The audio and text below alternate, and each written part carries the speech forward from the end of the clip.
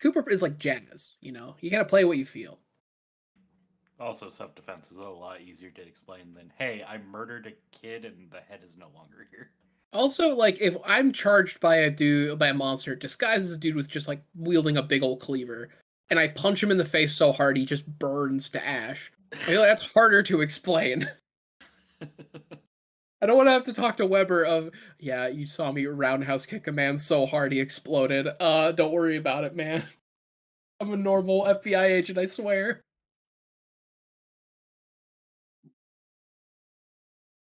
Fucking turning into Constantine over here. Kinda. Secret agent man. My idea is just Leon Kennedy, but if he had supernatural powers.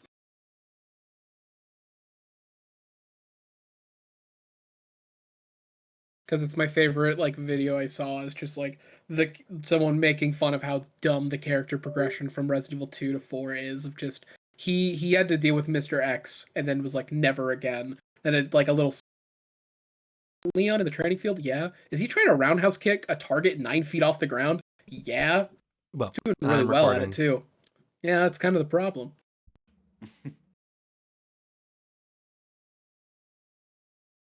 And you play Resident Evil 4, and yes, he does in fact just roundhouse kick all of his problems away, and it works. Better than his guns sometimes. I mean, there's that one where he teamed up with a guy who had superpowers.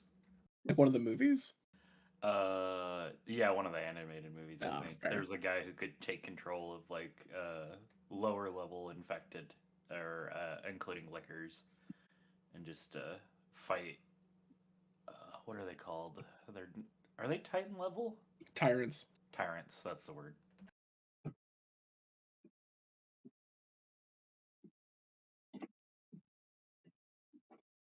But I'm at least ready if everyone's I was prepped. just giving the camera time to set up recording thing. Yeah.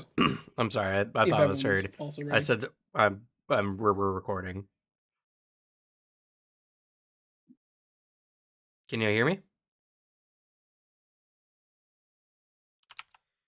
Did it hijack my mic? It did.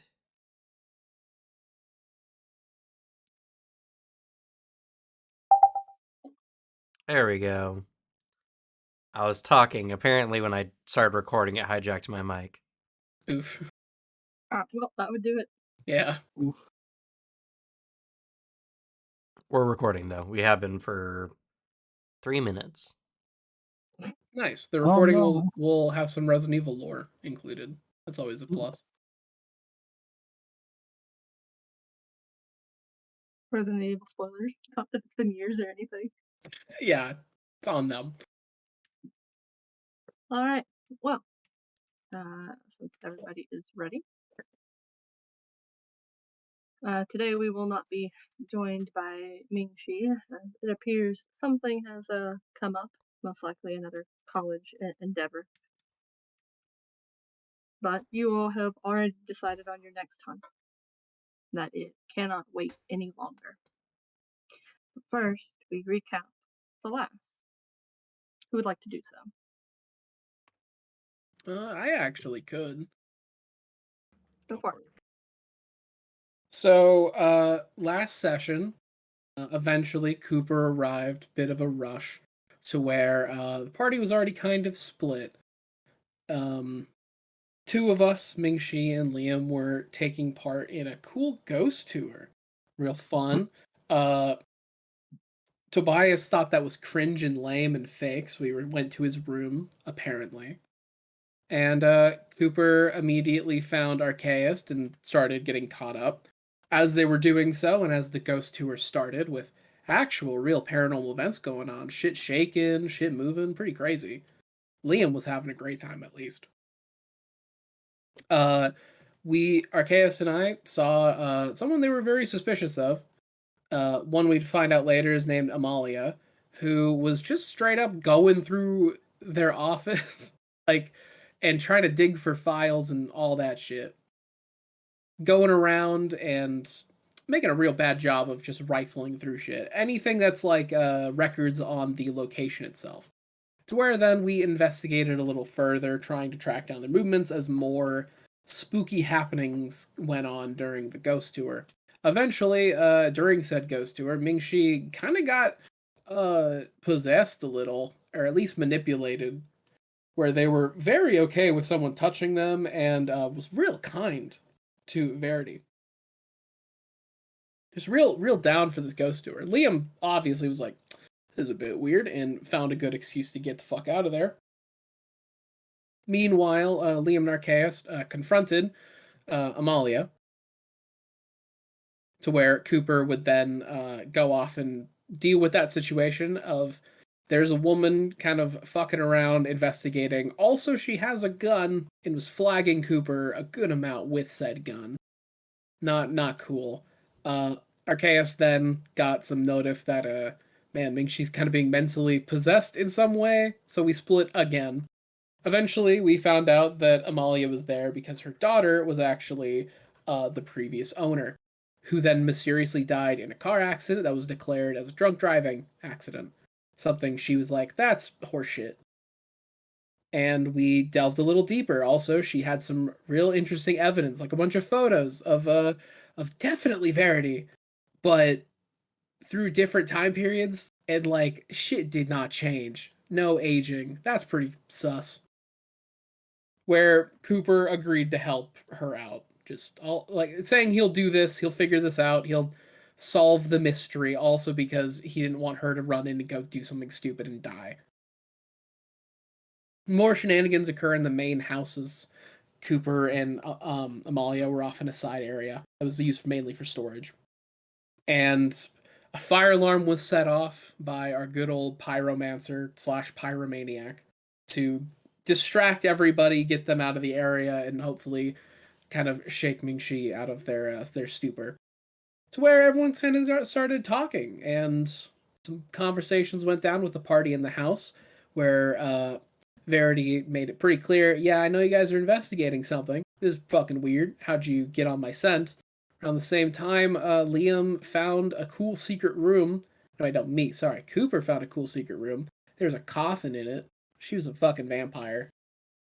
To where, from there, combat ensued as Amalia and Cooper ran in to go start murdering a vampire. And it went pretty well, because Cooper punched the vampire so hard she disintegrated. So that does something. Oh, and as well, during that time, turns out Tobias was locked in the basement to where he was promptly shoved back down the basement by her thrall. I almost got him out. Almost. Negotiations. He's kind of got, bumped down the stairs. There was the other plus side to that plan is that the thrall wasn't in the fight. Thankfully. Also, Yeah, I don't think he would have been that's bad. He was just a decrepit old man. A It solid was breeze. still a nice moment. It made for a very funny moment. It did. Just he looks like, oh shit, there's fighting, and then immediately pushes Tobias back down. And I'm closes sorry, the you door. got clowned on while you were gone. I It heard. happened. Yeah, I did tell Cam what happened. And You then totally taken him in the fight if he didn't catch you off guard. He had a broom that did 1 harm, and that's it. And he had not a lot of harm cap. You absolutely could have destroyed that old man. because at the end of the day, he is just an old man, and a very key underline on man as just that's a fucking guy. Unfortunately, stairs are related to doors, and thus are a TTRPG character's worst nightmare. True. But eventually, we went down to go deal with the coffin because she kind of disappeared. It turned to ash and disappeared. I think the idea was then like, oh, we should go check out the coffin. Maybe the idea was already brewing of she might be reforming in said coffin. To where we then got there, and yeah, she was. She was straight up reforming to where we had to fight again. Which then resulted in some more fights and some more annoying stuff because she was very resistant to weapons that aren't like vampire weakness, which we had to figure out what her weakness was. But fun fact, we did find out after the session, one of her weakness was the counting curse. So if we just kind of tipped a shelf over, she'd have to count it. So we could have done that, but now we know. She was also weak to Cooper. Also weak to Cooper because if he punches you, the damage is yes. It's because he's just that suave. That's why He's just weak. that dedicated, And then she was jumping around, climbing the walls until Arceus did a pretty smart move and just was like, all right, well, she's fucking clinging to the corner of that other room. I'm just gonna go burn her coffin.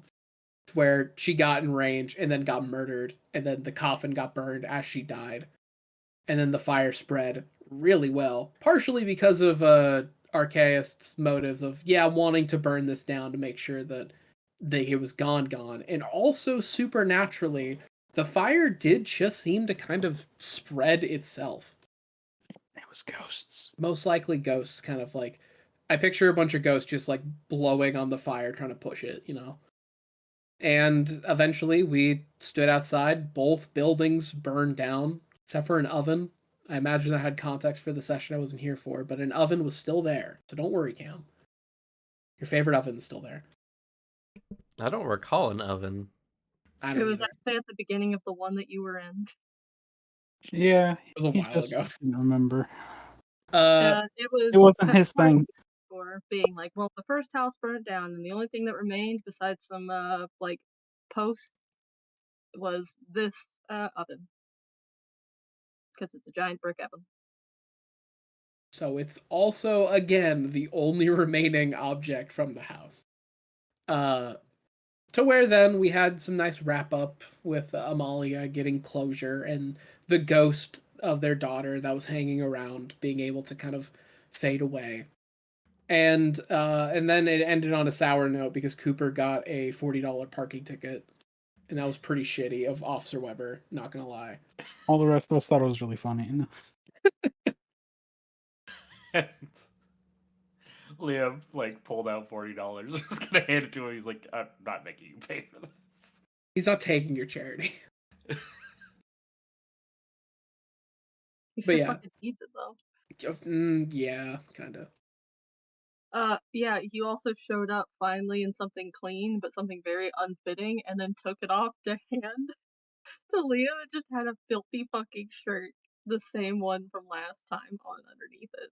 Yeah, specifically the I mean, Tobias wouldn't have seen it, but pretty much the implication was that Cooper was in North Bend, Washington, and he bought a jacket while he was up there, which was also, by the way, $40 because the jacket is a real jacket you can buy in North Bend. And then he then had to spend another $40 on the parking ticket, so it was like I just shouldn't have bought this. He specifically handed it to Ming Shi because they were wounded, bleeding. We needed to cover that, and so now the jacket's kind of ruined. So, it'd be like that. But the underneath that jacket was in fact the same shirt from the rat hunt and onward. So also while I wrap up that thing, I gotta go let the dog out real quick. I'll be back in like just a second.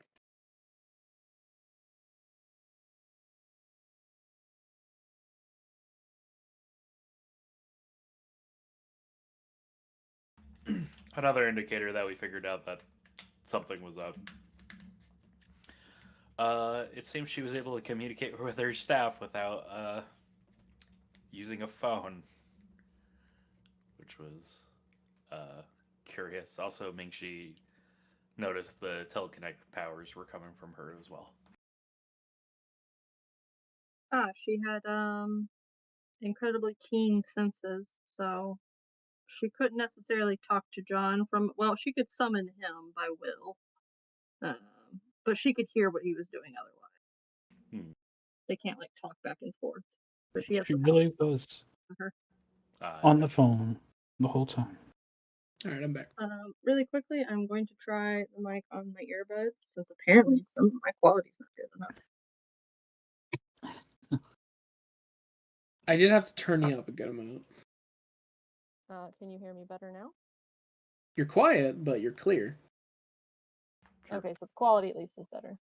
Quality is better, volume not so much. I have you up to 200% though. Grand. You might just need to raise your gain a bit. Yeah, you can actually boost the input volume in Discord, so that might fix it. I mean, I would use my standing mic, except it's a USB plug-in, so I Fair. Yeah. And can't. that's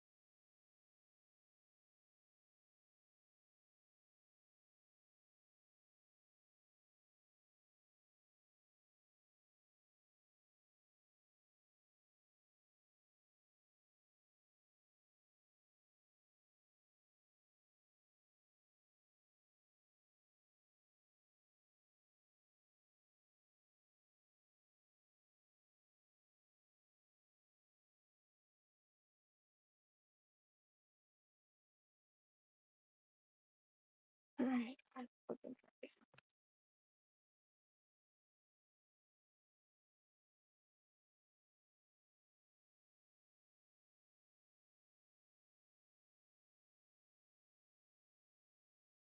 So how's everyone's weekend? This More current one? eventful. Yeah. Not too We bad. can Slayed a small lot of talk, yeah. folks. Slay Queen. Turns out that Ripley will have to get surgery. I found Aw. that out. I got to look at their teeth from with the vet. Pretty bad. Some back teeth. Causing some definite mouth pain. She got some shots, and I gotta say, for having like being in as much pain as like I saw like struggling to eat some food. I've been giving them some mushed up wet food, and they got 2 shots today, like a painkiller and an anti like bacterial thing. They're acting completely normal. Their behavior has not changed at all. Well, that's good. I think. So they just need to get surgery. Unclear if the teeth have to get like extracted. They'll have to do an X-ray, but I have to wait till the vets are actually fucking open, because yeah, they open on Monday. Mm. They're closed today, and I had to do an emergency thing. Oh, I will turn you down. Thanks for the Sorry. heads up. Can you hear me better? Oh, that's way better. Yep, much better. I have to use the trackpad, and all of you should thank me that I sacrifice my comfort for your quality. I am immensely Thank you so grateful much. and also so sad because fuck trackpads. I'm completely with you. I appreciate you after having used a trackpad to play League of Legends for years. I did that when I I'm not- first started playing, and once I stopped, I have no idea how I did it in the first place. I'm not sure if Yeah. that's better or worse than just learning like an hour ago that Blake used to play League of Legends with one of those like those mice that you don't move. They just have the ball that your thumb moves. Huh? I can't imagine playing League with that or I doing That's think- any game. I interesting. can't imagine playing League. So I mean, you know what's worse than playing League on a trackpad? Playing one of those CS:GO on steering a wheels. trackpad, No. which how do you I might mean? have done. I mean, I'm sure I did that too because I played. It wasn't CS:GO, but I played. I don't know, like one of the Battlefield games on that laptop. Coincidentally, anybody that I went against during that time, because I also had like, what, 300 ping standard cam, and I destroyed and they raged at me in the chat, get fucking good, scrub. Yeah, like literally, like, oh, this guy's fucking hacking, and you're like, I'm at 300 ping on a trackpad. This is such a self call out. All right. Well, since we have swapped to better gear, we are good to carry on with the game. Hell yeah. Our recap finished. Yes. All right. So it transitions, of course, after doing our recap from the session prior, ending with Amalia walking off to her car and driving away. Officer Weber's back to the hunters. Other side of him, just the edges lit by the fire, and you all walking away. Everybody giving a consoling look to Agent Cooper with a hand scrubbing at the back of his neck as he looks down at this fucking parking ticket. It goes to black. We see the opening run through again. From the sea, dark shadows, into the city, and eventually to the cafe. And watch Call Thulu pop up on the phone. The hunt you all have chosen takes place at the Boardwalk. Specifically, Pirouette's Boardwalk and Arcade. It's a local area, fairly popular, both with tourists and with locals, particularly teens. But it's a lively place that especially gets a lot of people during the summer. But as of late, their attendance has dropped more and more and more as time has passed. There have been multiple bodies found in the area. Now, currently, of course, there are a mix of arguments. The belief, though, stands that there is most likely a serial killer in some port city.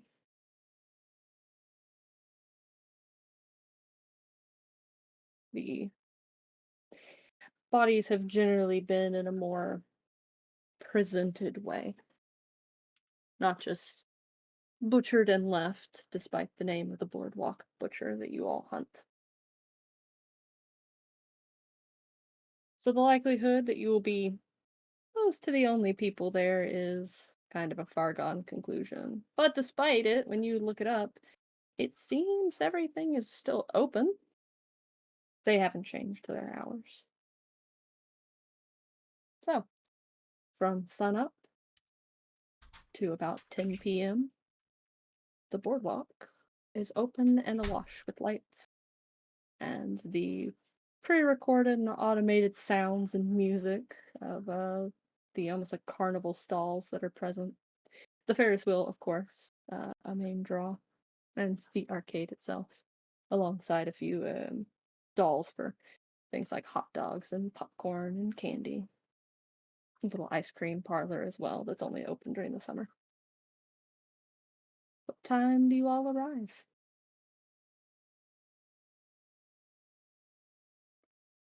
It's a good question. What time is the best time to? We should go have fun during the day, and then catch the killer after. Make a day of it. Enjoy ourselves. Well, not a Just lot of take people off are going to some be bullshit we there, right? That means no lines, right? It Yeah. also means if something happens, we're the only people are going to be looking at.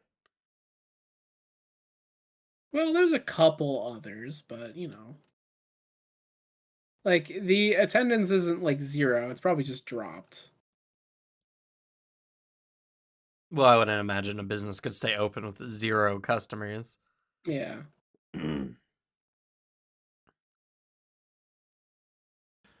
Except for, fronts.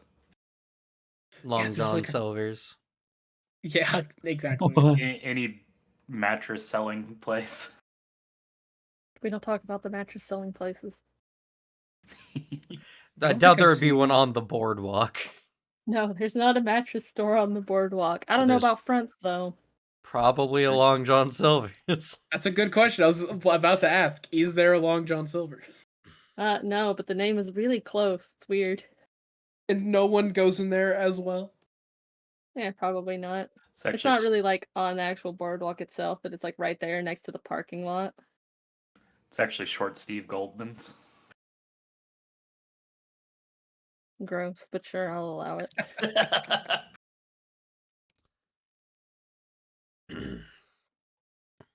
Well, I mean, I guess conversing beforehand.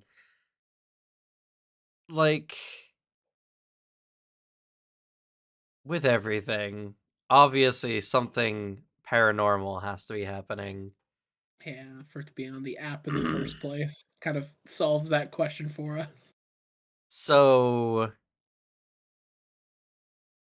to keep a low profile, I mean, are we just going to be walking around, or are we going to wait till it's later in the evening at the very least so that, what shops are there are closed? Are we going to scout out ahead of time?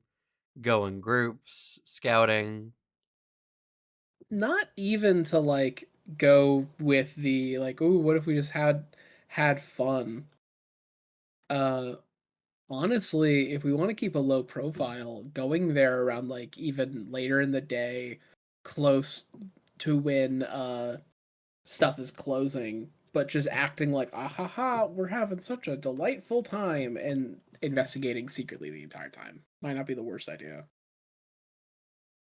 Okay. So, closer to closing, last Maybe like hour or so, maybe. yeah, like last like 2 hours, if anything. But I mean, if we wanted to go a little early and play some Time Crisis, I would. I mean, yeah, we Yes. if we Always want to go, arrive yeah. earlier than the rest. I mean, Cooper always does, which is very like understandable that he's usually long established, been there for a while whenever you guys arrive. Okay, but if Cooper arrives way earlier than everybody else, does Jacob go and do anything in the arcade or the boardwalk? He might like do a cursory walk through the boardwalk, and he might look around in the arcade. He used to play these games when he was younger, you know. But does he play? Do you spend the money to play the games? They call to you with all their bright colors and their silly sounds. How much are they? It's your usual arcade stuff. Like, I mean, it's obviously like price gouging for the experience, but it's about the same as any other arcade. If anything, he might, just for old time's sake, boot up, if they have it, at least one or two tokens, like essentially for like a Street Fighter cabinet. I feel like Cooper played a lot of Street Fighter as a kid. You do so, and unaware is kind of lost in the nostalgia of it. You don't realize you're not the only hunter who's decided to show up a little early for a bit of fun.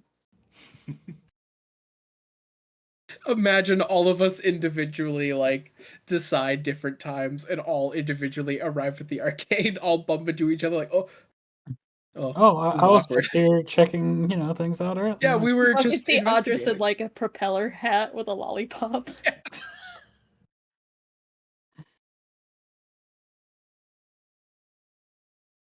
No, but So Liam and Jacob, you guys end up bumping into each other in the arcade, well before everybody else is supposed to arrive. at most, like probably like an hour before Yeah. the scheduled meet. See him like really into a game of Time Crisis, using the step pedal to go in and out of cover.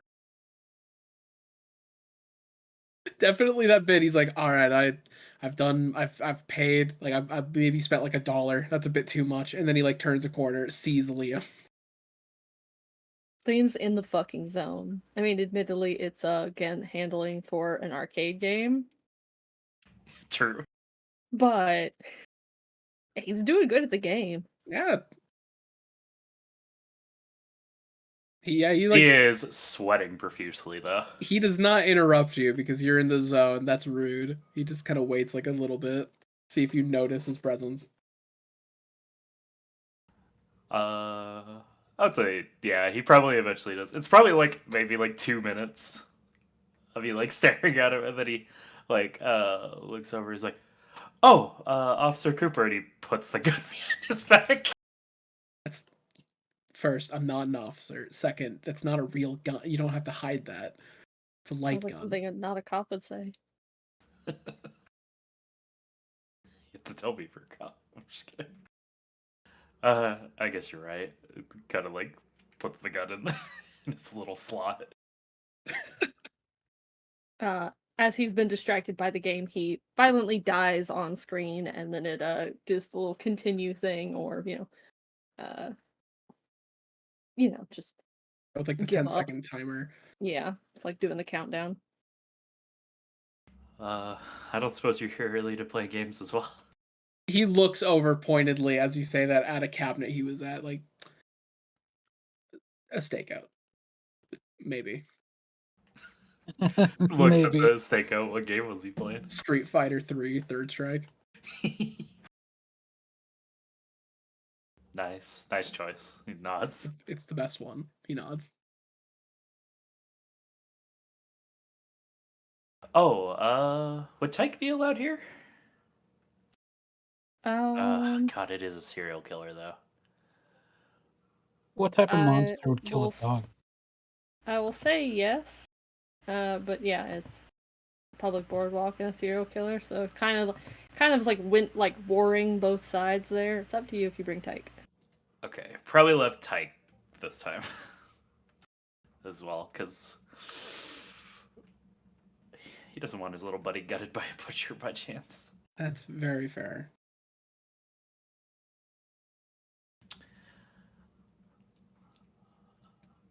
Notices on the screen, and he kind of like types in his like high score. It looks like he's gonna do something funnier, and then notices you, and then just does like HWG. I mean, he wouldn't be able to read that off of your I guess expression. Hanging with my Nomies enters the long history of people who have been violently murdered at this machine. Not by a serial killer, though. Probably. Have you seen anything yet, though? He like pauses for a second, uh, looking around. M. Bison's been up to some bullshit, but that's about normal. No, nothing really. Besides, I haven't delved too much. I'm not going to get myself into actual danger before everyone else is here. I usually do a cursory look and don't find much. Besides the staff, you guys have seen a couple other people. Not a whole lot. Mostly seem like out-of-towners who might not be aware of the local news. Or I guess people who just don't give a shit, but probably just haven't heard.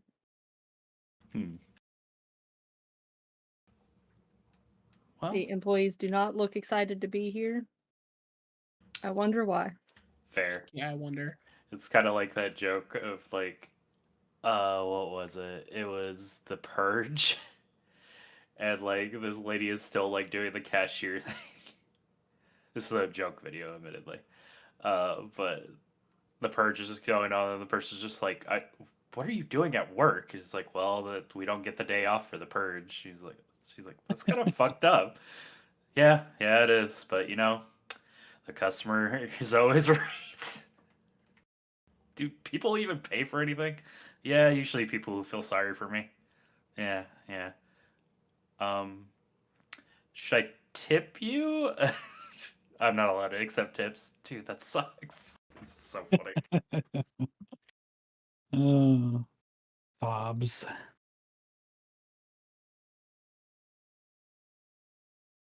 But yeah, he gives you his report of nothing. Oh, well, I mean, a lot of times we just find things at night, right? So, I guess that is when what? That's just when supernatural creatures come out. yeah, what do they call it? The witching hour? I think it's just one specific hour, but true. If we found every creature though at like 2, 3 a.m., then that'd be something. Oh man, you don't think it's another like somebody who can like shapeshift again, do you? That would be very annoying. We should stay on top of it, but I hope not. I'd rather not deal with that again. Yeah, remembers back to the boat and the fox going for your throat. Yeah.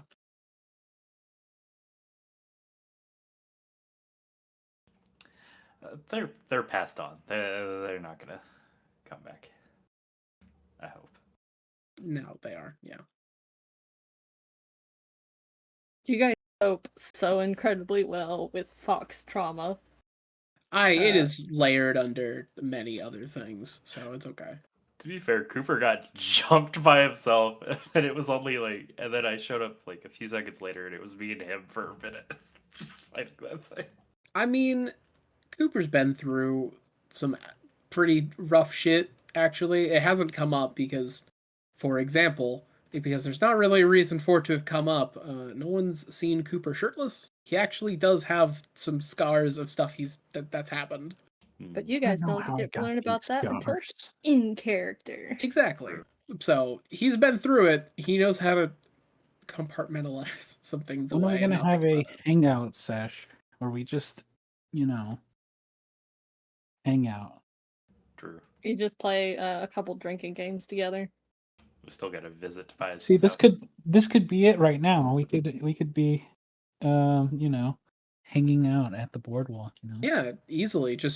We just need to bump into both of you because you also decide to come early for something at the boardwalk. Yeah. We've decided to become that. Just yes and. Unfortunately, we will be missing one person even if we do that. Sadly, but it happens. Well, up to you two when you arrive. And if you guys immediately get to the snooping. You didn't look at me. It was part of the joke. I'm leaving now. Okay. I was like, oh, but we're missing someone, and looked at you.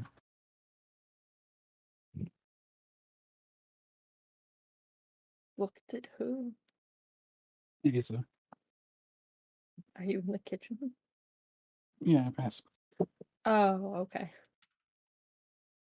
It sounded like you were saying that to one of us, and it's like, well, we can't see you. So. Yeah. I'm confused.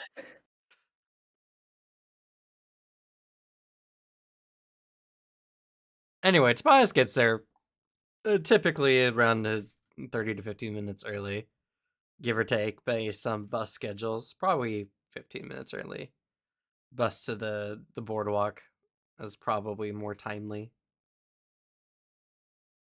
Sharp as you are, it is also very easy to see both of their vehicles present. Which actually, speaking of, to give immediate propulsion to this, hey Liam. Yeah, what's up? How likely would it have been for Liam and Cooper to then decide to start playing some of these games together, with maybe Liam footing more of the bill? Oh, it would probably take very little convincing. He'd probably like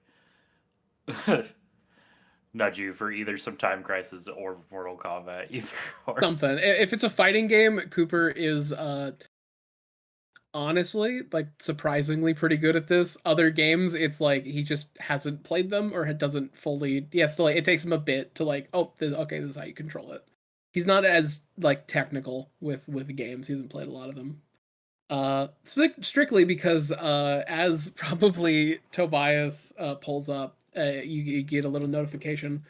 What is the arcade called, by the way? It would still be under the same name as the boardwalk. It is Pirouettes. Okay.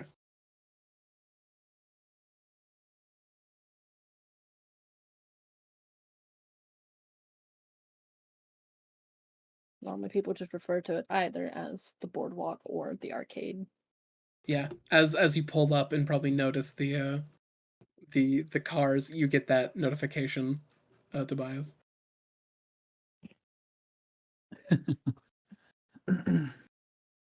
At least his van is a bit less conspicuous here because there are two others alongside a smattering of various One of other them vehicles.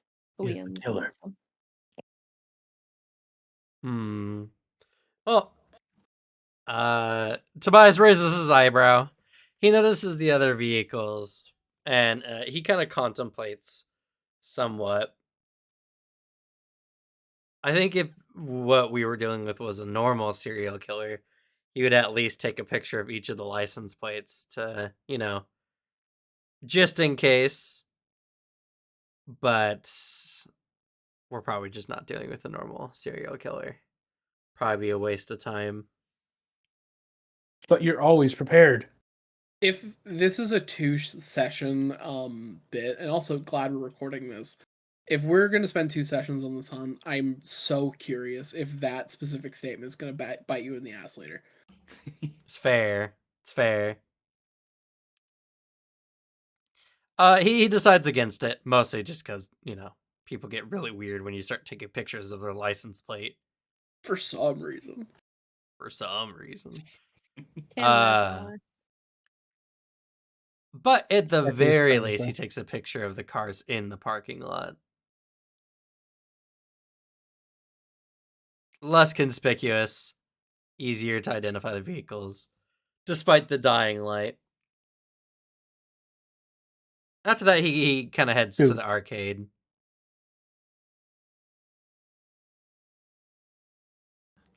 I will ask out of curiosity, what is Cooper's character of choice?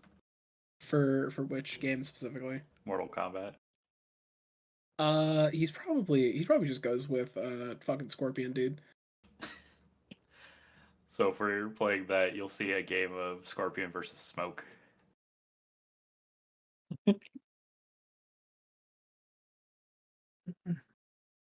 Again, the fun of having like modern references to add more character. Yeah. True. Arceus will also head over. He came early, and was just enjoying some of the local haunts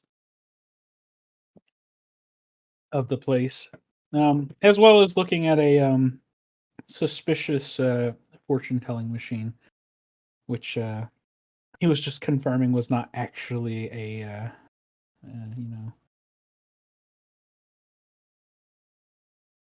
A cursed artifact. supernatural. Yeah. It ate $1 and then proceeded to speak garbled audio at you while awkwardly moving around until it got stuck in one animation loop for a second, and then ran out so that it returned to rest position. And I wanted another dollar. Yes, it wanted another $1. But After about $3, he decided it was cursed, but not in any magical way. And he is correct. Does it do those things where prints out like a fortune or whatever? Yeah, it like prints out what it like was saying, except the audio's super garbled and the printer's mostly out of ink. So you get like half of a fortune, and then like it's mostly just like the lottery numbers at top, like a fucking fortune cookie. He says something like "die" in it, and I'm like, Those are like the only 3 letters that printed full ink. Is like the rest of it's just like super faded, and there's like a D, I, and an E. Are my fortunes looking pretty 7? My numbers, my lucky numbers. There are 3 sevens in them, but they're not next to each other. All right. Keep it in mind.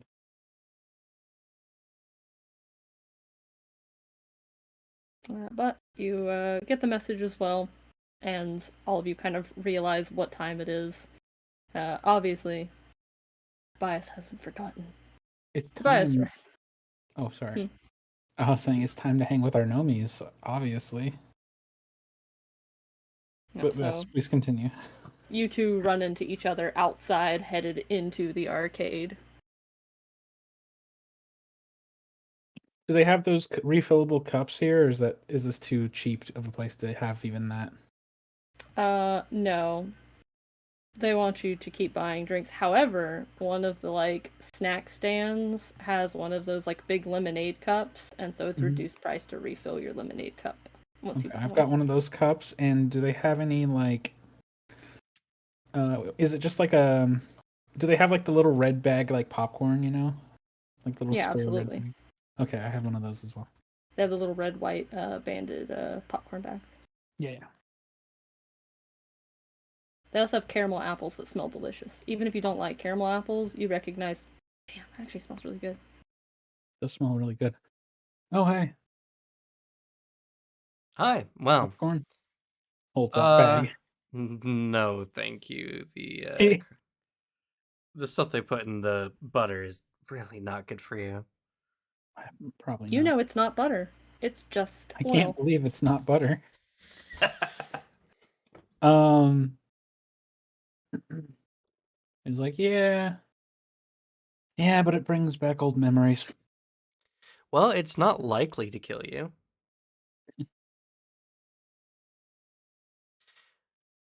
But we're Alright. here. Based on the tone of this text message, my assumption is that we're going to run into Liam and Jacob playing some game. Oh, yeah. Figured they just found their first clue there. Started early. That makes more sense. Let's go. He chuckles to himself. I bet it's a shooter. Nah, racing. I don't know. Jacob seems like much of a shooter guy to me. That's fair, though. Maybe on account of him, being an FBI guy. Well, and his fascination with guns. Oh well, yeah, that's kind of part Not all of the FBI gun enthusiasts. I will say, for the only one who knows this is Liam, when we're inevitably playing Time Crisis, Cooper's aim is fucking great. Like his accuracy score is very good. It's harder for him to remember to like shoot off screen for ammo. He just can't track everything that's going on, but his accuracy score is pretty fucking high. I just have to nudge him every once in a while, let him know to reload. Yeah, he's like, oh, because there's like so much shit. He keeps like, there's so much like explosions happen. How can I read that? And like he shoots off screen. It's all right. It's all right. You get used to it. Blap blap blap. We Yeah, walk and in. they're playing Mortal Kombat. Do we want to do rollsies and see who wins that round? Yeah, what would we roll to see who Both of you wins? play. Roll your cool. Oh hell yeah! I'll give you a +1 for because you probably are more familiar with the Mortal Kombat games than Liam. Yeah, a little bit actually. He at least is decent at fighting games. Oh, Oh my god! did pretty good against each other, but you do just barely ink out. To where there is a fatality, the classic, just like uppercut your head off. spine comes out, you know. Yeah, like I imagine it's one of the older Mortal Kombat games we're playing. Oh man, how are you so good at guarding the corner like that? It's crazy. I just played a lot of Street Fighter with my brother years ago. It doesn't go away. A lot of it's just muscle memory. I think that's what it like. Well, I actually don't even know if we would notice. We'd probably have our backs. Right? Yeah, I think so.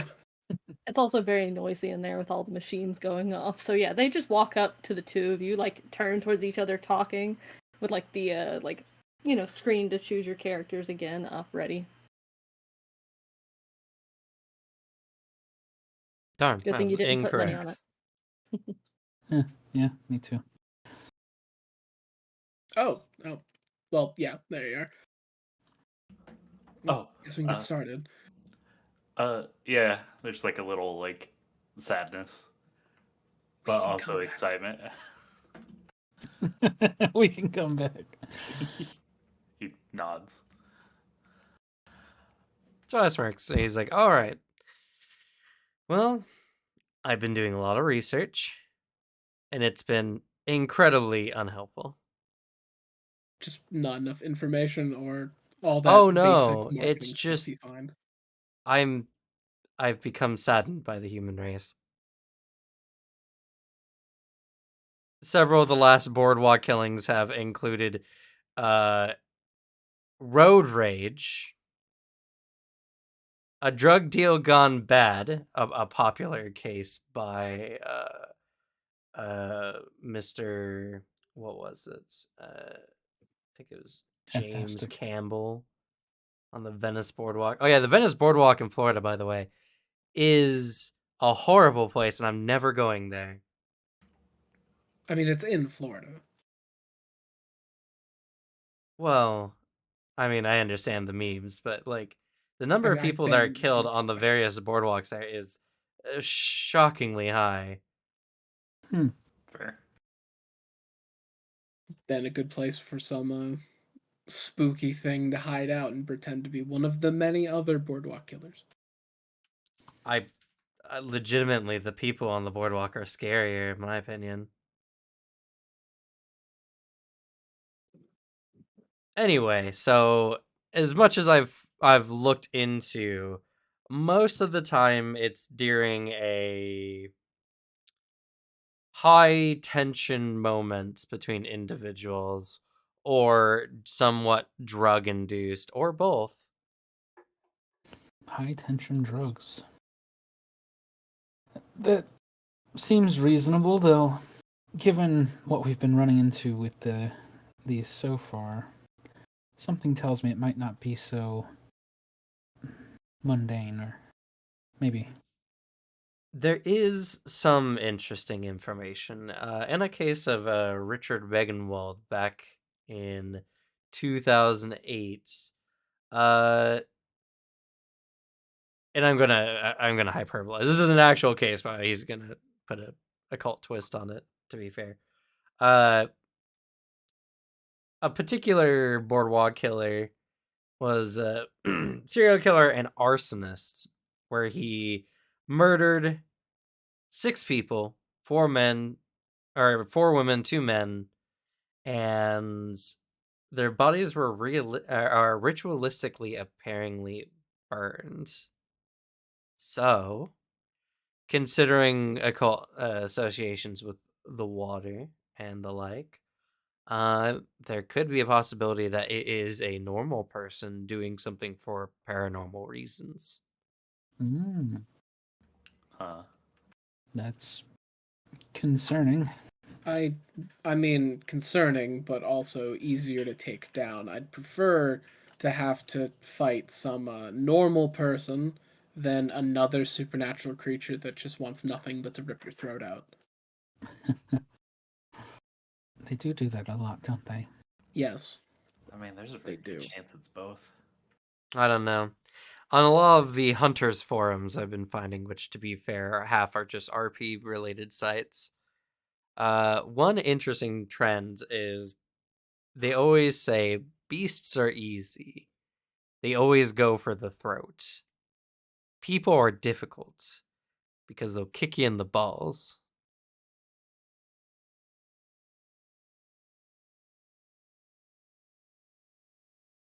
We can always stop by a sporting goods shop then. The point more being, Miles, a he's creature's joking. gonna try to kill you, but humans and the like tend to fight dirty.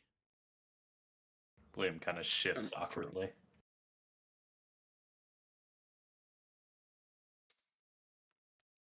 Just something to keep in mind. We have been dealing with creatures that have been, for the most part, basic in their way of attacking, going for the throat, slashing, scratching. People are more capable of using tools or situations to their advantage. If they hold a hostage, for instance, that makes things a lot more difficult.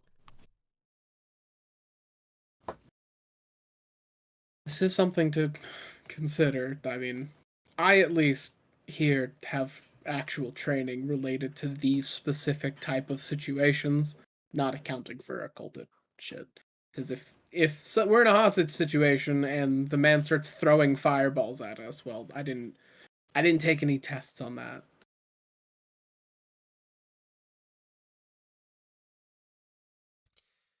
But at the very least, we can walk along the boardwalk, see who and what's about.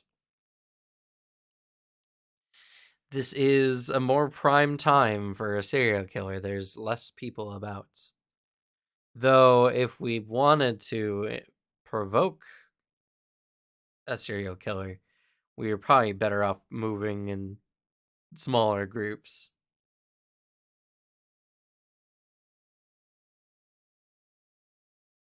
Oh, that's fair. At least it's a little bit more of an even split this time, I suppose. Well, there's no reason why we can't scout all together, get the lay of the land before we decide to split up. We should do that at least first. Then we can figure out locations that'd be good to meet up again if we do split. Oh, I guess I could ask. I didn't really think about it at the time, but is there any, like, I don't know, any common traits of the victims? Or is it all kind of just all over the place? Most of the time, well, I mean, if you're talking about serial killers in general, it can sway typically either way. Unfortunately, women seem to be easier targets in consideration. And that's a very common trend, which is rather unfortunate. But It's a lot other of than that, preying on people that they believe, or at least commonly, that society won't miss. Homeless, sex workers, women. That's a large trend. At least it was more back in the day when the police work was pretty much ignoring the specific groups. But anyways, that is The actually a question for this one. Do we have any information on the victims, like at all? The app only specifies that there have been multiple kills. and how recently? If we were to look online, would we find anything? Yeah, there is some arguments about like a particular case being attributed to this or not a year prior, but it seems the general say is no. It is just very similar in its brutality. The information you find is that there have been 5 people killed somewhere nearby, but most of them have been, all their bodies at least have been found on the boardwalk somewhere or underneath it. Or sorry, rather on the beaches on the sides, not underneath it. There have been some issues that have arisen from it, not just because of the deaths and how brutal they are. They are really, really badly beaten up and punctured. There's lots of slashing. The serial killer is being called the Boardwalk Butcher for a reason. The app is not the only, isn't just making a funny joke. However, there's also some like assaults that have happened in the area that police have had to respond to, specifically targeting the nearby homeless camp. That some people do actually sleep underneath the boardwalk. It is long enough that the high tide doesn't reach the real base of it, and it's a pretty dark area. Most people don't go and bother anybody on that part. They're up above. So there have been people who have tried to accuse someone there of doing it and taking their aggressions out accordingly. But currently there is no proof of who has been doing it. No solid evidence has been found. Only the bodies, and they have been left where they are easy to find. Is there any information on like that specific element of leaving the bodies behind, or is like that being hidden by the police? Currently, they have not made a statement, given the lack of evidence. If they do know more, they have not released it, despite the pressure. Are there any hidden FBI agents here also looking into this? Yeah, is there like a FBI agent who's really upset with Cooper wearing a blonde wig somewhere? That'd be kind of funny. I wonder where Cooper, that what are you reference comes doing? from. Yeah. Not yet. I have Cooper, not we forgotten told you about you gotta stop your this. luck issue. My but- 2 luck that I've spent. Yeah. Uh-huh. Yeah. Concerned. Yes, I am. Well, You just see this guy. Who I is have fallen this to the guy? sweet tea. I will be right back. No worries. given what we know and all the information at hand, it seems vague. There doesn't seem to be a specific trends other than just targets that are, vulnerable, as it were. Nothing so fantastical has been found. It's only been stated bodies. I'm sure if there were some mystic runes carved into their skin, that would have been a more of a hot topic, especially because about 90 plus percent of bodies found are rarely by authority figures. Eventually, yeah, that word would spread. You can't hide that as much as you might want to when directly investigating like repeat killers. You don't want copycats jumping up for attention. It was said that some of the victims are from the homeless camp, right? That there's been assaults in the area because they blame it on the homeless camps. Not that there's a confirmed victim from like the homeless camp below. That's fair. I was thinking maybe that would be a good lead. It still might, but 100%. I mean, they're probably a good group of people down there who might even have witnessed something but don't want to come forward to like actual law enforcement. So That's true. Sweats in middle class white.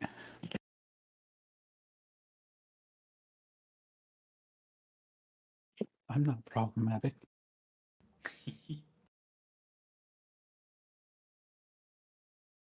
Well, at the very least, let's do a once over of the boardwalk, see all the people, the sites, look for any, well, in this case especially, curious shop owners.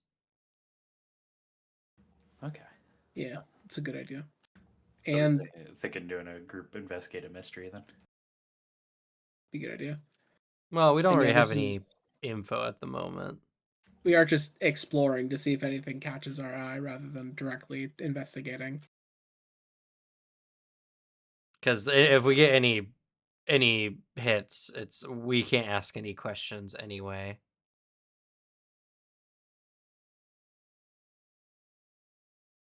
So might as well wait until we actually have a bit more data. Or any data at all, rather. Yeah.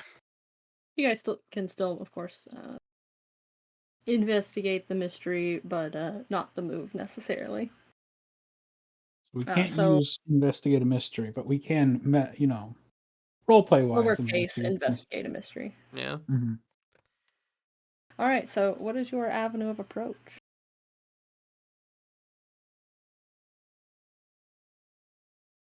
Well, we stop by each of the businesses, have a look around the shops, or Tobias is more than happy to fund any snacks or anything gotten at the various stalls if at the very least to get a reason to speak to the the vendors, as it were. Though Yeah. he does starkly choose not to eat most anything sold here. I mean, most of the stuff here is, as you said, my guy. Most of the stuff is not good stuff here. Oh no, this is the stuff that's gonna make a 9-year-old be absolutely fucking intolerable.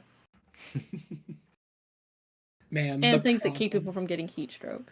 the problem of this is, everywhere except like these style of locations, the shittiest junk food is usually some of the cheapest to get. Like it's so inexpensive unless you're at like a boardwalk or amusement Yeah. park. And it's Yep. the opposite. It's also expensive. That's why Tobias is footing the bill. It helps. He just doesn't eat any of the food. Yeah, it's just like, here you go, Liam. You kids go crazy now. Fantastic. My guy's just a local that grew up on this shit. Cooper does eat literally whatever food you put in his direction. I mean, me, Cameron, I would totally eat whatever because Same. it's usually Okay, like but what- really good. It is good. What does Cooper go for? Calorie amount. Calorie amount for the least dollar sign. Are you Denji from No, it's more Chainsaw like Man? it's like I said, he's got a. I've only seen like the first half of that series, but like, no, it's he's just saving his money, so he buys food that is calorically dense but not expensive. Well, He has a Tobias is footing the very bill even today. good understanding of the McDonald's dollar menu. I'll let you know. Well, you It try doesn't to do exist that, but then anymore. you realize that Liam has been handed Tobias's card and told that he's footing the bill for the outing for everyone. So, without the money issue, does he still pick just something cheap? Well, It might be Tobias will hand better his at card this to Jacob. No, Oh. okay. Don't want to trust Oh. Liam with it. That's fair. I fully understand money. Jacob has a much keener knowledge of fiscal spending. He's a man who's much more self-conscious of what he buys and thus is Liam, less you have likely been to go on denied a. getting to spend $100 to try and win the like fair games for a stuffed animal to take back to Tyke. We do get But I'm both good of at the us, start or game anyone who wants, we do get a big pretzel, a very big pretzel. My guy will turn down Ah. any food. If he eats anything else here, he will regret it. So he's been here for a little while now. He'll be Just like hanging over you the edge guys of the were. boardwalk. Liam I gotta tries. say, Go ahead. pretzels are so good. know. Annie Ann's Caramel pretzels are the best. Yes. You know, They are genuine. There's one at the so college. Oh. expensive though. I Yeah. went with Alicia to the one at the mall over here. We spent like $30 on 2 pretzels and like a drink. Fuck. Jesus, you know, I say this from the bottom of my heart. Fuck Leavenworth. That Yeah. place is dog Yeah. shit. Tourist trap that is pretending to be some Bavarian like Christmas town when it was a mining town till the 60s when some Oh my god, businessmen you guys bought have it. one of those too? Yeah. There's Helen, Georgia, which looks like a little German town. It's just a tourist trap. Yeah, So Well, weird. literally that. However, for the tourist trap part, genuinely some fucking fantastic German food, and specifically their pretzels go so hard. Oh my god, I they are haven't been there recently. They used to also have a candy shop where they made the candy in the shop. that place is also great. They have one of those at Helen too. Yeah. And a jerky place. Leavenworth is a gonna- national pit stop, actually. It is. It is so nice to stay there like one time. I will say. I need to know something. Yes, Alex's jerky My is a banger. headphones Ooh, yes. my headphones died just as Alex was gonna tell me what it was he fucking hates. Leavenworth, Washington. Okay. I just had to know. Hey Um, Jacob, I need you to roll sharp for me. Oh, come on, my sheet was loading. I had the scroll wheel. 9. Alright.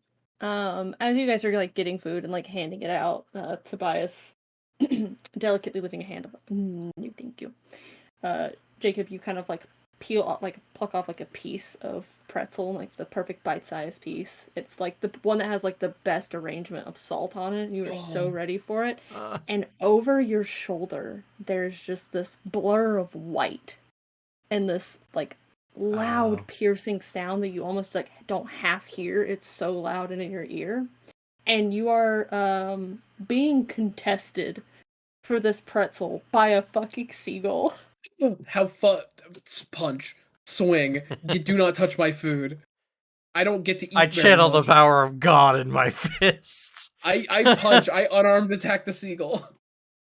It wings out of the way as you punch for it and like stance up, like ready to fight this thing to the death over this pretzel. It squawks at you in a much better seagull noise than the one you made before, that I Yes. still have noted on your Discord profile, so I can shame you for it. It squawks in offense at you and flies off. He eats it pointedly in its face. There are others present, circling, waiting.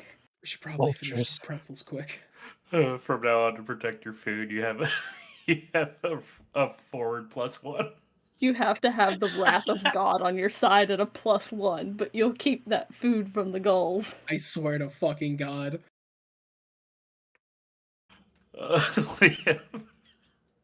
Sorry, that was a great moment. Liam probably gets like 2 corn dogs because for some reason the corn dogs at like fairs and boardwalks and stuff are just like peak. They just hit different. They do. And It's They that do. foot-long corn dog from a state fair. Nothing like it. yeah, and probably gets a cinnamon pretzel. I'll say the only time I do not fuck with like fairground food is funnel cake, because the one time I've had funnel cake was like I got horrific food poisoning. So I'm just like, Damn. I can't. It makes me feel Oh, like that's shit. tragic. Yeah, I know. Nothing beats like fairground funnel cake. I It can't smells eat so funnel nice. cake because I fucking hate it. I mean, It's a fair. shame. So always, every time apple blossom comes around, getting the funnel cake is always good. It was like Viking Fest for me. My weak side is the besides the giant pretzels, obviously, is the those places that have the deep fried Oreos. Oh, I can fuck up some deep fried Oreos. god damn, yeah. That does sound pretty good. I've also had somebody who made me an Oreo baked into a chocolate chip cookie. That shit was banging. But we are playing a game. Yes. So Yes. you guys get We are? your fuel. We may be your gamer hungry. fuel for checking out the boardwalk in the arcade. So what is first on the agenda? What's the plan of attack here? I guess as we're buying this food, I guess we're also asking around. Like every time we buy food, it's also an excuse to chat up the vendor and be like, "Have you seen any weird shit? What's been going on here? It's pretty quiet." Yeah, you guys get talk to some of like the vendors at some of the different stalls, food and the games alike. There's not a whole lot of them. Some of the booths like are closed where clearly someone was like, I don't need the money that fucking bad. But there are definitely people here who need the money that bad.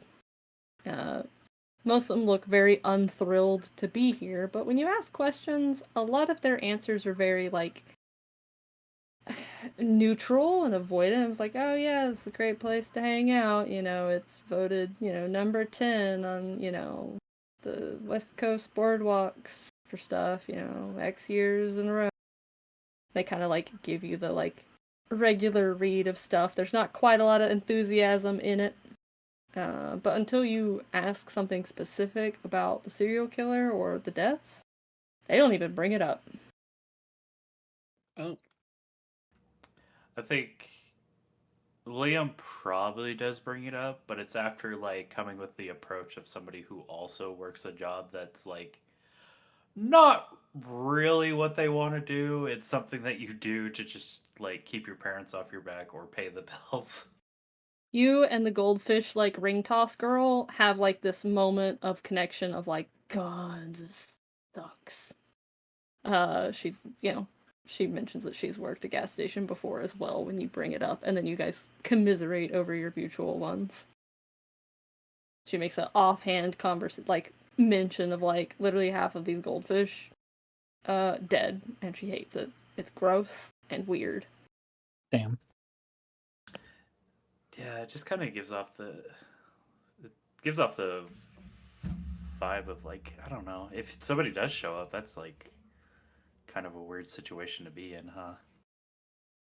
I mean, it's fine. We're just trying to like give them a different one that's in one of the other cups, but like they're not meant to be in these things. It'd be like cute if they were like the little fake ones that just kind of swim because they're in water, but they're not. Hmm. It's a paycheck. Yeah. Speaking of death, though, Oh.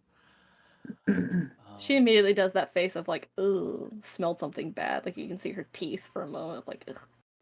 yeah, seems like it's a bad situation. What is like all this about the boardwalk butcher? Like, I haven't been down here in a while, and just something that I was hearing about.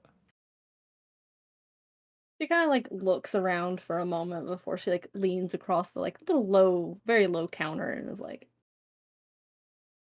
"Listen, the owner really doesn't want us to be talking about it. It's really bad for business, but especially when like at least some of the tourists don't know." Which I mean is really I get that that's like dangerous and bad, but also job. So he doesn't really like us mentioning it, and he'll throw you out if you talk about it like too obviously.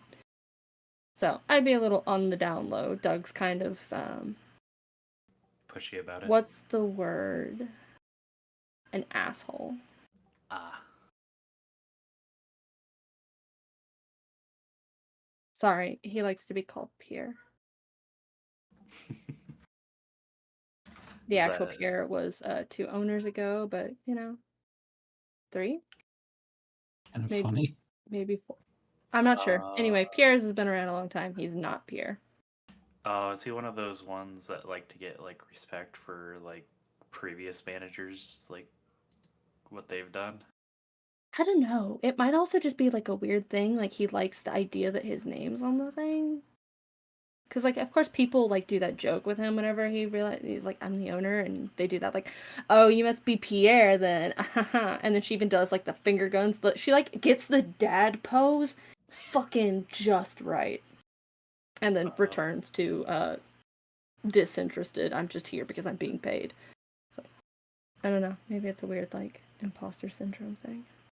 There's a very sympathetic nod as Liam's definitely been there. It was just like, it's the person who goes, well, I guess it's free and stuff like that. The same joke that you hear over and over and over again. Yeah, except like this guy seems to like, I don't know, maybe he's like Stockholmed into liking it.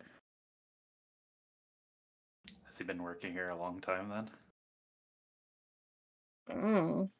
I've been working here for like, she like pulls up her phone, checks the date clearly, not needing to, and it's like a couple months. Fair. But I got fired from my last one, so. Just kind of have to go with what makes it, huh?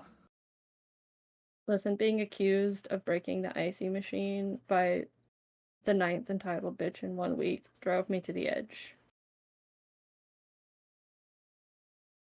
And honestly, I think she looked better with a bit of donut in her face. Some people just don't understand that companies do not have the greatest parts for their machines, and like they'll go for the lowest guy to fix it too. Oh my god, my friend worked at a what's that East Coast one? Like frying burger place. Anyway, worked there and they have like milkshake machines. Uh it's so garbage, but it's actually never broken. They get away with just saying that it is because they don't want to have to clean them. Which that were me. Been there.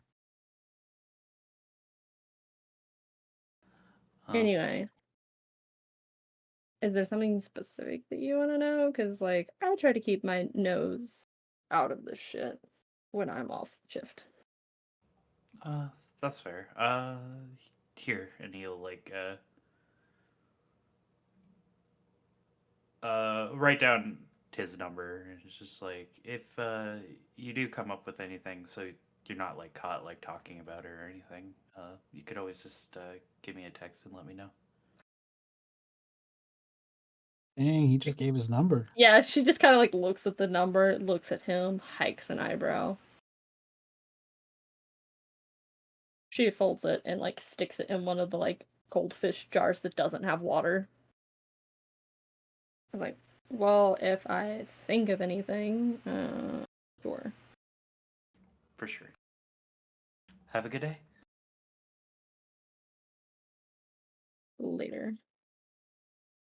Later, loser.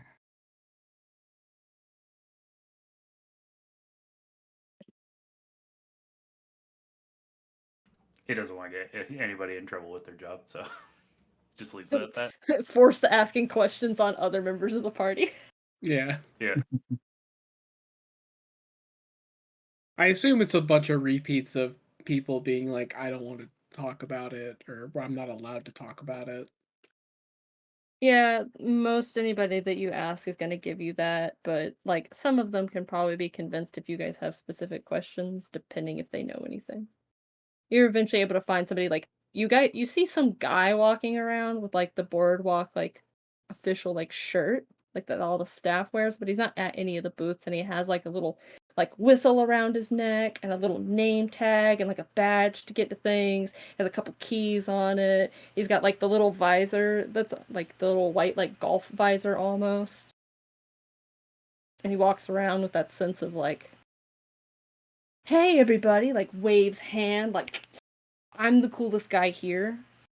Except he's like probably right about 50 or something, and he just does not ooze any level of cool.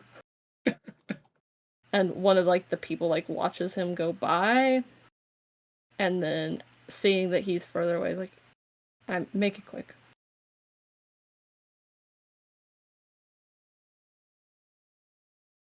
If any of you have questions. Yeah.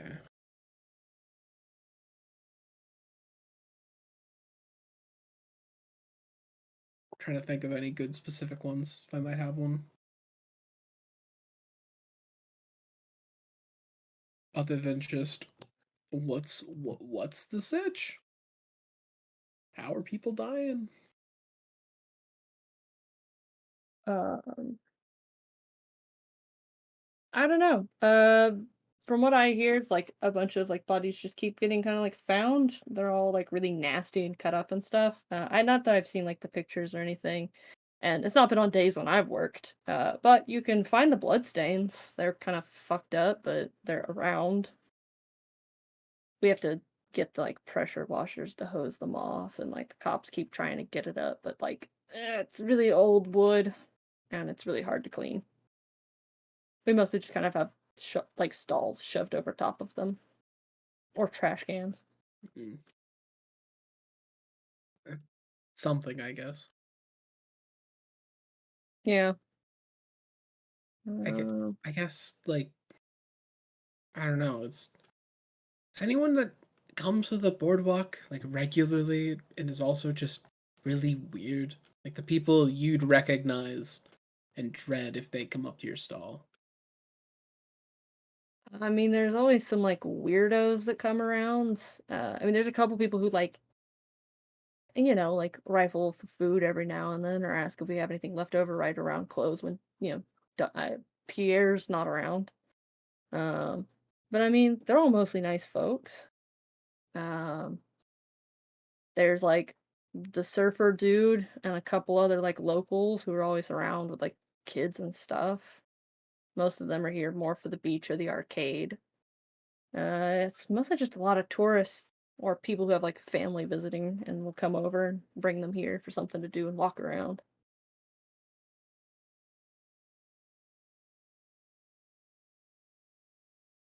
There's that one team that just like he's always got his hair like this and he like reaches up and he like shoves his hair down into like the emo like hair stance. It's like he's got like piercings literally everywhere. He doesn't talk to anybody. He doesn't make eye contact. He just goes and plays like the same two arcade games 4 hours. I don't know where this kid gets the money.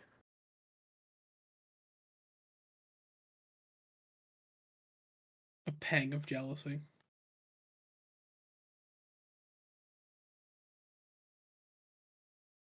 Really easy to find though. He rides around on a moped and it's actually kind of really embarrassing. I mean, unless you're into that. He doesn't give like a full reaction, but just like, I guess we'll keep an eye out if anyone's on a moped. More for the sake of not getting hit, but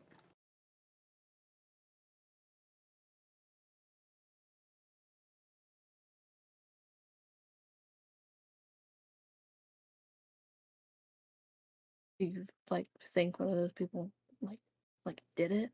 Or do you just want to talk to somebody like might have been around like seen something? Do you know anything? I know Are you a slightly cop? more because of what you've told me. We're just true crime enthusiasts, and hearing, oh, our hometown has a story like this is, something we can report on for social media. Like TikTok turns toward Tobias again. Oh my god, that's He gives such a you good idea. the hiccup thumbs up. You don't Yeah. mind if I like like also. Also, what? Don't worry about it. Yeah, if sorry I don't know more, but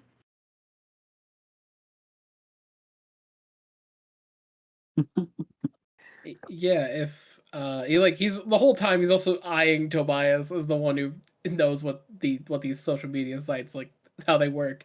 It's like, if you can find anything and let us know, we can always credit you. oh yeah, you guys got like a following? How many followers you got? To Tobias. He's giving you the cut it off sign. Uh oh, we keep it kind of on the down low, Well, like what's your handle so I can follow you? Mm, This is fun. Tobias This is is just like, this is peak modern hey, roleplay. Mike, We gotta get going. We gotta go film the thing. Oh yeah, we're on a timetable. Sorry. I'll try to catch you. We'll, I don't know, show you the profile. Anyway, okay. He And he fucking like like runs off. scowls. He sees this as an out, and you can just tell this kid's Uh, like, fucking think you're better than Just runs off. It's like, oh, fuck, influencers. diced up by a teenager. Fuck. I gotta get on TikTok just so I can lie about this. I will He's going to say be scrolling now. a general rule of thumb is you only use the online media against people who are like probably in like their 40s plus. They're a lot less You're like, that likely kid already to had his chase phone you. out ready to type it in. Fuck. You know, alternatively, we could just actually create a side page and make content to like be the perfect cover. I did mention this before. You did. I think it's a good idea. Mainly so I can point at a phone screen instead of have to say what any of the terms are. Because every page is like a different thing for what a follower is called. Yeah, but if you just say follow me here, then it usually works. Usually.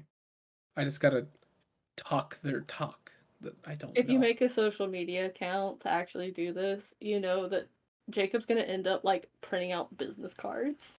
That's what I know. And also, like, the And then most Tobias Cooper... is like, you wasted money, you should have just used a QR code. Fuck. The most Cooper has is he has a Facebook page that hasn't been used in a bit that has a picture of him in his car, like a selfie. What a sad life. Yes, he's a very sad man. It wasn't that obvious. Yes. That was like the inception of this character.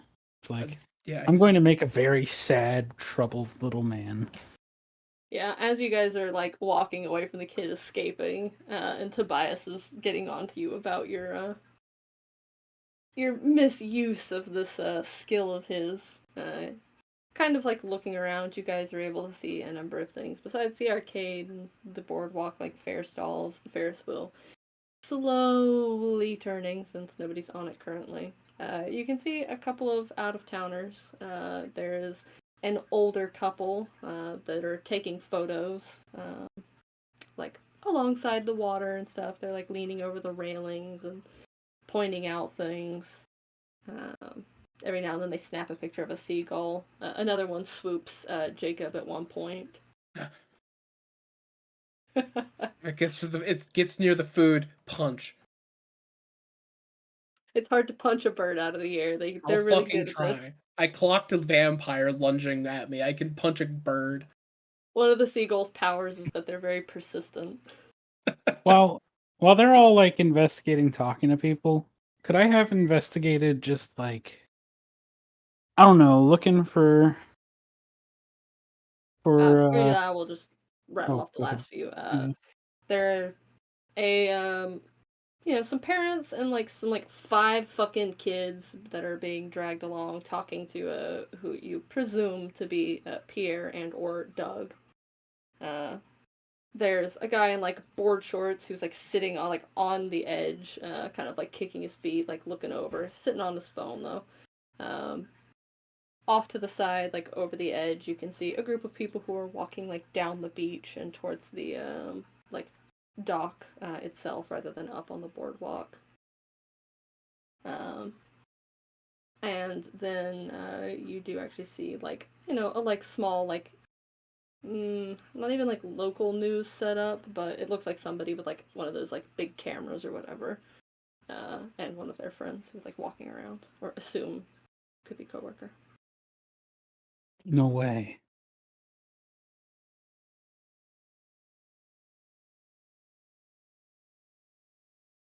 But there are people out and about.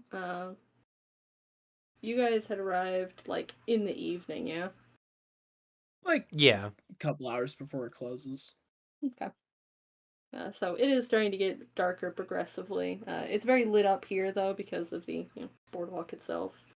There's lots of like bright, different colored lights. A lot of them are like the ones where it'll rotate all around the bulbs, one going out or one cutting on, kind of trying to lead your eye to the stalls.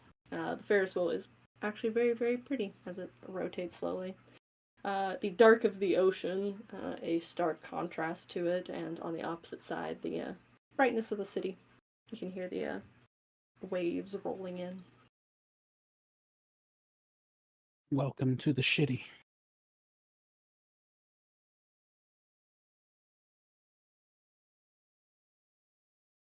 Oh, what were you doing, Audrey? Oh, I was gonna just look around for some of the more like sus areas that things or people could hide in. Um, Asking yourself the question, if I was going to murder somebody, where would I go? yeah, and I can pull the local card at least of like I've come here and been here before. I might have at least a little bit of an idea of like at least areas to look at. Alright, yeah. The darkest areas are obviously very easy to find because everything else is so bright. You eventually like catch shadows like looking for it specifically. There are areas in between some of the stalls that are just so cluttered and narrow. It's actually like easy to get lost. There is a space behind where the like ice cream shop and the arcade are. That's like employee access only, that is very poorly lit and is off to the side of the boardwalk, in between that and the edge where you're not supposed to really be walking. And then of course the parking lot is not actually that well lit, as is obviously the fucking beach. Like once you get light through the slats of the boardwalk and the ambient glow. But if you were going to attack somebody, it would probably be parking lot behind the shops themselves, or if it were later, closer to closing, maybe in between the stalls. Especially now that there's a lot less of them that are actually manned. And remind me, is there any cameras anywhere? There are 2 cameras that are on the like arcade building. There's one on a corner like facing the parking lot. And then there is one that is like looking towards like the middle of the boardwalk area. Specifically, it's angled down to be looking like towards the entrance to the arcade. Okay. But there's a lot of the boardwalk that's just not covered by cameras. What about under the boardwalk? None.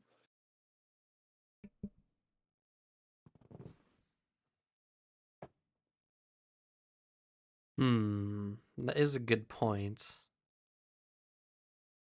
Nothing's been ever caught on camera. I figured those areas would be Oh, in your research, one of the bodies was left so that when the arm flopped down, it was into the camera facing the parking lot screen. But that is the closest anything's ever got.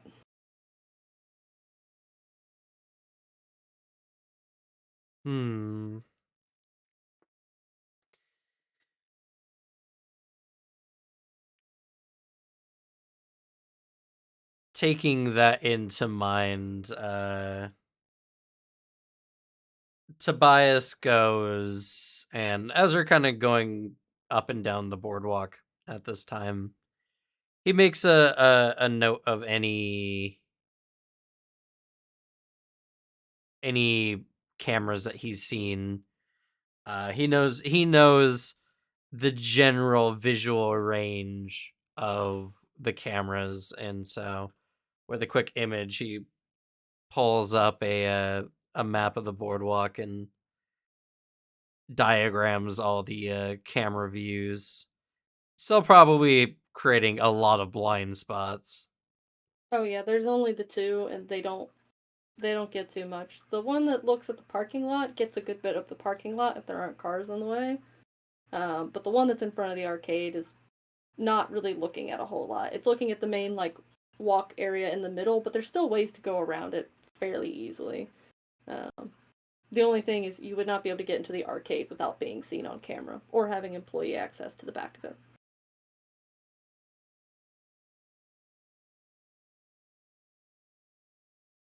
And none of the other like shops had any cameras or anything, did they? They have some interior ones, like the actual like closed shops where you can go in, like the ice cream parlor. Mm-hmm. They have internal ones, but they do not have exterior. Yeah.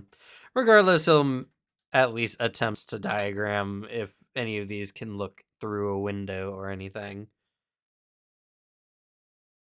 It's not a super helpful map, but it's something.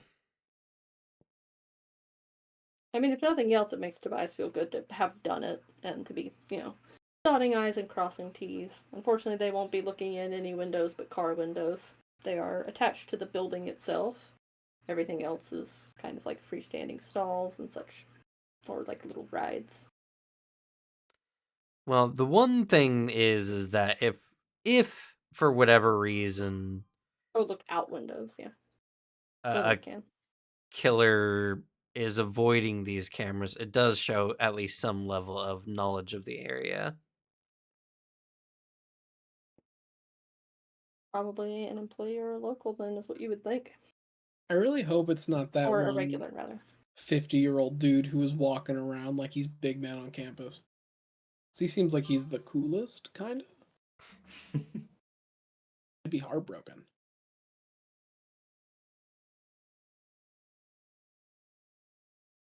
Yeah.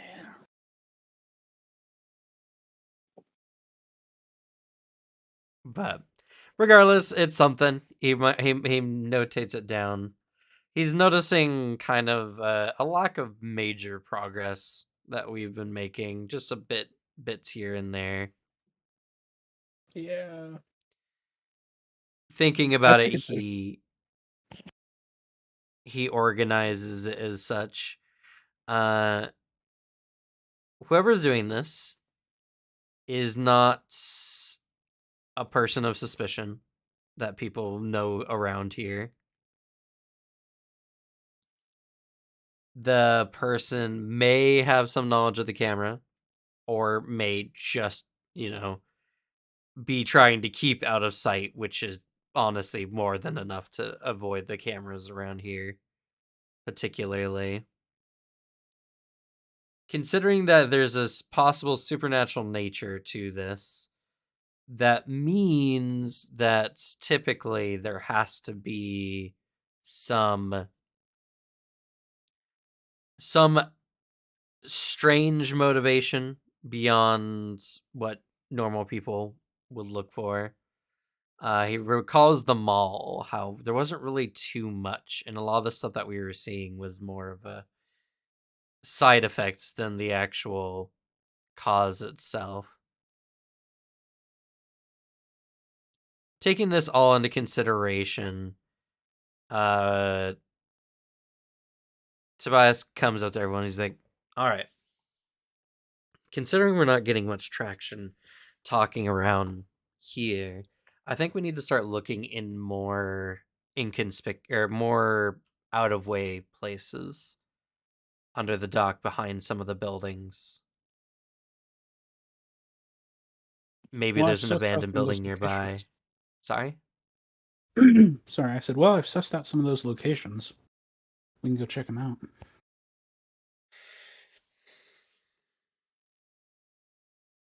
So, where do y'all think we should go first? Under the docks, or do you think maybe we should walk around some of the back alleyways of the boardwalk itself? Since we're already in the boardwalk, I don't see why we wouldn't do that one first. If we don't Since find there's- anything behind in these little side areas or behind the shops, then the next best destination is definitely underneath the docks. We could also check both. I mean, there's 4 of us. That is true. Also, we could split up. So that's always an option. It's more Usually of if we Captain just Shaggy. feel safe doing so. Because I would understand. We have no reason to not stick together other than just time. Well, the killer is not likely to reveal themselves when multiple Exactly. people are about. The fox was a really good example of a stalker type of enemy. Was able to disguise itself to get in close with people, but only struck when they were by themselves. This killer might be someone out in the open. They could also be invisible, for all we know, making their finding them nigh impossible unless you were to walk right into them. If we did go separately, that would just be inviting an attack. Whether we're ready for that, I think, is the question we should ask. That's fair. I think in this case, because it's farther down on the apps list, and because we have almost nothing to work off of, we should wait till we make ourselves open.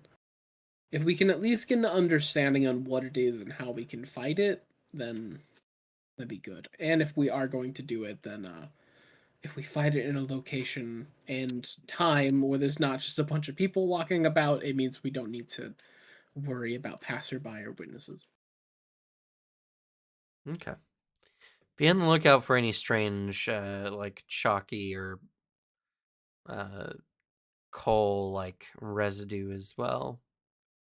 There's a possibility that not everyone who's died has been found.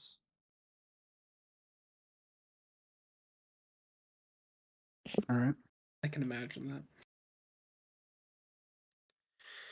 But we go and we inspect kind of like the far ends, around the side, any alleyways, back alleyways, We will or go any into the shady places. vacant places All that those we come fun across. places Arceus is pointing out for us. Yeah, the three options are you guys can check in the stalls of the boardwalk. In between them, it is still out like operating hours, so there are still people around in some of the stalls and partaking. There is behind the employee building. Again, it is still business hours, so there's a chance that somebody might be like poke around and shoo you if you eventually if you don't have a good enough excuse or if you get caught. And then there is under the docks, where you know that there is a small homeless camp. Or under the boardwalk, not dock.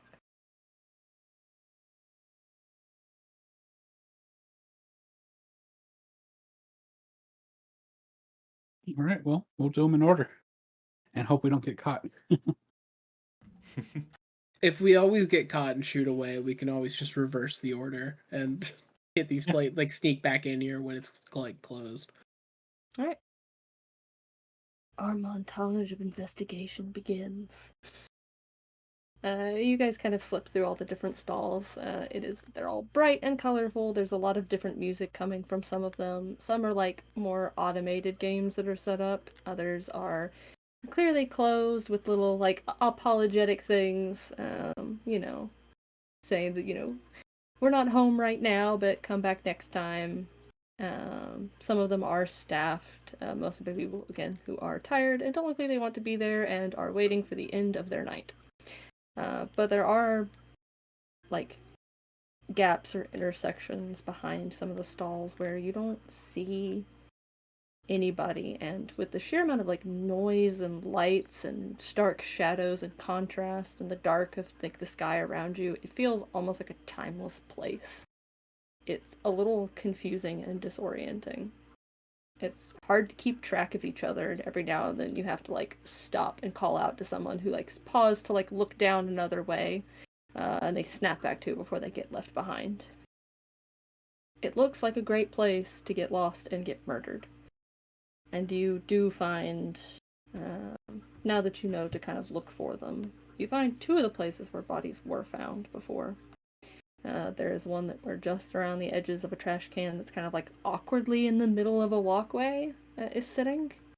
That there is a like dark stain underneath. You can see some of it kind of like Ooh. out past the trash can. Okay, so we'll say, yeah, when I was a kid, I saw a clown walk down here, and when I looked after them, they disappeared. Scared of them for years after that. That's pretty creepy.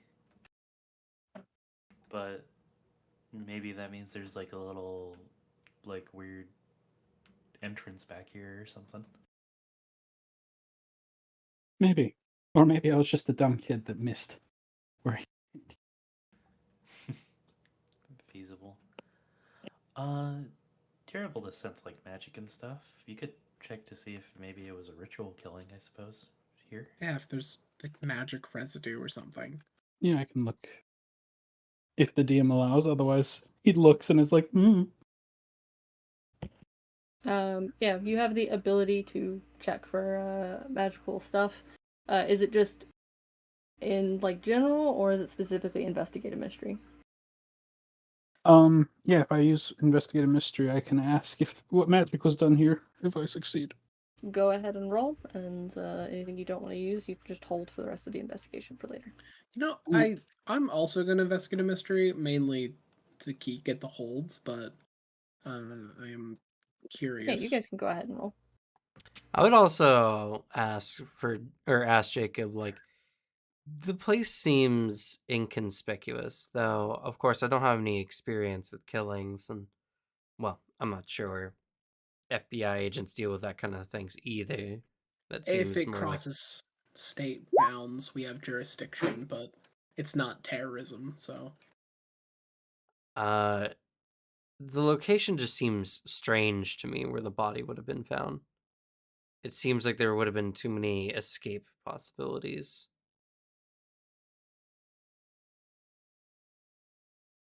well, one of the issues is that we don't have access to the body. I'll say I've been in murder investigations. This is the first I've been where I haven't been able to read about or see the body myself. There's always a chance that the damage was inflicted post-mortem, or that these were moved from wherever they were actually hunted down. How they would get there, Oh, Jesus, you two. Step aside, I got this. I was so waiting for Really? like a 1.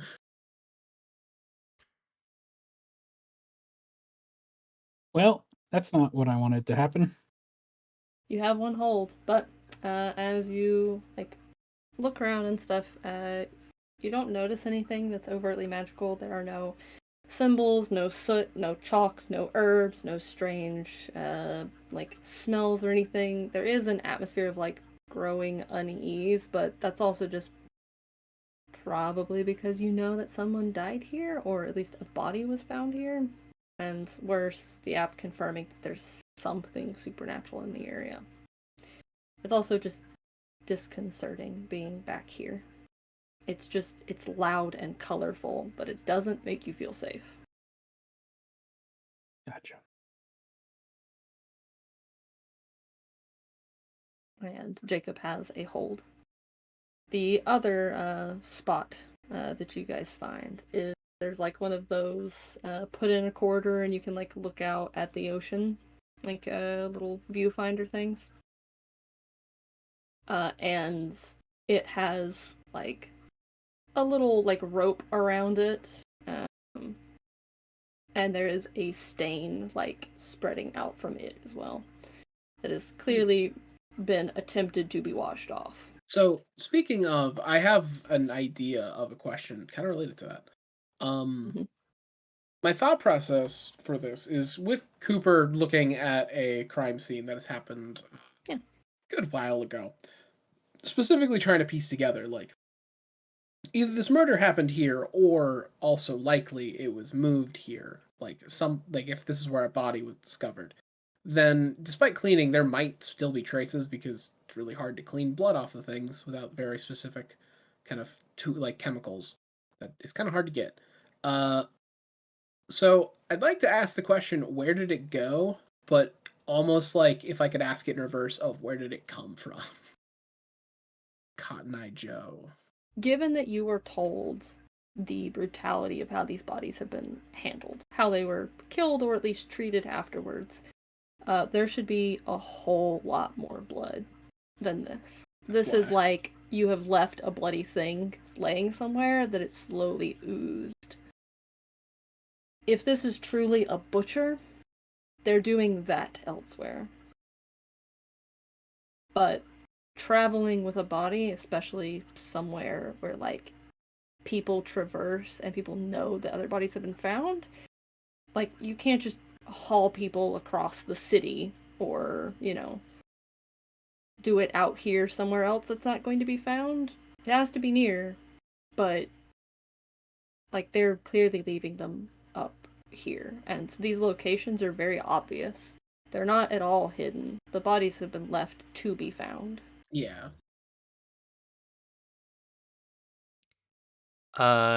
You said there's Whatever like it a is viewfinder nearby Yes. that's also stained. Yes, the viewfinder looks like it has been power washed recently, because it is more clean than some parts of it, and definitely more than the others. Like it has some of the like collective like wear of the ocean kind of blasted off of it, and it's missing paint in a couple places where like the chips have been blasted. There's a stain like on the wood around it, and it is very slightly bent, so it is not currently working. Tobias kind of goes over to it and inspects it. It's if it was the way it's angled. If someone was to look through the reverse side of it, would they be looking in the direction of this site where the body was found? No, it is angled down towards the beach. It's like looking out and down. So if you were looking at it reverse, it would It be would be looking up in the sky. up past the Ferris wheel. Yeah. I see. That's Okay. the clue. Past the Ferris wheel. In the sky. Tobias It's looks up. over. Gamers never look up. Tobias looks over the bend in it. Does it seem like it was like damaged? Yes. The top like movable part seems like it has been wrenched slightly by like something falling on it or being actively wrenched. It's kind of hard to tell what exactly did it to it. But it is like you can jostle it in place, but it's kind of just stuck looking down at the beach. In the area we're currently in, there's like no one, right? Oh yeah. There's no one out there. All right. I've been meaning to try this out. Now's a good time. Tobias goes in and he pulls out a like a small velvet pouch. And inside the pouch is this very fine bluish sand.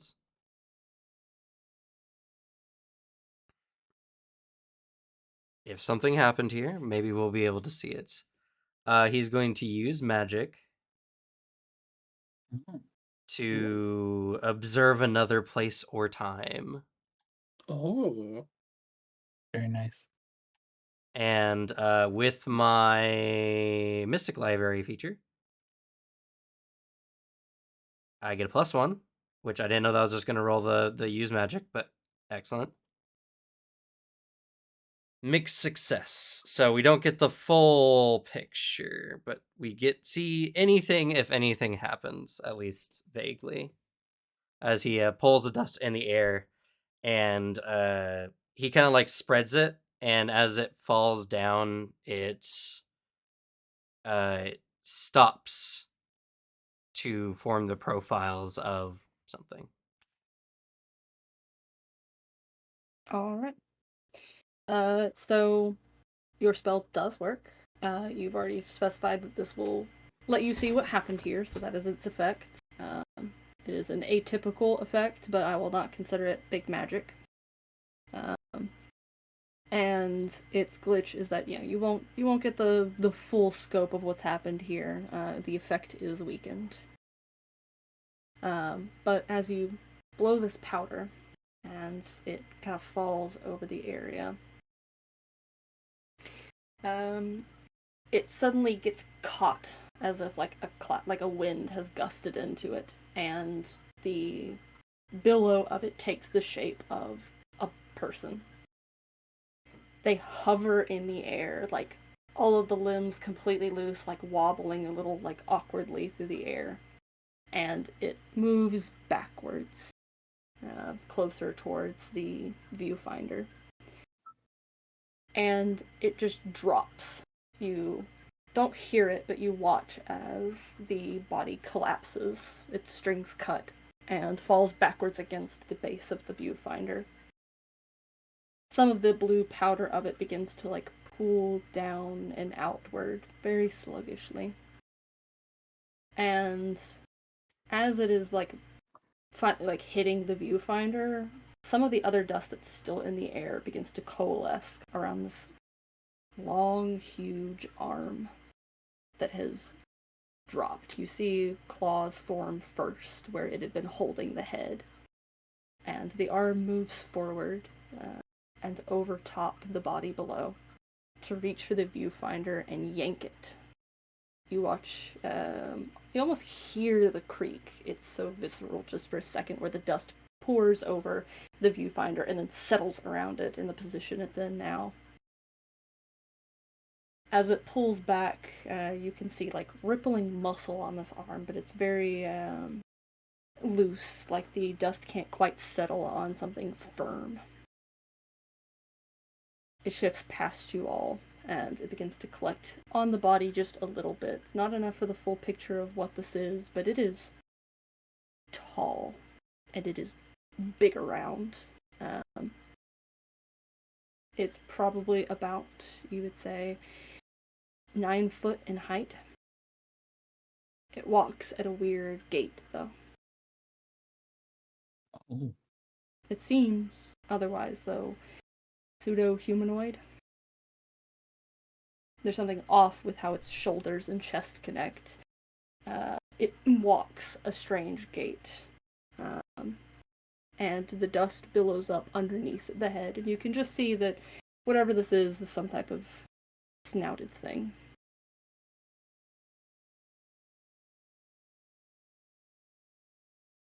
The dust walks past you and then fades, falling to the wood of the boardwalk.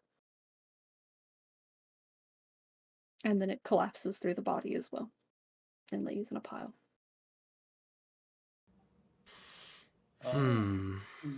We're not hunting a werewolf, are we? Maybe. Werewolves don't tend to be that tall, though, but I've never seen one, to be fair. Their depictions typically range closer to 7 feet, 8 feet, 9 feet would be particularly tall. But that also raises some interesting questions. This is a massive, powerful creature, but no one has seen or heard anything about it. Not only that, but it seems to attack its targets somewhat brutally.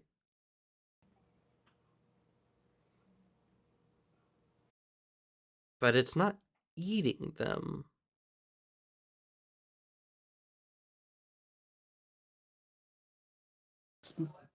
Yeah, it's more just being very brutal and then showing the body off somewhere.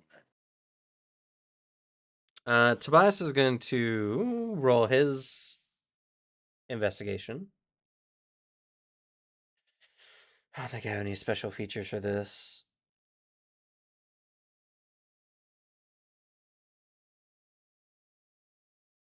Nope. Okay. One hole.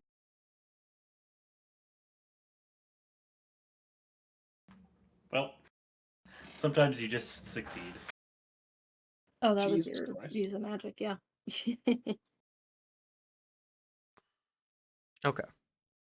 That was a Do max an roll. Advanced investigative mystery. Just kidding. No advance yet, not high enough level. I'm very close to getting it. But you do get a hold too. Well, it's I think 2 holds for 10, right? Yeah, Yep, that's what I hold said. two. You get 2 holds. Oh, hold 2. I understand now. All right.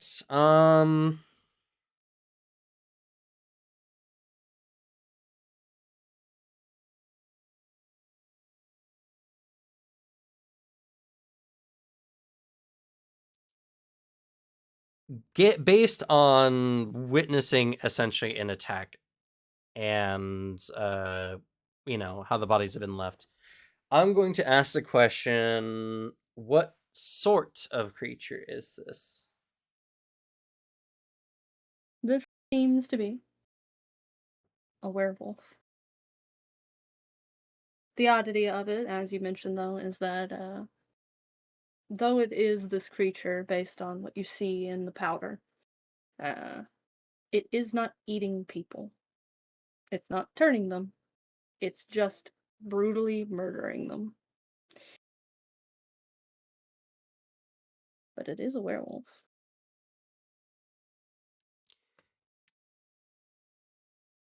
It is a werewolf.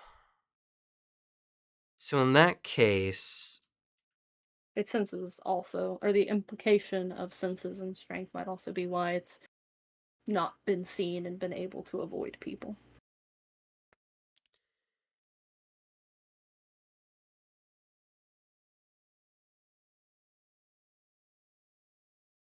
so if I can ask the question, then I'm curious because I think what's happening is it's just showing somewhat territorial behaviors. So what happened here?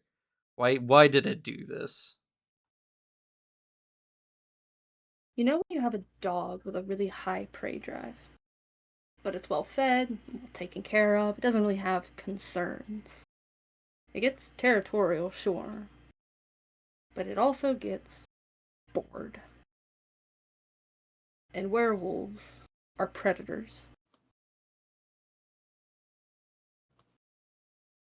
Your werewolf is looking for enrichment in all the wrong places.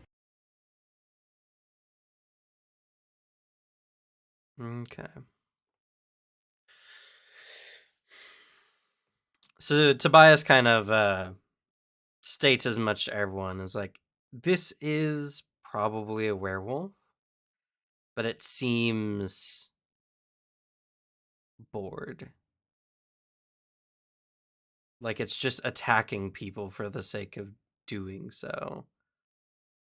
Considering it's a werewolf, that means that someone about potentially is this creature. Uh I have to ask now the obvious question. Is tonight a full moon? Mayhaps. You wouldn't do that to us. Fuck. Hey, do Mayhaps the it's killings right. happen on full moons? Well, there haven't been a whole lot of them. There's only been 5, but it's been going on for about... Let's see. It's been going on for a month now, but they did find 2 bodies at once, so...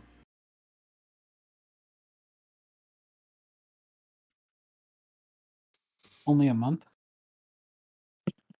Oh, sorry, 3 months. That was my note to myself that it was shorter, a month.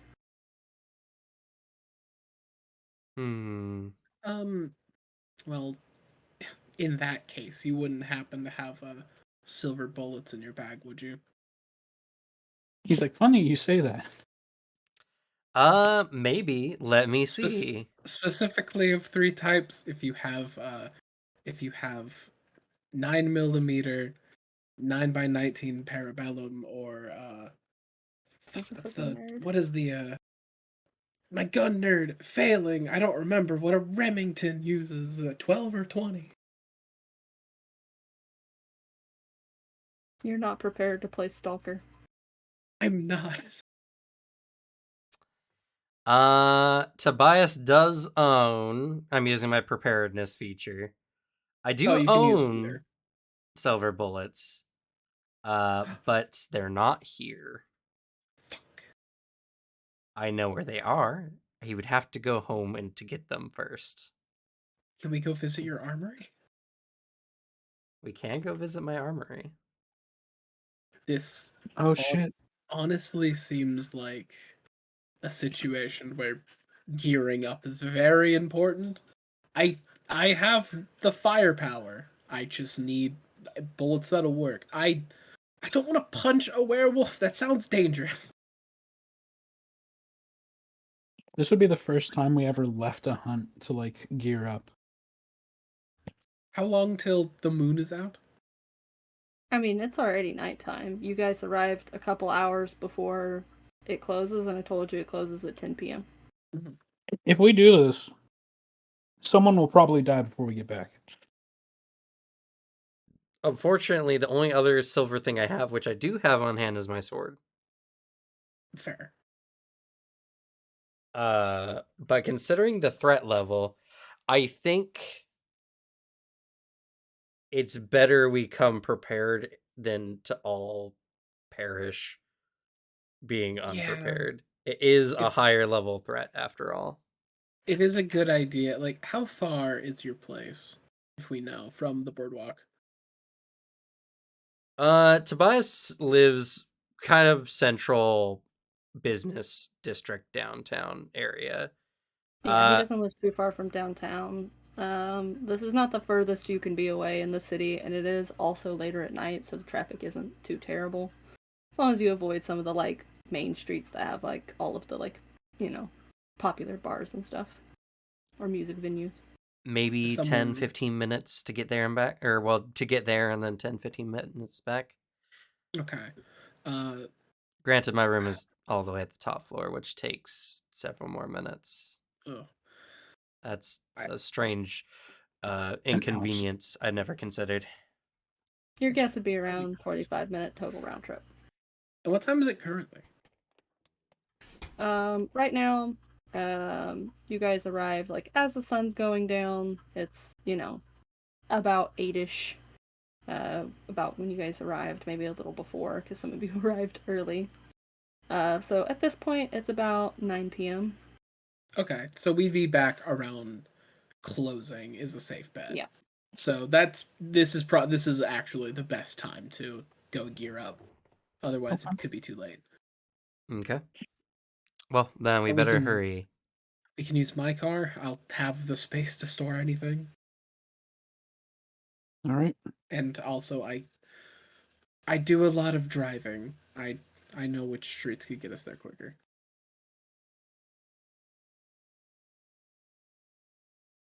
You guys turn then.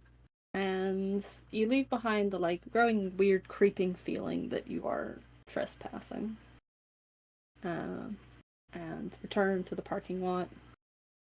You have to kind of like some of you have to like squeeze in to fit in as he's parked near one of like the vans that's marked kind of like subtly with one of the like symbols for like the arcade, or not the arcade, but like a local like food and drink supplier. Seems like it's just been left and parked here. Perhaps from restocking the boardwalk. But you all pile back in the very subtle FBI van and make your round trip. Tobias, do you take them inside with you, or do you go, I'll be right back? No, of course he takes them in there.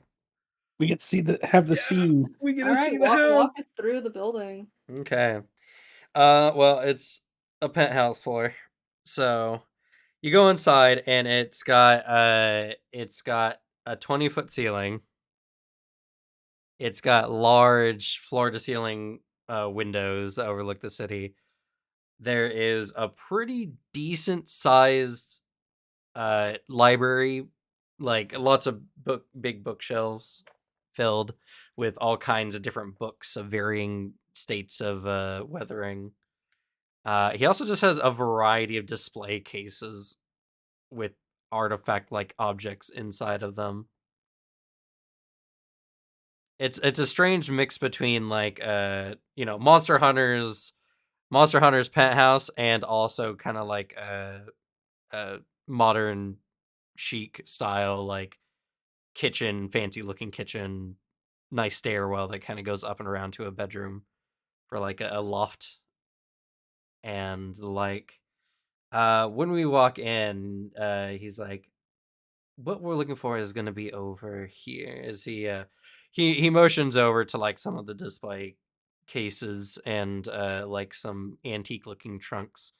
He does go over to Arceus and is like, Actually, if you could do me a Huh. favor, I'm not the best when it comes to use of magic, but if you could use a spell right now, I would like to test something. Sure. Anything really. Okay. He will do like his simple fire tricks. It fails. Makes the fire appear. Oh, you make me fail? Because my place is also an oubliette. Nothing can do magic in here. That's disconcerting. When you seem unable to and look confused, Tobias is like, yes, it works. And now you can never leave because you can't get out. I'm just kidding. All of a sudden, the Batcave isn't as fun. Though Liam probably like sees the place and it's just like that low whistle. This is leagues better than the place I live. Tobias opens like an old trunk and he produces an actually like old box, like ammo box for 9mm rounds. Ooh, hell yeah. There Because you go. he rifles around looking for basically, yeah, silver bullets for the ammo he would need, which is stuff that could fit in his shotgun and his submachine gun and pistol.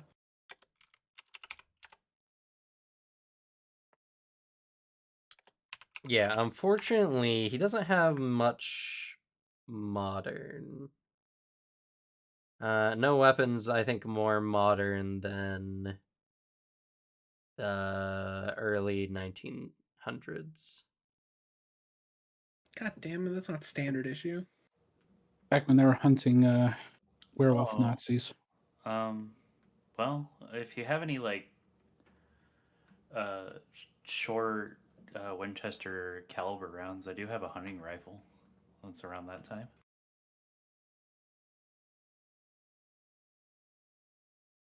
With you in your car? It's hidden, but yeah, Same. All right.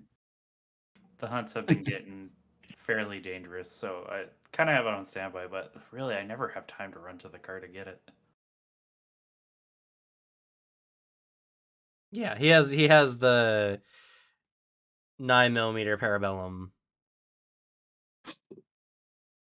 It's 9 rounds. parabellum, then I can use my submachine gun. There you go. He Yeah. also has general 9mm. Anything for, like I said, early 1900s. And the bullets are somewhat old. He's like, Well, then you might have shotgun shells. maybe. Oh no, I do have pellet shot for silver rounds. Depends if that would fit in a Remington Model 870. Which, I mean, Cooper would know if that would work. If it is in like your standard shotgun shell like appearance or format, then it would. If not, then no. Because that's all those guns can take. Yeah, I think so. It's like a pellet shot, so Yeah. Oh yeah, like that birdshot. probably will work as well. Yeah. Actually, my gun can utilize so many different calibers. I don't think it really matters. For a Winchester, probably not. Yeah. because It was pretty cool when he designed those guns. like I could hit you with like the entire list, but it's a long one. I'm not surprised to hear that about a Winchester rifle. Sounds about right. Let's see here. And as well, since we're here, because I already rolled preparedness, so I had bullets without needing to roll. But I can also roll for another item or items. What is it you want? Werewolf. What if you had like an op with a silver op, so the entire thing is anti-werewolf? Have like a Barrett anti-tank rifle. A rocket launcher. I have a solid solid silver tank in the back. Actually, it's in the like like underground garage of the place. I have a fully pimped out minigun that draws aggro like nobody's business. It's an Army of Two reference. I wish that game was on Steam. I'm so upset that didn't get a PC port ever. Army of Two is so cool. Yes, okay. I'm going to roll to see if I have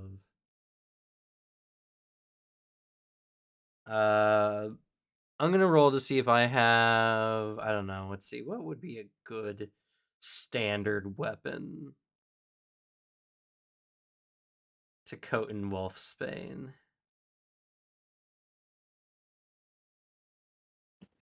Here, just give it to me. I'll burn it, and we'll just smoke him out with it. Oh, that could be true. Yeah, I'm gonna roll for.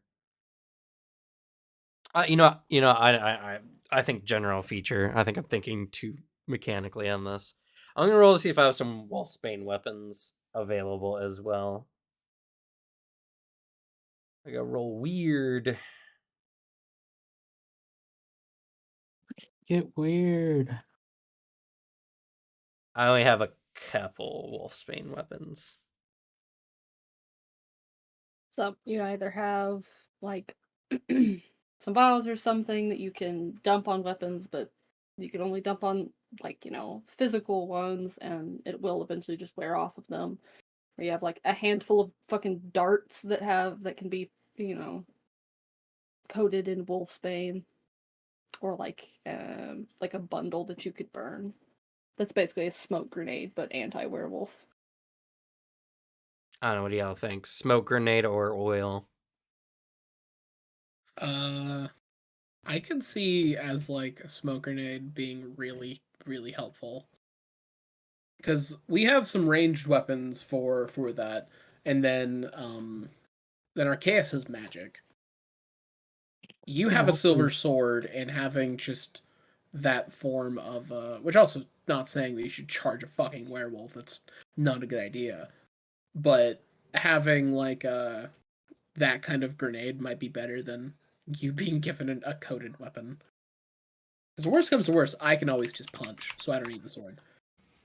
Granted, it would be a coated weapon that's already effective against werewolves, so I don't know if double dipping really does anything. But I could use a smoke grenade. Sure. As Okay. part of fire. All right. Well, he has a pouch of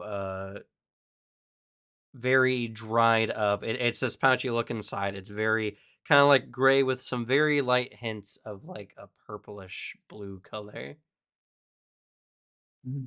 For the wolfsbane petals that have been mixed in with, I think the actual part of the wolfsbane is the.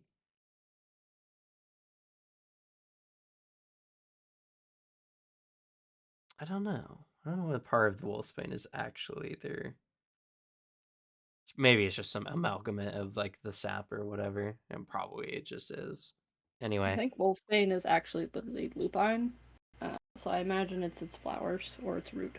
it's an aconitum monkswood.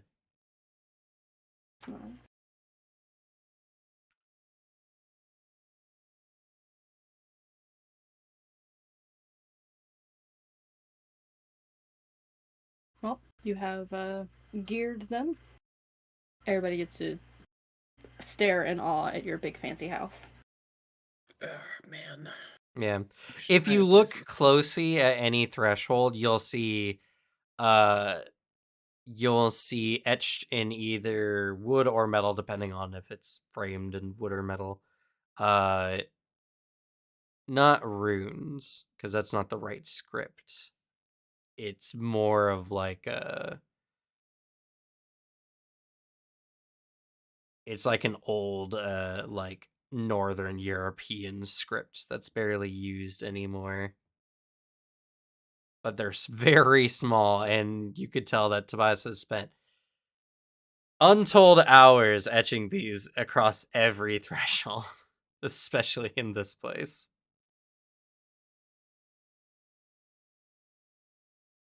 Tell me you don't work a 9 to 5 without telling me you don't work a 9 to 5.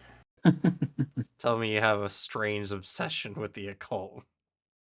Yeah, Without telling Arceus me. definitely spends a lot of the time that everyone's like collecting stuff and he's considering his objects, just like looking over the crap you have, going, "Oh my god." I don't know if it works. This could work for you, but if we have the time stocking up, you could look over some of the books, maybe get a +1 forward. Looks at DM. We're not spending a ton of time here, to be fair.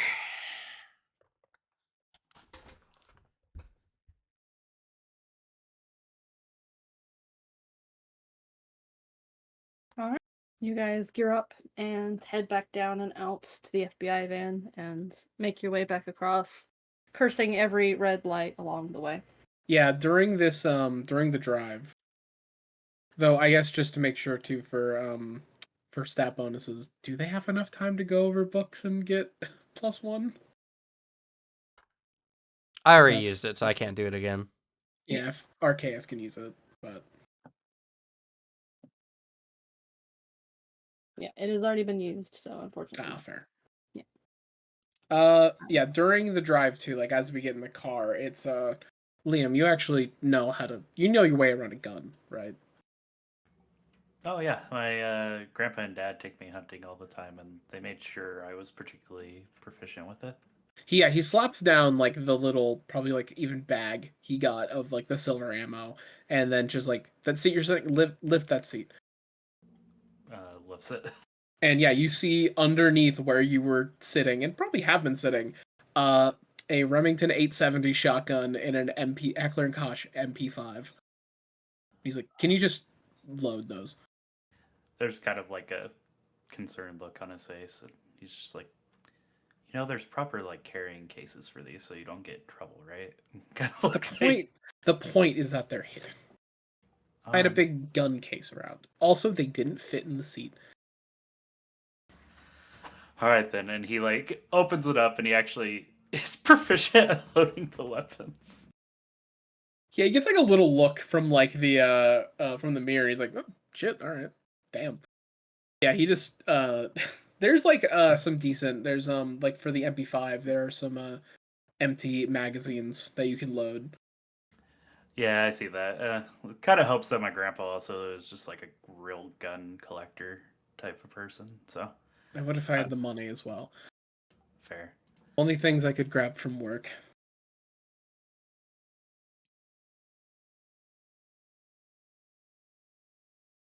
Tobias avoids saying that he has some World War II, possibly occult, like Nazi weapons.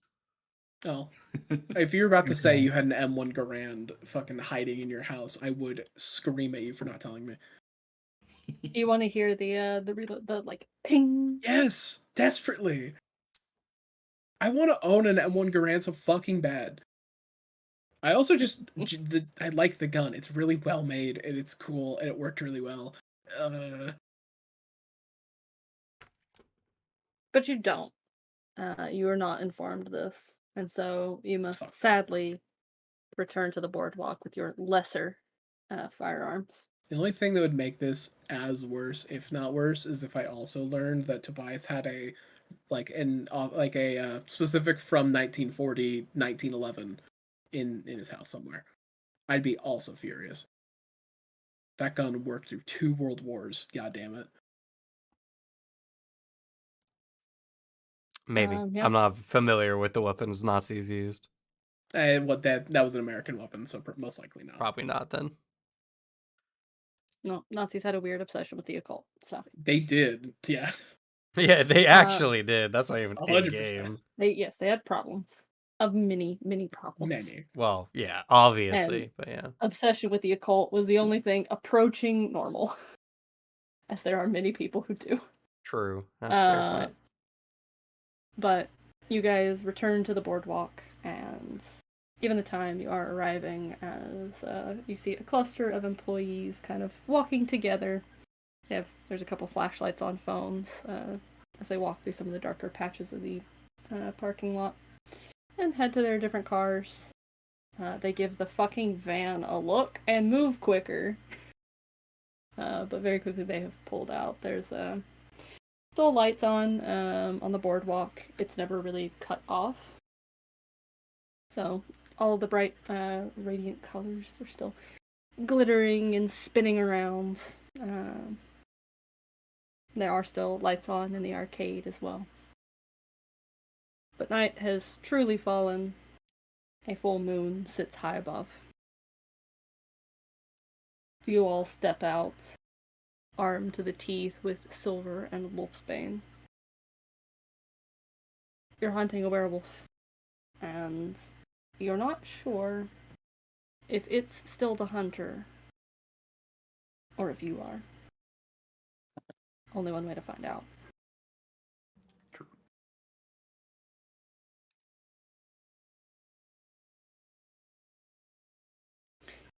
You guys walk down the boardwalk unless you head somewhere else. Nope. And I assume at this point it's pretty safe to be carrying weapons. Like there's not people running about. Nope, you know where the 2 cameras are, so you can avoid those. Okay, yeah, because I have the shotgun and the MP5, like as well as my my handgun that I carry.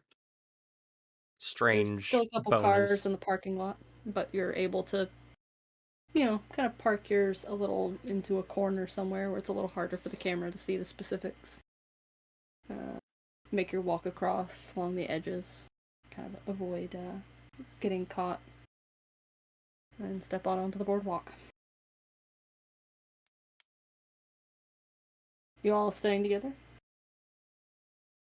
Or are you splitting Seems like it could be a good idea to do that. I think it would be best if we could, but I don't know if we'll flush out the killer if we do. That's true. Yeah, we might have to split. Unpleasant. Well, do we It's want to time to divide the guns up then? Probably. Tobias can go with Jacob, since Jacob's the more proficient, and Tobias can just be aid. Arceus has the smoke bomb, which will probably weaken the werewolf. That, and I imagine fire magic still works at least somewhat. So they both have some pretty decent firepower, and then I can make up for any lost stuff on your end by you just directly supporting me. That's a good idea.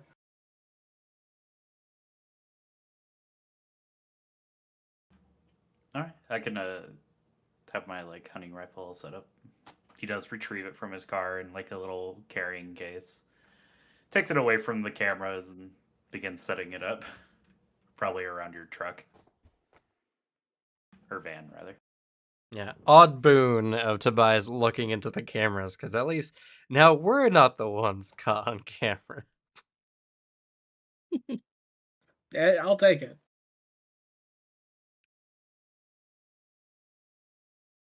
But yeah, that's the game plan. Alright, so sorry. Clarify for me what you're doing. So Jacob and I are going in one pairing, and Mr. Nomies and Arceus are going in another pairing. Are we? And where are you each going? We're sending both the supports. All right, let's do it. Hey, you throw we're fireballs, setting a frontliner, or each one of the frontliners. I mean, to be fair, one of the other people. We only have one real frontliner, one real heavy hitter. Well, you have a lot of specialization in your shield magics now, so Yeah. And at least It may work out because of this. Liam but, can like hit. He's got a decent like toughness, I think. I have how plus tough one, are yeah. you? Yeah, it's better than Hey, +0. he's pretty tough. Hey, I'm at -1. I got a +2, so With you guys splitting up then, where are both teams headed? I'll leave it to you two to pick where you want to go, and we'll go somewhere else. You guys have the back part of the boardwalk behind the like arcade building. You have the arcade. You have the boardwalk stalls. You have the Ferris wheel, the parking lot, and under the dock. Or under There are the boardwalk. people under there. So Yep. whoever feels most confident in talking to, a bunch of homeless dudes. Well, we don't have to go down there. Nope. You have a whole bunch of places you can go. Hell, you can go take a nice walk, a full moonlit walk down the beach if you want. We could God go to is not going to stop McDonald's. you. We could go to Taco Bell for the rest of the night if we wanted to. Do you have a preference?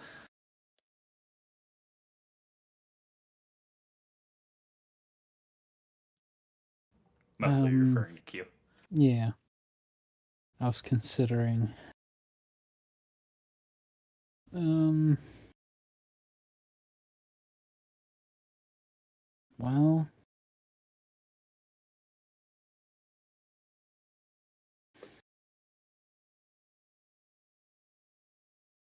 not especially, but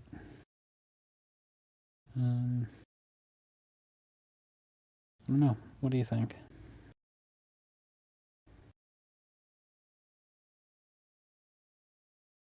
Might know me. Oh, we could check out the stalls, I suppose. Nothing wrong with that.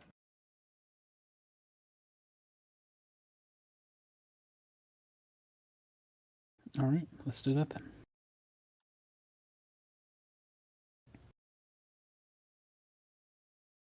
All right. Where are y'all heading off? Just so, Okay. in case we do hear any firing, we can try to rush over to each other. I think we'll go to the back alleyway area behind the arcade, right? Or is that where you went? We were checking out the stalls and stuff. Okay, yeah, we'll go to the back. You guys can Yeah. cover the front end, we'll cover back end. yeah. And also, yeah, we do want to stay within like gun distance of like, fuck, that's a gunshot. Let's run over there. All right. You guys kind of walk to like the center area that's near the front of the arcade where you're able to kind of split into twos. Tobias, you and Jacob heading towards the others, like the short side of the building to go around to the back side of the arcade, ice cream parlor, and such. As you do, Tobias, you notice that something has changed. The camera that is above the entrance to the arcade is no longer present. The support for it and some wires are hanging loosely. Oh. Is this something we all see as we're Tobias will make Oh, there's a mention, and he will message everyone in the app as well. okay. That doesn't bode well. That's super normal. As Cooper has his MP5 like ready. You guys go and there's kind of like as you're like sending the message before you even send it just to make sure you don't need to. You kind of like cast a look back, and the other two are already gone. So you go ahead and type it in. The boardwalk, drawing them deeper in with the bright lights and the music. Some of the music is cut off, but there is still some stuff that continues to play, mostly from the automated stuff. Looks like they're not too concerned about their power bill.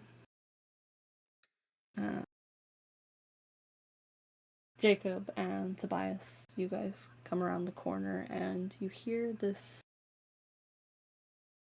faint sound of metal. Something jostling and this like slight scrape. Very quiet. You hear something that's muffled, but it's really hard to make out. As the camera kind of like shifts between the two of you, as you both look at one another and begin to get closer towards the corner, our camera swings out and around and shifts suddenly to look down the long path. And there's nothing there.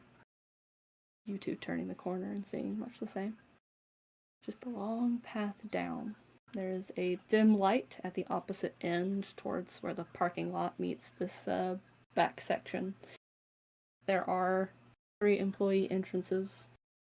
There are 2 smaller ones near you guys around the corner, where one goes into the ice cream parlor and one goes into like one of the like mixed eatery shops where there's a couple like interior stalls and like sitting areas mostly.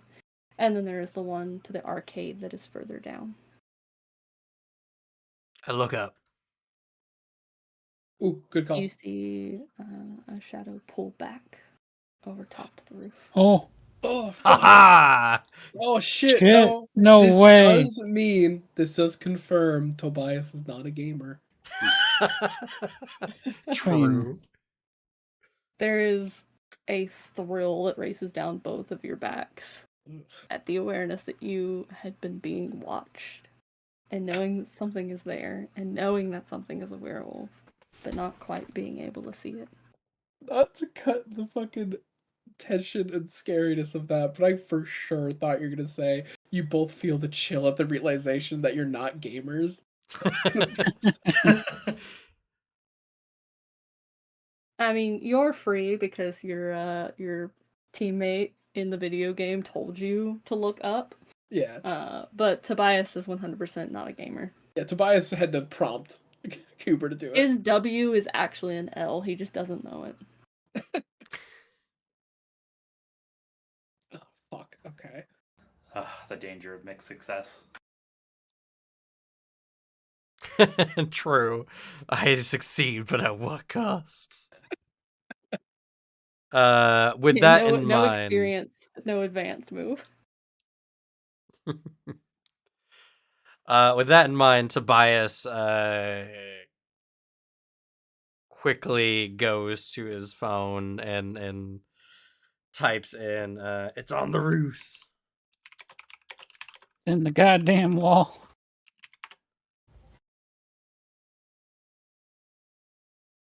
Ah, shit. There's looking at his phone. Tobias You looks turn around. and, Oh, go ahead. like, as you guys are checking your phones, as the message comes through, Liam, you look at yours and you look up to talk to Adris, and both of you, neither of you, see one another. What? There is the bright lights, bright and colorful, all of the sounds, the darkness consuming around, and it seems the stalls have led you astray. We lost each other? Oh, Yeah. God. The DM has the ability We're to the separate the worst party. people to get lost. Oh You god. turned around, looking one way, another checking their phone.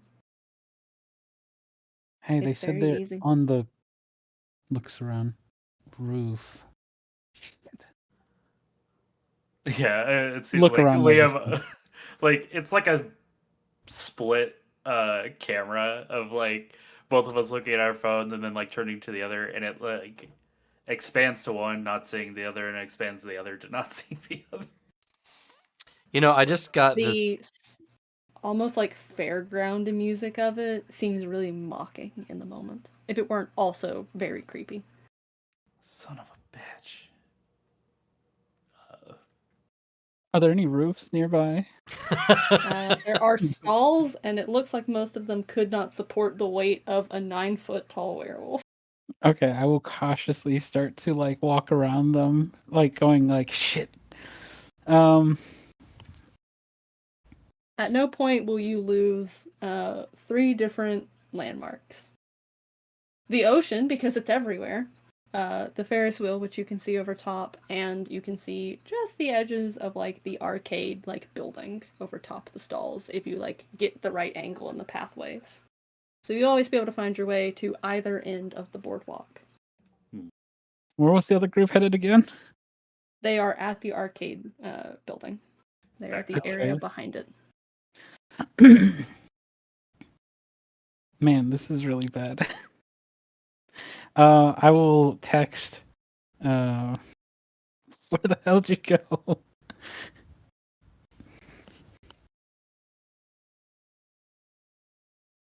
Just so everyone knows that we're fucked.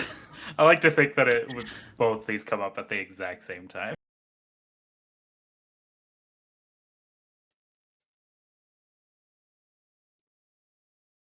Yeah. Both of your apps, Jacob I also and put mine Tobias, on. both ping at the same time with double messages of the goofballs maybe asking you where you guys have gone. And I've been cerebral enough to put my phone on silent at this point, going, "Oh God, I don't want to be the person in the horror movie that gets killed by their phone." Cooper would With Liam's respond. message, you realize they have lost one another, not you guys. Cooper is currently holding a firearm, like, and he's kind of occupied with his weapons. He would say something biting or mean, if he could type. Do you What's say up, it out Bias? loud to Tobias? Just wrinkles his brow. He's just like, "How'd they get lost already? We just split up." Tobias is gonna look around for like a access ladder or something to the roofs. You do see one further down, almost towards the parking lot, but it's one of those ones where you have to have like the little pole thing where you lift it up to unlatch the ladder to let it down. So it's a little ways up. Somebody who is in good physical condition could maybe like do like the little like half run jump up to try and catch it God, and that's hold so themselves up. me. Tobias points it out to Jacob. You Oh my think if God, you that- tried, Tobias, you would embarrass yourself. Tobias is actually fit. Oh no, that's right. He spends a lot of time doing it. So yeah, both of Yeah. you would probably be able to get up to it. Like, yeah, it's honestly probably the best bet. Even if it's not on the roof currently, we can at least get a vantage point of where it's sneaking around.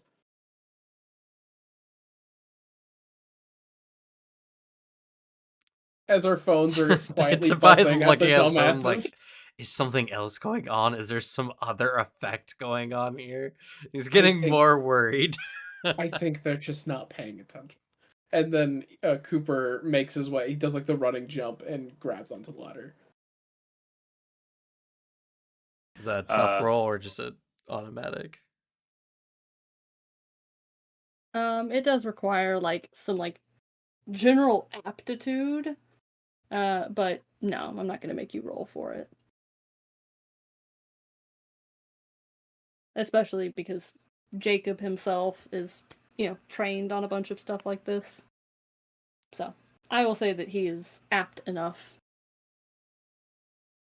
So you get like a running start.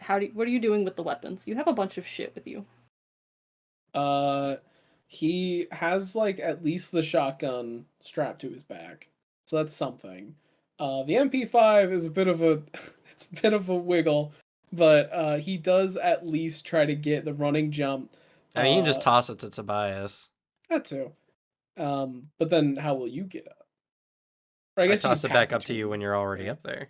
I don't want to toss guns around. That is it's dangerous. I gotta Guess throw you gotta these. toss guns around. That Or is- go by yourself. That is a good way for it to go off on accident. It's But- fine. Just trust in your safety, right? Yeah, the safety is Well, on. in you this only maneuver. need enough clearance to do the run jump thing. Once you do that, then you can just climb normally. True. Yeah, you can like drop an arm backwards and grab it and then climb. Yeah, normal. in that case, that's what you do, just to free up the hand. All right. You do so, clambering up to the top. You can't really be armed. At the same time, you are climbing, unfortunately. At least not with a larger gun, and still a little awkward with a handgun anyway. It's not too hard to like get up there though, especially like get off of the ladder onto the roof because you get a helping hand. Our Oh. camera follows you up the ladder, and as you like peek over the top, it's dark, and it takes a moment for your eyes to adjust. And our camera sees out of the darkness a clawed hand grab the back of your shirt and chuck you across the rooftop. Oh, You Oh, hit shit. hard on a shoulder and roll. The Fuck. gun like awkwardly stuck between you and the ground a couple times. You can hear the loud clattering of it, and Tobias, you watch Jacob's like legs just fucking disappear. You turn around and look up, and as you look up, the camera lifts from the grit of the rooftop and slowly looks up the body of this creature. The werewolf stands immensely tall and covered in rippling muscle and fur. It has this dense mane around its neck and brilliant golden, like green glinting eyes watch you.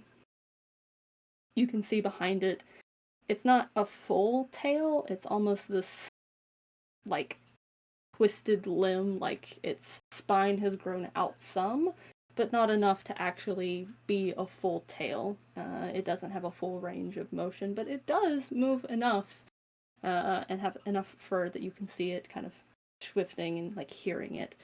You can hear that it's wagging. Well, It y'all drops found what to y'all were all looking for. fours. Tobias quickly makes his way up the ladder. You clatter up, and both of you can hear it on top of the roof, it pivoting one ear backwards to listen, and it charges forward towards you. Oh, God. It moves quickly. You do not have long to decide what you're doing. Is it to both of us? Like, we can both do something? It's combat. Yeah, Yeah. Yeah, This he's game's climbing combat. right now. You are doing Uh, something. Okay. Immediately, like, jumps to his feet, slings the shotgun around, and just tries to shoot it to kick some ass. Alright, roll kick some ass. Bear with me. I am working with one hand. I have cat. Ah, yes. Reasonable. Does Ripley still do the chest thing? She's actively doing that. Precious. And given what happened today, I am not going to kick her away. She's traumatized. You took her to the vet. How could you do that? Oh, Oh, sorry. I didn't mean to scare you, Ripley. Jacob, no. that's unfortunate. Alright. You sling around the shotgun, and it closes in far quicker than you were expecting. It grabs the shotgun and just it right into your torso. Oof. And as it does, the other hand comes down and it claws across your chest. How much armor do you got, buddy? 2. All right. So, despite how strong this thing was throwing you and how fast it just approached, the swipe seems almost half-hearted, and it cuts through. And you take one harm, and kind of like stumble backwards, surprised as it just lets you reel back, letting go of the shotgun. And it is like at this weird, like half stance with like one arm down and the other one lifted. Like it's just waiting for you to do something, you know? Yeah. And you feel this cold. And you look down and you can see there are like lines of blood beading up on your chest. But more importantly, another shirt has been ruined. Oh! And its claws have cleaved through your Kevlar. Oh. I see. Thank God I have one armor just baked into my personality, you know? Yup. Mood. And as it, you look down and notice that and look back up at it, it seems to have been looking as well and meets your gaze. About the same time, Tobias, you come up over the top of the roof and get to your feet on the other side and have time to ready weapons. All right. What are you doing? Tobias pulls out his sword and Ding! swing and holds it at the ready, and then he moves in Not even really second guessing. He's just gonna go in for a stab. So I also kick some ass as well.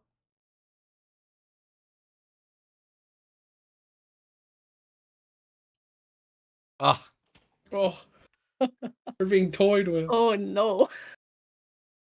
Alright. Do you have any armor, my friend? no, I have no armor. But I Alright. did level up. That's Good job. Everybody clap. Yay, Tobias. Rest in Woo. peace. Yeah. Pieces.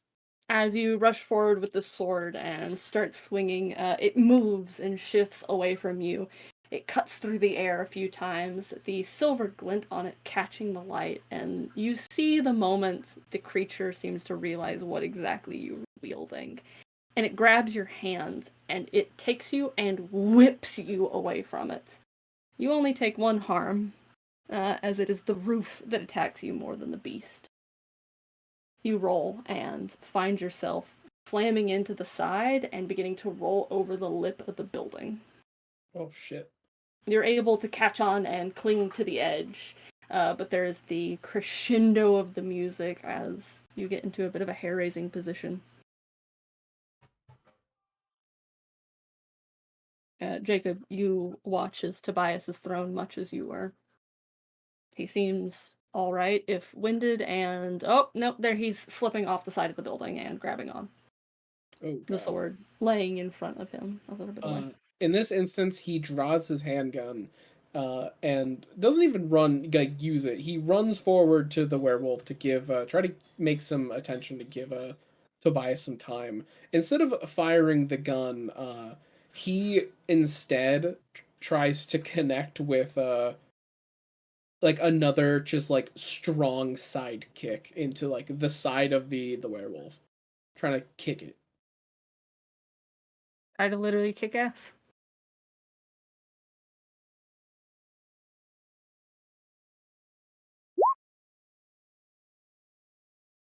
Alrighty. So Yep. that is A 2 harm, normal correct? 2 harm, and I am the weakness to the werewolf. It is weak to my attacks. And so then you do 4.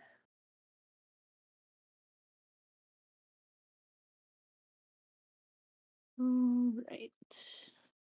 I'm in danger. Yes, Hopefully you you're are. Tobias. You are in danger. Get to safety.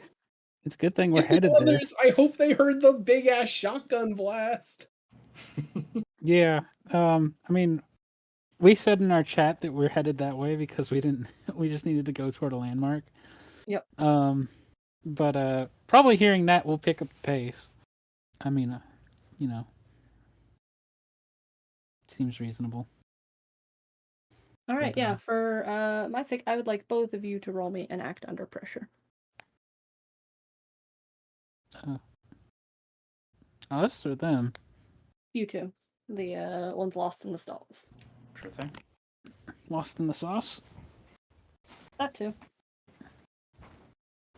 I wouldn't suggest hunting under the influence, but Yeah. go off. Archaeus is like, man, I shouldn't have had all that popcorn. No,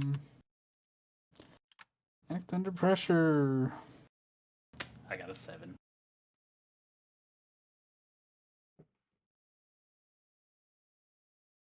Trying to find the button. Here it is. It's one of the top moves, yeah. Yep.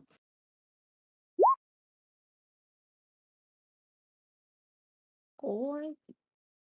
Doing good today. Real good. You know, I'm like looking and like I start like seeing like clown shit back here and like I was scared of that as a kid. Fuck. It's disconcerting being back there in the stalls, being lost from one another and knowing this is happening. The shotgun immediately putting both of you on even further edge. And there's times where you lose sight of the arcade building that you're moving towards, and you're not looking towards the Ferris wheel. So just for a moment, you lose all connection with anything that isn't. All of this noise and these bright lights and things moving out of the corner of your eyes, but they're just the light bulbs of that stupid fucking fortune machine that's over there doing the stupid animation, entreating you to come get your fortune. Big things await you. You're able to move towards the arcade though, but both of you leave the stalls feeling hunted and knowing that the creature wasn't even near you to do it. Both of you are running across, and you can actually see, as you guys are headed towards the back area, where presumably they were, you see Tobias hanging over the edge of the roof as he comes clattering over the side of it and manages to grab on and pull himself partially back up. He seems to still be struggling with it. But it's clearly still on the roof. Shit. You two begin to run around back and see the ladder that stands in your way. Oh, we managed to make it there, both of us? Yeah, both of you do manage to find one another again. About the Yeah. same time that, like, you guys have, like, the, oh, hey, and then look up at the same time you hear Tobias as he rolls over the edge. Fuck, we gotta go. We gotta go now. Yeah. Tries bolting for it. And then it's my turn to break the tension because I gotta pee again. No worries. All Well, right. Who's ready y'all to are just getting die us today? ass handed to you on the roof. Don't worry, though. Well, we're not really the cavalry, but, you know. We'll I try. don't know about you, I'm fine. Yeah, Tobias is learning a lot right now. This is the first time he's like, okay, we both gotta fight this thing. I don't think we can leave it only to Jacob this time. I picked Fair. up Fight for your life. Precise Strike. Ooh. So essentially, whenever I deal harm, I just deal more harm. Hey, dealing more harm is good.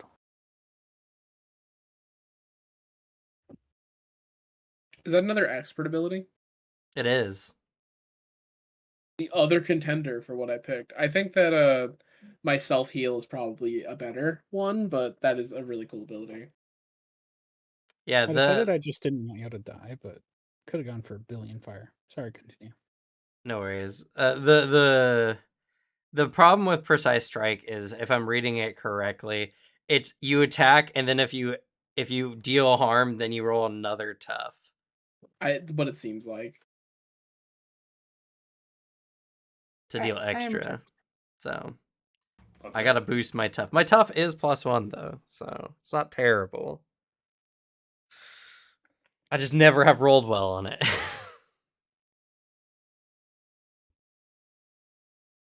Okay, so as the two from the stalls like have their moment of panic and begin to go around the back towards the ladder.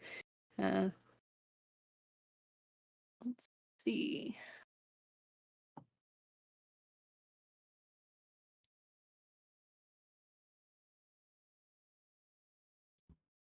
That's right. I believe I was supposed to hurt you again, wasn't I, Jacob? Maybe. You could just ignore it though. I could, but you do kick my werewolf in the side, and it does a lot more damage than a kick should. Yeah. The camera cuts back over to Jacob fighting with it. First leading with the pistol as if you're going to just dump a clip into it. That was the and idea, then, yeah. The feint. Yeah, come through with the kick instead. As you do, and it sears into this thing, you smell immediately the smell of burning hair and dog.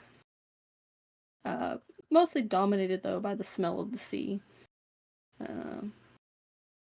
The creature suddenly growls and snarls at you, and there's a very sudden mood shift of this otherwise cruelly playful beast as it shifts its entire focus onto you.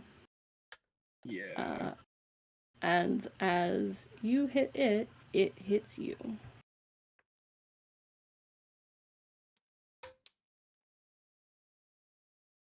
I bet a werewolf doesn't put that much damage out.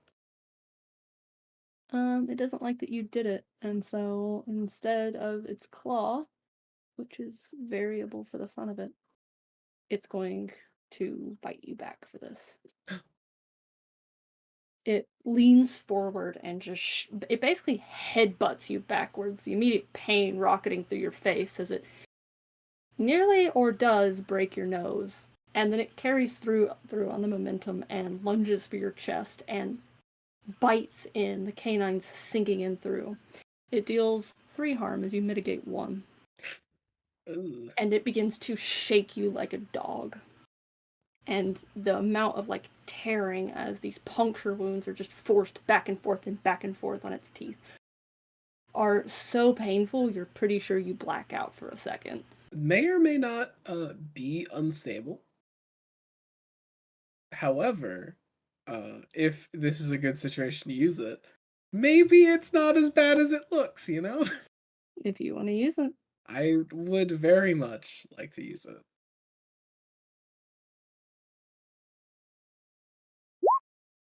Nice. It really wasn't. Yeah, It I wasn't as heal bad as it 2 was? and stabilize. Oh my god. Damn. Yeah, healing the 2 would stabilize you anyway, so you are good. As it bites and digs in, there's kind of the like grit your teeth and power through it. It slings you to the side and you get free of its jaws as you kind of like force it open as it's trying to like shake you, and you basically just make it throw you out of its mouth to the side. There's the like really sick recovery too as you like roll and bring yourself up to your feet, already like ready and rearing to go. Ooh, yeah, And actually, past this thing's side, you can see Audris and, or you probably see Liam clamber to the top and turn around to have to like drop his arms down to try and help Audris up. from this too, he actually, just purely based on how good I rolled here, he like looks around as he realizes like its grip in on him isn't as good, and he's just working to power through it. He looks over, sees his MP5 like where he most definitely dropped it after being like thrown across the roof, and does his best to angle the throw in that direction. So the time he does the recovery roll, his hand is already on it, preparing, like bringing it up. As he'll use that for his next attack. Pretty sick. Audris and Liam, you guys do manage to clamber to the roof and have to kind of help one another get up. Audris to get Liam onto the ladder, Liam up, and then to help Audris up from a higher vantage point. Unless you have anything ranged, neither of you will be doing anything as you are too far from the wolf. I do have a ranged option, which is the hunting rifle. Then He has a You may- gun. make your act as it is distracted, glaring down. You can see its ears pivot backwards, though, as it hears you two clamber. Fair. He kind of lifts up his rifle, looking down the scope, kind of his pestering from his dad and grandpa coming to him. He kind of lets out an extended breath to stop the natural shaking of a person's hands, and he's gonna let one rip.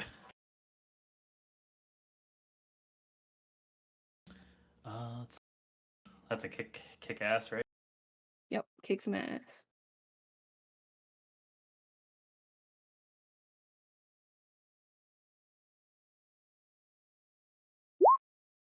Oh, Oh, Y'all gotta miss one.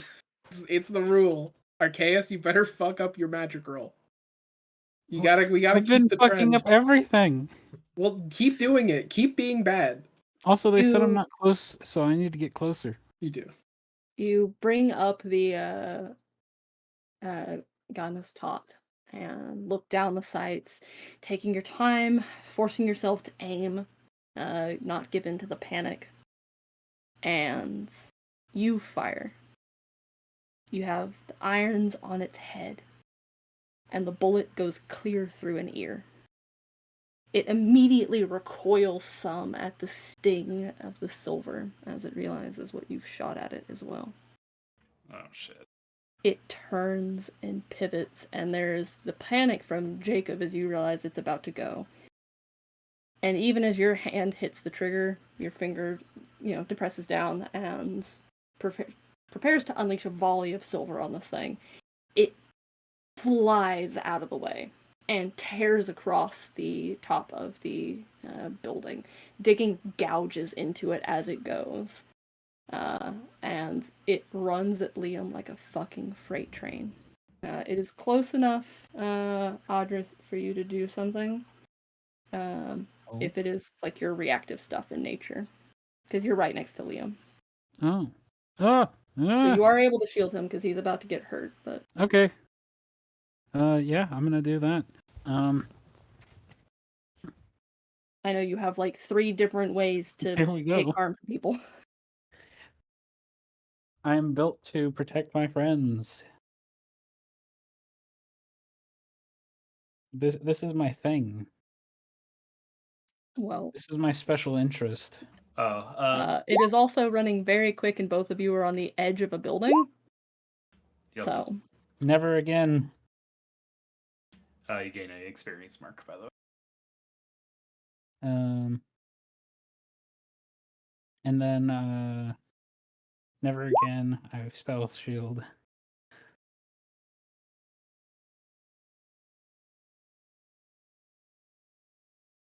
all right. So You get to pick which of the protect someone benefits besides the suffer little harm. Yeah. I will just trying to find it actually while I'm protect someone. Here we go. you cannot choose I suffer will- little harm, which is a -1. You can make all the impending danger focused on you. You can inflict harm on the enemy, or you can hold the enemy back. Look, I'm helpful, but I'm not that helpful. I'm gonna inflict harm though. Fair. The silvery flames, not to be confused with actual silver, Yeah. Oh, I wasn't going to. will leap out just as he's about to get attacked, and will wreath him in it, hopefully protecting him. And at the same time, those flames will kind of burn a light, like tinge of red, dealing 1 harm, if it takes damage from fire. It probably takes magic damage. I hope so.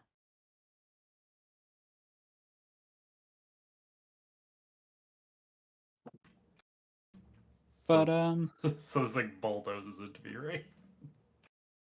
Yeah, the so, damage is split or something.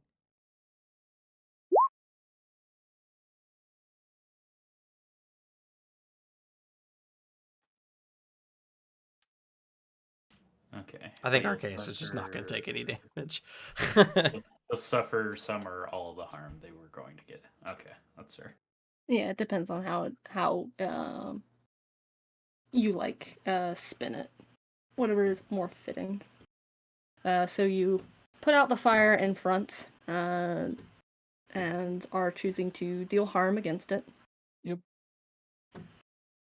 Acer, quit. Hold on. He wants to go. Yes. And he has been allowed to go now. He wants to explore. He wants to go shit downstairs on the floor. Alright, so you essentially have 3 armor, right? Kind of, effectively, though they are notably different because armor doesn't stack. Yeah, it's 2 Yeah. armor and a reduction. Okay.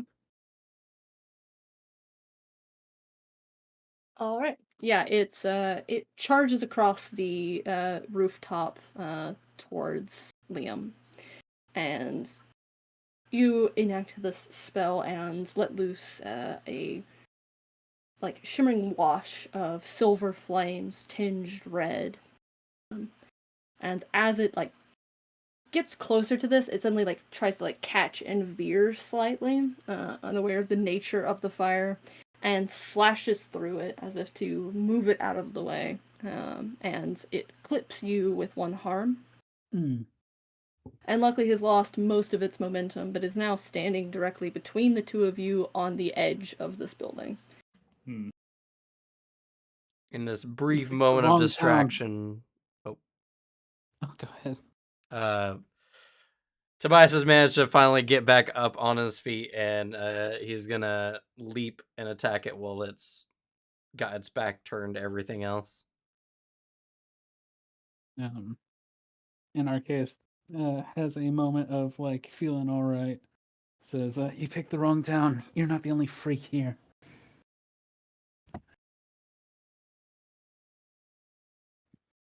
Even as you say as much, it kind of turns to look back at Liam about the same time that Tobias is charging across, and it flicks an ear that a ways, a little late this time as it was focused on the roar of the fire. And Tobias, an 8.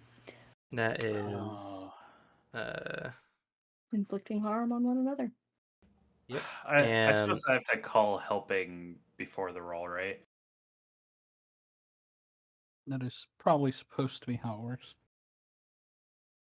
I'm not sure. This is such a It's a pretty nebulous system, Yeah, so I it's don't pretty think so. fluid. There's not really like an inclusion of a word, like a phrase anywhere that I have seen that's like, well, you have to call it beforehand or you don't well, use it. you can help me with this next part because I also have another feature here I just got. Oh. Precise strike. Oh, fair. Yeah, true. Help with that one. Okay. So as Tobias kind of jumps into it, it turns, and we face each other. Tobias is going to take the opportunity to aim for a weak spot.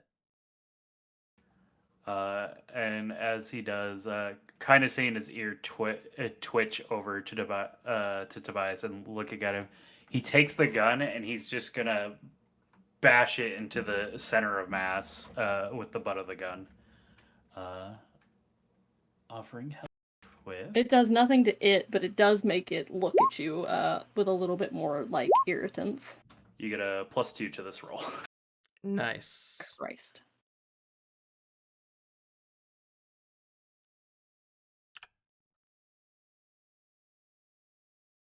Oh, I did not do the 2. Oh god, I just rolled so low. I mean, it's not terrible. The only difference is I do 1 damage rather than 2 if I had rolled better. Yeah, at least you hit the 7. Yeah, you Yeah. inflict another harm. That and +2 hopefully it's technically moved this did just over. save me from opening myself up.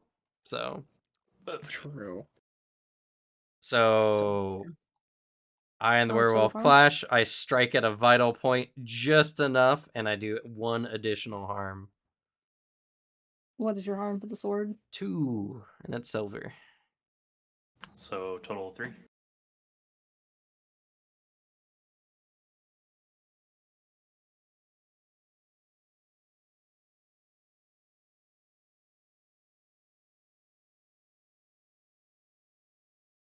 All right. You cut into it and like drive the sword in. It goes into like center mass and almost is like forced a little bit deeper with the fact that Liam impacts the front slightly. It having like moved its back onto the blade. Less from like the actual force of Liam hitting it and more as like a show of you don't move me and pays for it. It throws its head back and its arms out in this deafening howl that rings in your ear. And both of you, who were in the stalls before, fear an overwhelming wash of fear. Both of you recoil backwards away from it as it twists around to look at Tobias. And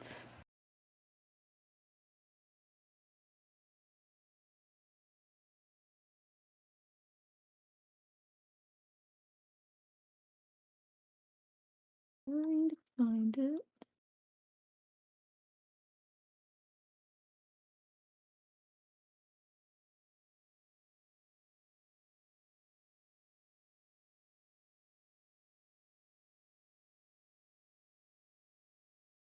All right. You guys watch as it does not harm Tobias Oh no, that's more than a single harm as it digs its claws into him. What? As you two recoil, it grips him and leaps off the edge of the building. No, it's kidnapping Chasing him. after. Oh fuck. Why wouldn't you kidnap Liam? He gets That's bonuses his for it. thing. Come on, werewolf. Fuck, this is fucked up. There's a perfectly good target right there. You gotta be the target, man. Cooper is already on his feet and like running forward. He's gonna fucking chase this thing Shit. down. Yeah, you aren't able to shoot it as it's surrounded by 3 different people, and if you misfire with that gun, you could very easily kill them. Yeah, he Could was I- like waiting for a shot, and then that happened. It's like fuck. Okay, goddamn. Could I use And magic, or because- is it too fast? You have it is too fast. These are the repercussions for once again hitting it with fancy stuff. It dislikes He's run that. away. It leaps off the side, and you guys watch it basically consumed by the night, as it isn't just a small walkway on the boardwalk over the edge, it's also the edge of the boardwalk. Mind you, it's closer towards the part where you can actually get onto the beach, but it jumps down to the beach. And Tobias, after the rushing of the wind and the smell of burning hair and dog and sea wind, there's a from the creature itself as it is winded by some of the impact. It's dull sounding, and you can hear sand shifting underneath it. And looking up over its shoulder, you can see the edge of the building. You can see the edge of the boardwalk, and you can see 3 vague shapes just barely lit by the light of the Ferris wheel casting across the top of the ceiling or the rooftop, looking down at you as you were dropped in the sand, alone with the werewolf.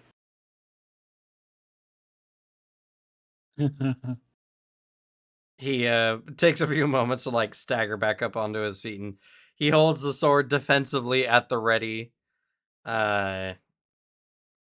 His mind racing. He knows he's gotta buy some time, but he knows this thing is not going to let him. You figured it out before what it wants. But what do you give it?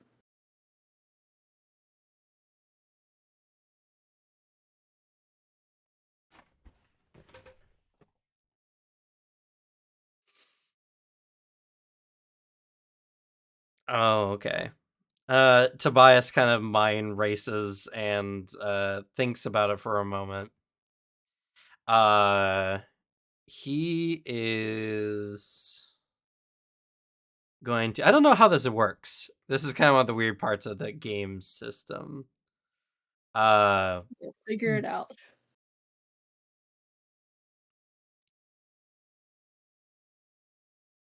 He raises up his sword and he kind of like angles down, and he suddenly like makes a burst of speed at the werewolf, like seemingly to intend to have yet another clash with it. At the last moment, he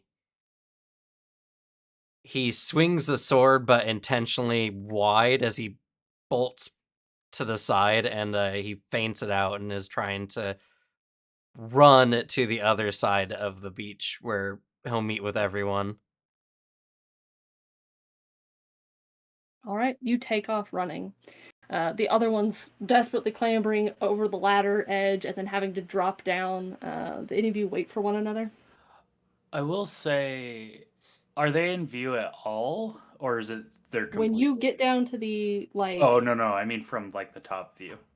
oh no, from up top on the roof, they are just out of sight. It is too dark on the beach. Okay. Just making sure.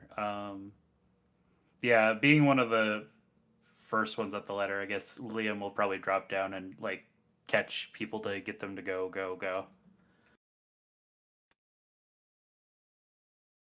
All All right. right.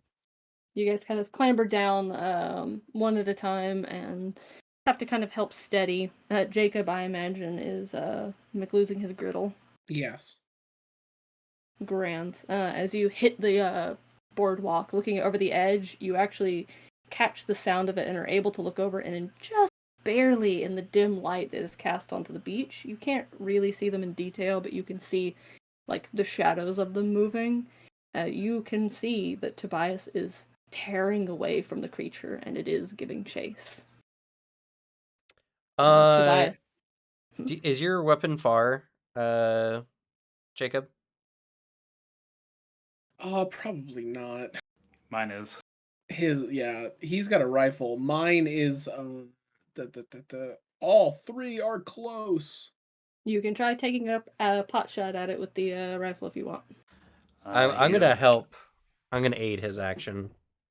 Oh, okay. All right. As Tobias is running, he is going to reach into like up his pocket and he's gonna pull out a flare Ooh, and just pop it and Ah. drop it, and it's gonna create like a big bright light, but it's gonna make the creature easier to see in the dark. fair. It is horrifying to see this flare like lit up and dropped by Tobias, and he is just consumed by the night in a moment. And this huge hulking monster just lit in bright, brilliant red, lunging after him. But it does give you light. It's so Oof. beautiful. Damn. I offer no help. But you can see it. Fair enough. It just I makes believe me in more frightened. I Want didn't me to realize look at- helping out used cool. That was not my Yeah. strong suit. Let me make Are you sure. able to help out on a roll to help out? If anything, as it is lit by the red, Or, that feeling comes over you again from the stalls of terror as it's just awash in the red. And instead, you have a -1.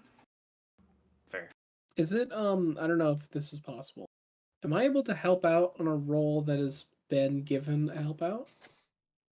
I don't think there's really a way for you to help Tobias down there. I mean, like, for Liam to take a shot. You can still try and help him, yes. I would like to, as he essentially is going to like seeing this moment of like, fuck yeah, you need to do something now. Seeing your aim is like really quickly like you know how your way around guns. You've shot. He does his best to like slightly correct your stance in a way. Just kind of like better brace yourself. Though both Liam and Audris marked down that you guys are at a -1 to fight the werewolf for the rest of this hunt. Fair. Oof. Oh, damn. Hopefully I can counteract that because I actually have cool. But yes, I would like to help out Liam. So I assume roll that then. Yep. Bada bing. Oh. You do help. I at least cancel out your -1 here. Yeah, that's fair. I'll take it. That means you have an actual modifier, not a +0. Brings in, does the breath again, and is gonna. Gonna bop it?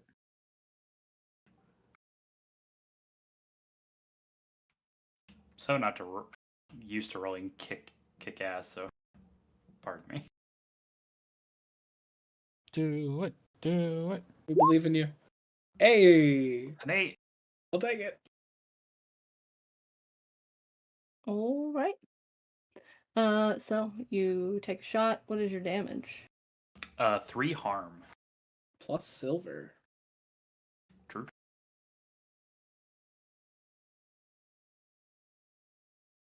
I hate having to do this. On a trackpad? Pat, pat, pat. Fair. Genuinely terrible. Eh. Also because the fucking function key is where the control should be. I keep being like, why isn't this pasting right? Alright, you crack down a shot into this creature, and it reaches down and grips the flare as it chases after Tobias. It slings it up at all of you, forcing you back away from the thing. It's still like snaps into your arm and like spins up into the air, blinding you for a second. It doesn't hurt you though. You're just further delayed in trying to get to him. Fair. Yes, however, you in its grips and in its fury, it will keep you moving, give you more incentive to run away from it for your life, you know? As it takes a swipe at the back of your legs, and you take 2 harm. Alright, I am now unstable. Oh boy, we got to get down there. Oh, and yeah, okay. Fumble in the sand, but keep going. The pain, though, is hitting you hard.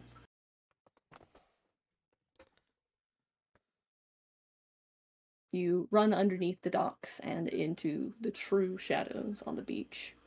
The sound of the ocean domineering like one side, as it's all you can hear, and there's that fear of that as well, ever present, low key. At least you're not on the water. It's true, but The definitely high is tide heightening can't- his anxiety. The high tide can't get this high up, but it's not far.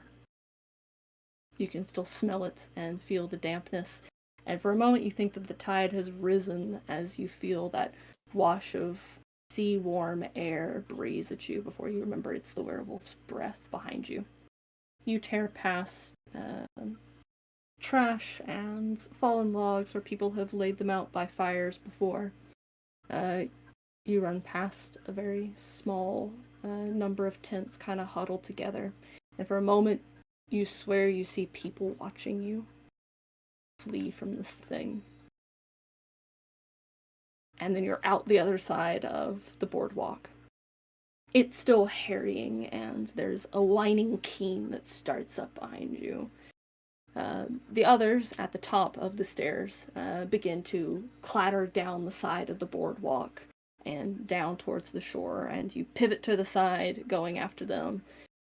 You all watch as the creature makes another swipe on him, clawing across his back, just barely scraping enough to beat up more blood.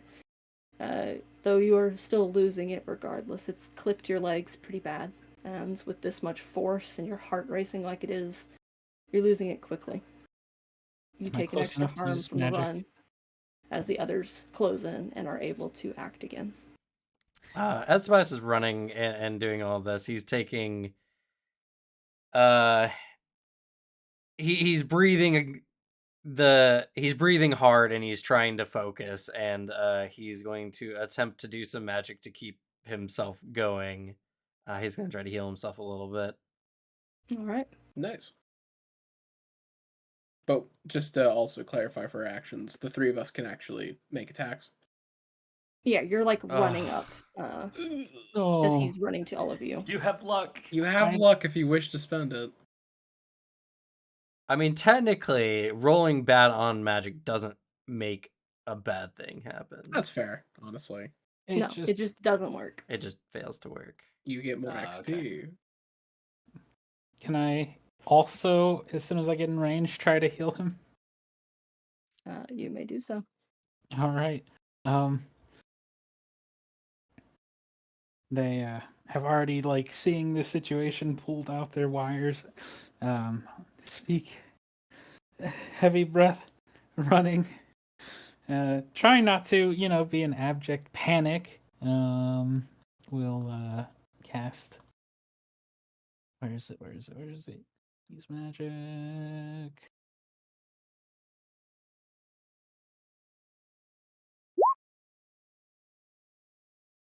8. Mixed success. Nice. Maybe nice. Maybe not. Maybe not. Yeah. And you are picking the effect.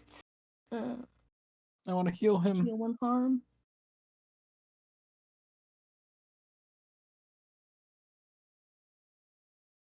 I think it is only fair. No, actually. As you heal him, there's that weird connection again, as he's failing to do his own. It's easier to focus on him, and you do heal 1 harm. But immediately, the strange connection seems to shock Tobias, and Tobias, you fall prone. Oh, And trip in the sands, rolling. What is? It's a skittering over problematic top side of you. effect. Your legs lock up as your wounds begin to heal slightly, and it stumbles over top of you, gritting all feet into the sand and turning, like twisting its back towards the others to focus back on you. I didn't expect that. Leo will slap you on the shoulders, just like, get ready to aim. Yeah, actually, I was gonna ask you, like, helping is you can help, right? And Because this could do some damage.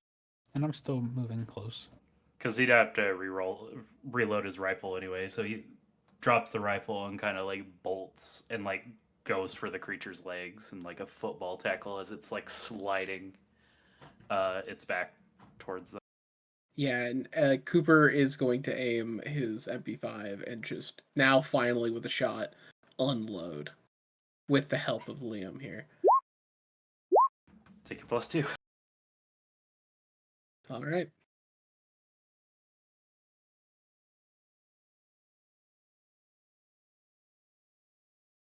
Don't worry. Now the cavalry has arrived. Bada bing!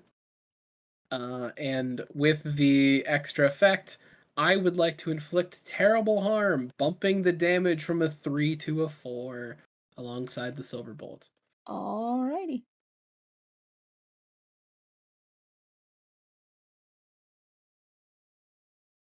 As yeah, he just empties the mag in its direction. Alright, you do so. The bullets patter into it with these wet thunks that the rest of you can hear. A few of them actually clear through the beast out the other side. It roars again, this horrible howl, demented and yowling almost. As it turns to look at you, it kind of reaches down and it picks up Liam in one hand and it reaches down for Tobias in the other, and it lifts both of them up off of the sand and holds them in front of itself as it moves towards you. Oh shit. As it passes Audris, God. it holds out Liam in between the two of you. And this like almost like it moves at the pace one of you would jog at, but its strides are just so long, this isn't walking. And it throws Liam towards Audris once it's close enough to you, and it tosses and drops Tobias. And it reaches out for you, Jacob, its meat shields cast aside for a moment, all of you spitting out sand and lifting yourselves back up, reaching for weapons or reeling from pain.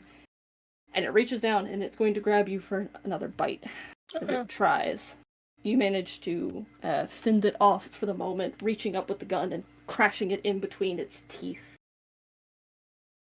Is it It any is. chance to make another attacker? The rest of you can still act from behind it. It is just trying to kill Jacob after that. Very fair. It is done playing. Help!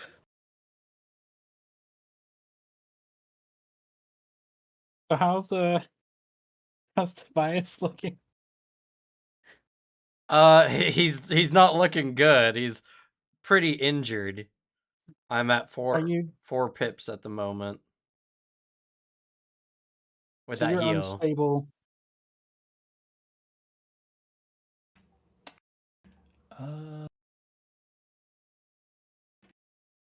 Yeah.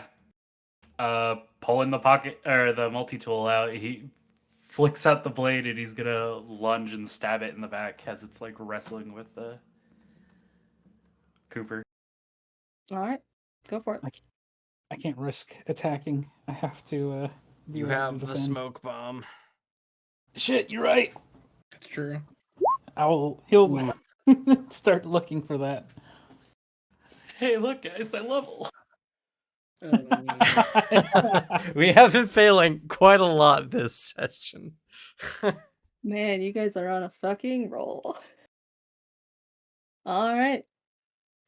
You leap up at it and you're stabbing into this, like, into its neck, but it has this thick ruff of fur around it, and you stab and stab and stab, and the other side you can hear the clattering of its teeth on the weapon, the scrape against the metal as it's almost strong enough to, like, bend and warp it if it tries this for too long. Jacob, your strength is fairly impressive for a person, especially with some of your weird recent changes. But this thing is beginning to drive you backwards, your knees buckling as it forces you down into the sand, its weight coming up and like lifting down. Liam adding to it on its back as you're holding both of them aloft, with only its legs on the ground helping you. And Liam, as you go for it, it reaches up and grabs the back of your head, pulling you up over its shoulder and in front of Jacob. And Jacob, you watch as it opens its jaws wider, lifts a hand, and pushes you and the gun backwards, slamming it into your diaphragm and rolling you onto your back. You're able to continue the roll across the sand with a little less momentum because of it and pull up in time to watch it dig its teeth into Liam's shoulder.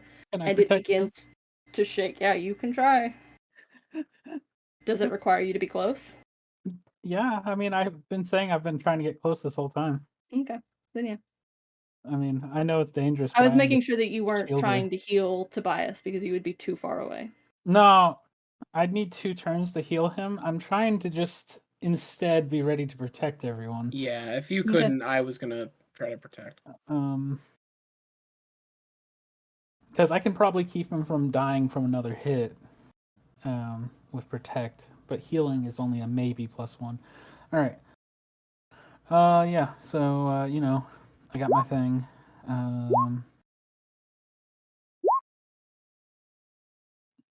I'll take it.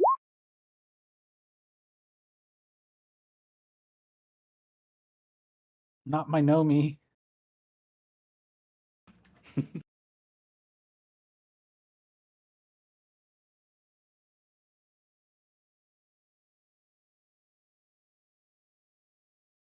So, yeah, he's gonna get wrapped in these silvery flames again as your, friendly neighborhood wizard dude is handing you a get out of getting eaten free card. Yeah. So as it bites down, the flames like wreath around, like almost like sliding like fluid over Liam. They don't burn anything, but they're still a little terrifying to watch. Just bloom into vision while you're also looking at a werewolf's jaws about to close in on your fucking head and neck. As it sees the fire, though, it rears back and it grabs you and just, it already has a grip on you, and it flips you around and throws you dead into Audris, who was running over, and you take 1 damage as you were otherwise protected from how hard it throws him at you, and are thumped to the ground again. I don't know if this counts for it, but I will post it just in case. You did not get healed. No. There's a second part. Additionally, your wounds count as 1 harm less for the purpose of the keeper's harm moves. No, so that is not damage taken. Harm moves are specifically when you get hurt, I can choose to do things that are I see, extra based on your reaction. Yeah, I can inhibit you, I can make you drop something, I can make you take -1, make you like fall or pass out, start to bleed out, stuff like that. Oh, okay. Oh yeah, I do 1 damage to him again. Do. Okay. As the fire kind of curls across its face, it shakes it off as it stands back up and now is focused again on you, Pipsqueak, out of the way. And you watch the burns on its face just heal over. And Uh, I don't know if I can act soon, but after acting, but I will be You've wanting just to try to been- throw that thing at some point. Yeah, you have been currently decked by a Liam. It's like entire body. Liam. Thanks. yeah, if able, the with the whole scuffle, hopefully Cooper got some time to ready for another attack with the MP5. It happens pretty quickly.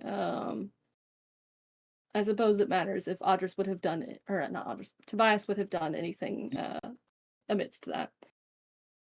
Tobias is He almost got currently murdered. in quite a bit of pain and is kind of dealing with himself. I don't think. Can we treat wounds in combat? I don't remember. You cannot fully treat them. It's only magic, I think, unless you have an ability for it. Otherwise, it has to be out of the fight. You can always try to heal yourself again. Could try to heal myself again. Uh, Or you could grab my lighter and the bag. Yes. So your 4+ harm wounds require healing move, time in an infirmary, or hospital or magic healing. I see. Yeah. Okay. So Tobias is you know what, that's fair.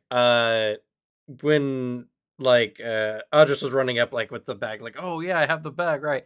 Gets nailed by Liam. The bag hits the ground. Tobias, seeing this, goes and grabs the bag of wolfsbane and Tobias has his own lighter, easy enough. Lights it and chucks it at the werewolf. And there's this big smoke. I don't know how this one works. I don't know if there's like a special thing for weaknesses on monsters or if you want me to throw like grenade damage. I've already decided the effect of it, so you're good.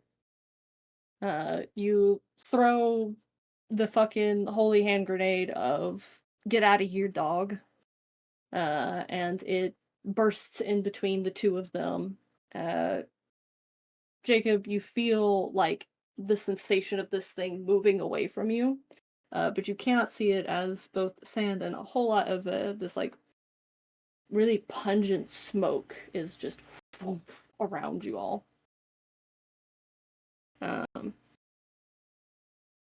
You are able to act, but you can't see, so you're free to wait if you would like.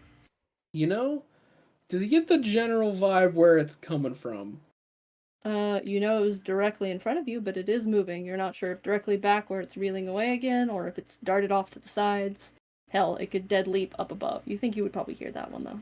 True, because my idea was, what if instead I just start swinging my arms in some wild punches, just hunting for it?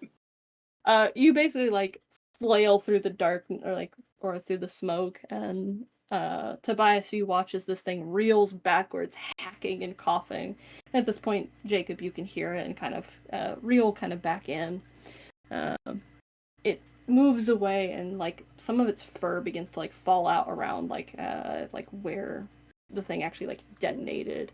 There's kind of a weird like discoloration of the skin, this mottled texture. But it mostly seems to be completely repelled from it, as it is like hacking, as if there's something actually blocking its throat, and it seems to be struggling to breathe. Fair. Do you give chase out of it, or is somebody else going to make moves for it? I'll get up. Cooper's 100% going for some form of attack. If he can get a good shot, he wants to shoot it. If not, he wants to punch it. You step out of the smoke. I'd like to try to do Hold something. on, as there's a well. bug in my room. Okay, sir, don't scare it.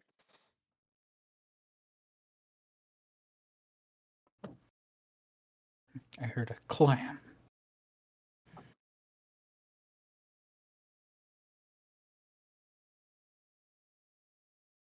Sometimes I forget Vale is right above me.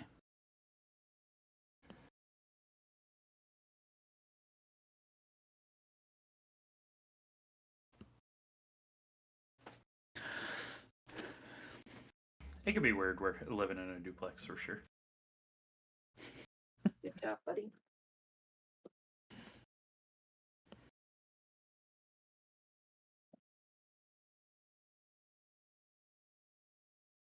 All right, sir. Has Acer ever killed something in his life? Your bug I don't alarm. know You if get a Vale's two close for that. enough right now. There's a good boy. You kick cat.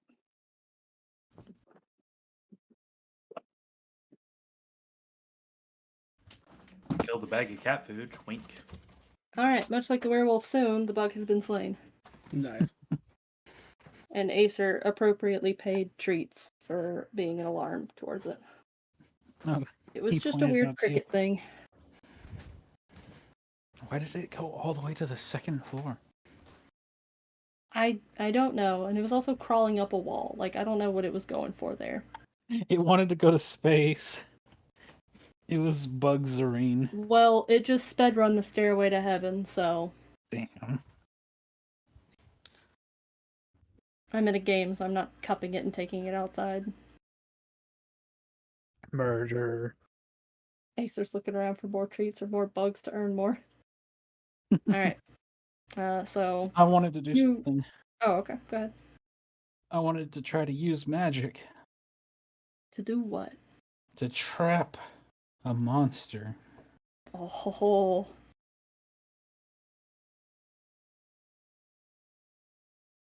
I want him to stop. I'll try, if that's cool. Yep. Come on. Would you like assist? Oh, never mind. Would you like assistance? Yeah, give me assistance. Yeah, let me roll Give me higher. assistance. I get a 12.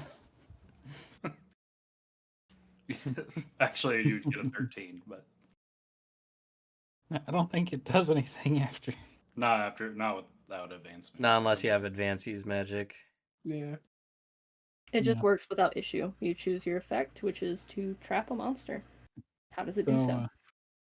He will, after getting slammed by, Liam, he will, shove him off of him, and the bag goes, the smoke's happening. While that's happening, he begins to draw a circle in the sand. Speaking an incantation, quickly, drops some type of, mixed powder.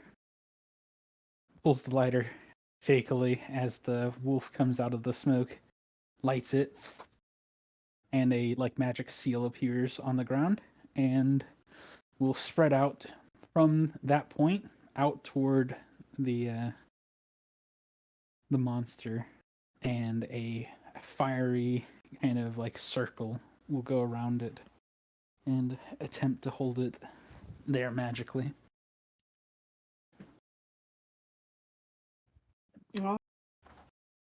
So the creature seems to stiffen up and look around itself in a panic as it seems to be clawing now at its own face, trying to get rid of the effect of the wolf's bane and failing to do so for the moment. It kind of shifts in the spot, but it isn't able to leave the circle, recoiling from it as if burned when reaching out. It looks to Jacob with hatred. As he aims Nowhere to and run. unloads another mag into the werewolf. As I And kick what some is your ass. damage? Oh, we'll roll first, yeah. Does it being Oh, trapped no. help? Oh god. Does Come it on. help if being trapped? Like a +1? I want to use luck on that one, buddy. I was trapping it to help with this. Come on. Yeah, it's a +1. Oh, thank fuck. Okay, so it's a 7.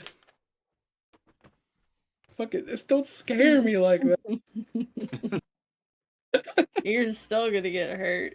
Oh, I mean fair, but yeah, the damage is 3, so then with his weakness.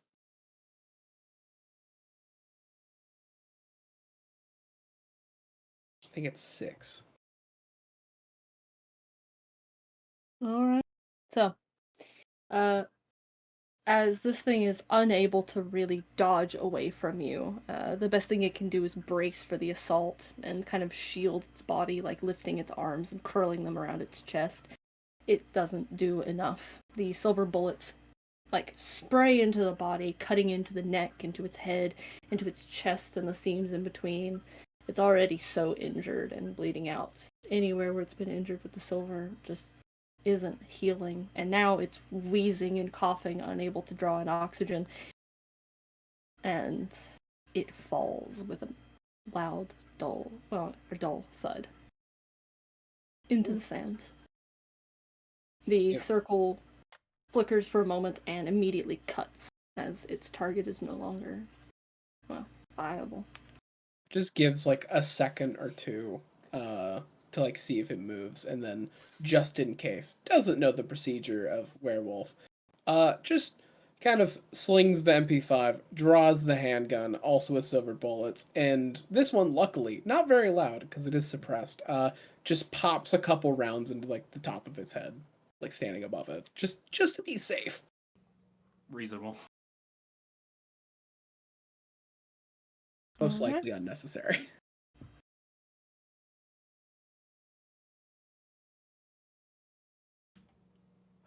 Oh, Tobias comes over, just haggard, breathing hard. we need to help him. Try to heal him. Yeah. Do some first aid. I can try to run another magic heal. I mean, we can automatically stabilize. Are you once you're Yeah, now out that of we're out of combat? combat. Okay, that's good.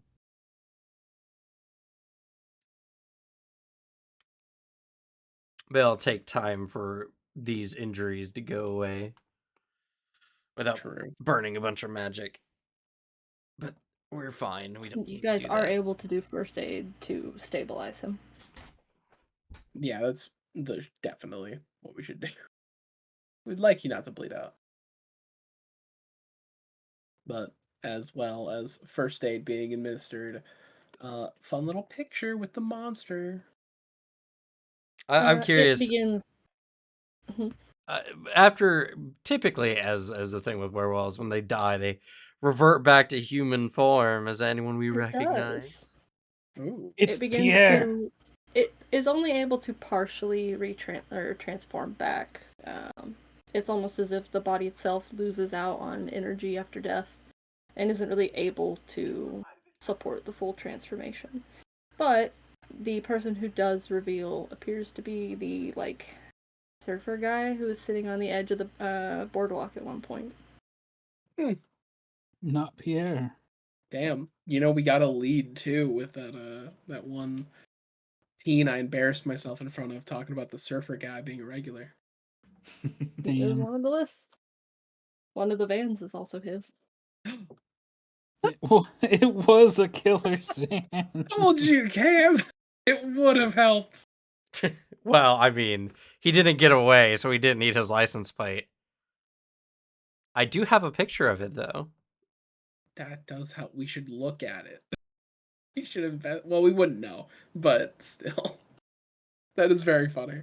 Wait, didn't you decide not to take the picture because? No, he took a picture of the parking lot, not like each individual license plate. Okay. Yeah. Liam does take a picture of the body, though, Yeah. for the app.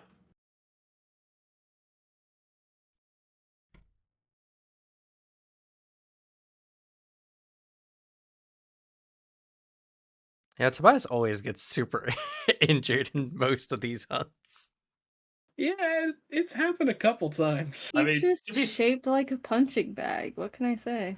He also What? just always has the tool that's meant to destroy the monster. You do, like, it's the thing where Cooper has the damage output, especially now, to draw aggro. You always, because of the class, have the perfect item to also draw aggro. Hey guys, check what I got. It's weakness, and its head flips to you. Look what I have, a flamethrower. You need Exactly. you need to get always the victim. You do. If you could It's take another true. move, that would work.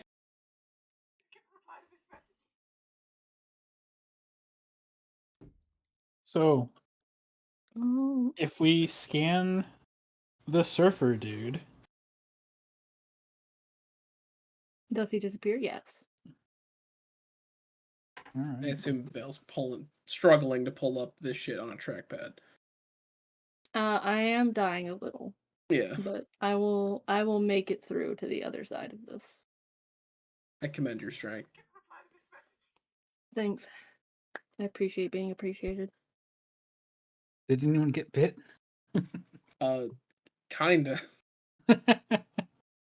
Yes, you did. But you guys get, as he disappears and your hunt is completed, you receive the werewolf pelt trophy.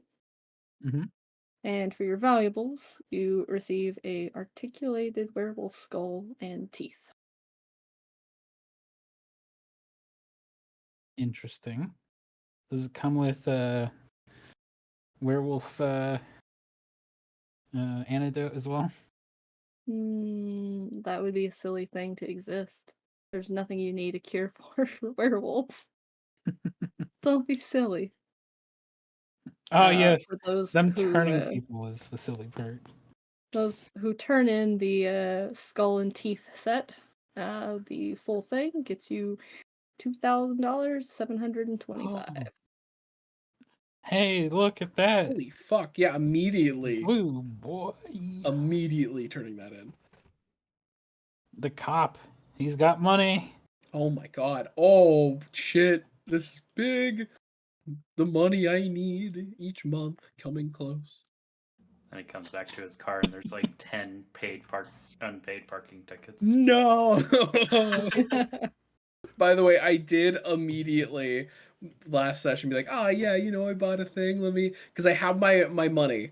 I have the amount of money that Cooper has. I detracted 40 for the jacket, and then I detracted actually subtract another 40 for the ticket. I am keeping track of his expenses. I figured that you were doing that to keep track of like whatever estimate you have for rent and utilities. No. He's No. living at his fucking parents' place. The electricity is probably kind of working, maybe off a generator or something. He's doing his Oh, best. That's right. He's doing his best, but there's or it's being paid for, not him. He just has, to send off money every once in a while. how much was it again? 2,725. Those people under the pier knew. They were indeed your witness leads. Nobody believed them. Yeah, we should have talked to them. I do find it funny that everything we brought up was would have helped us in this investigation.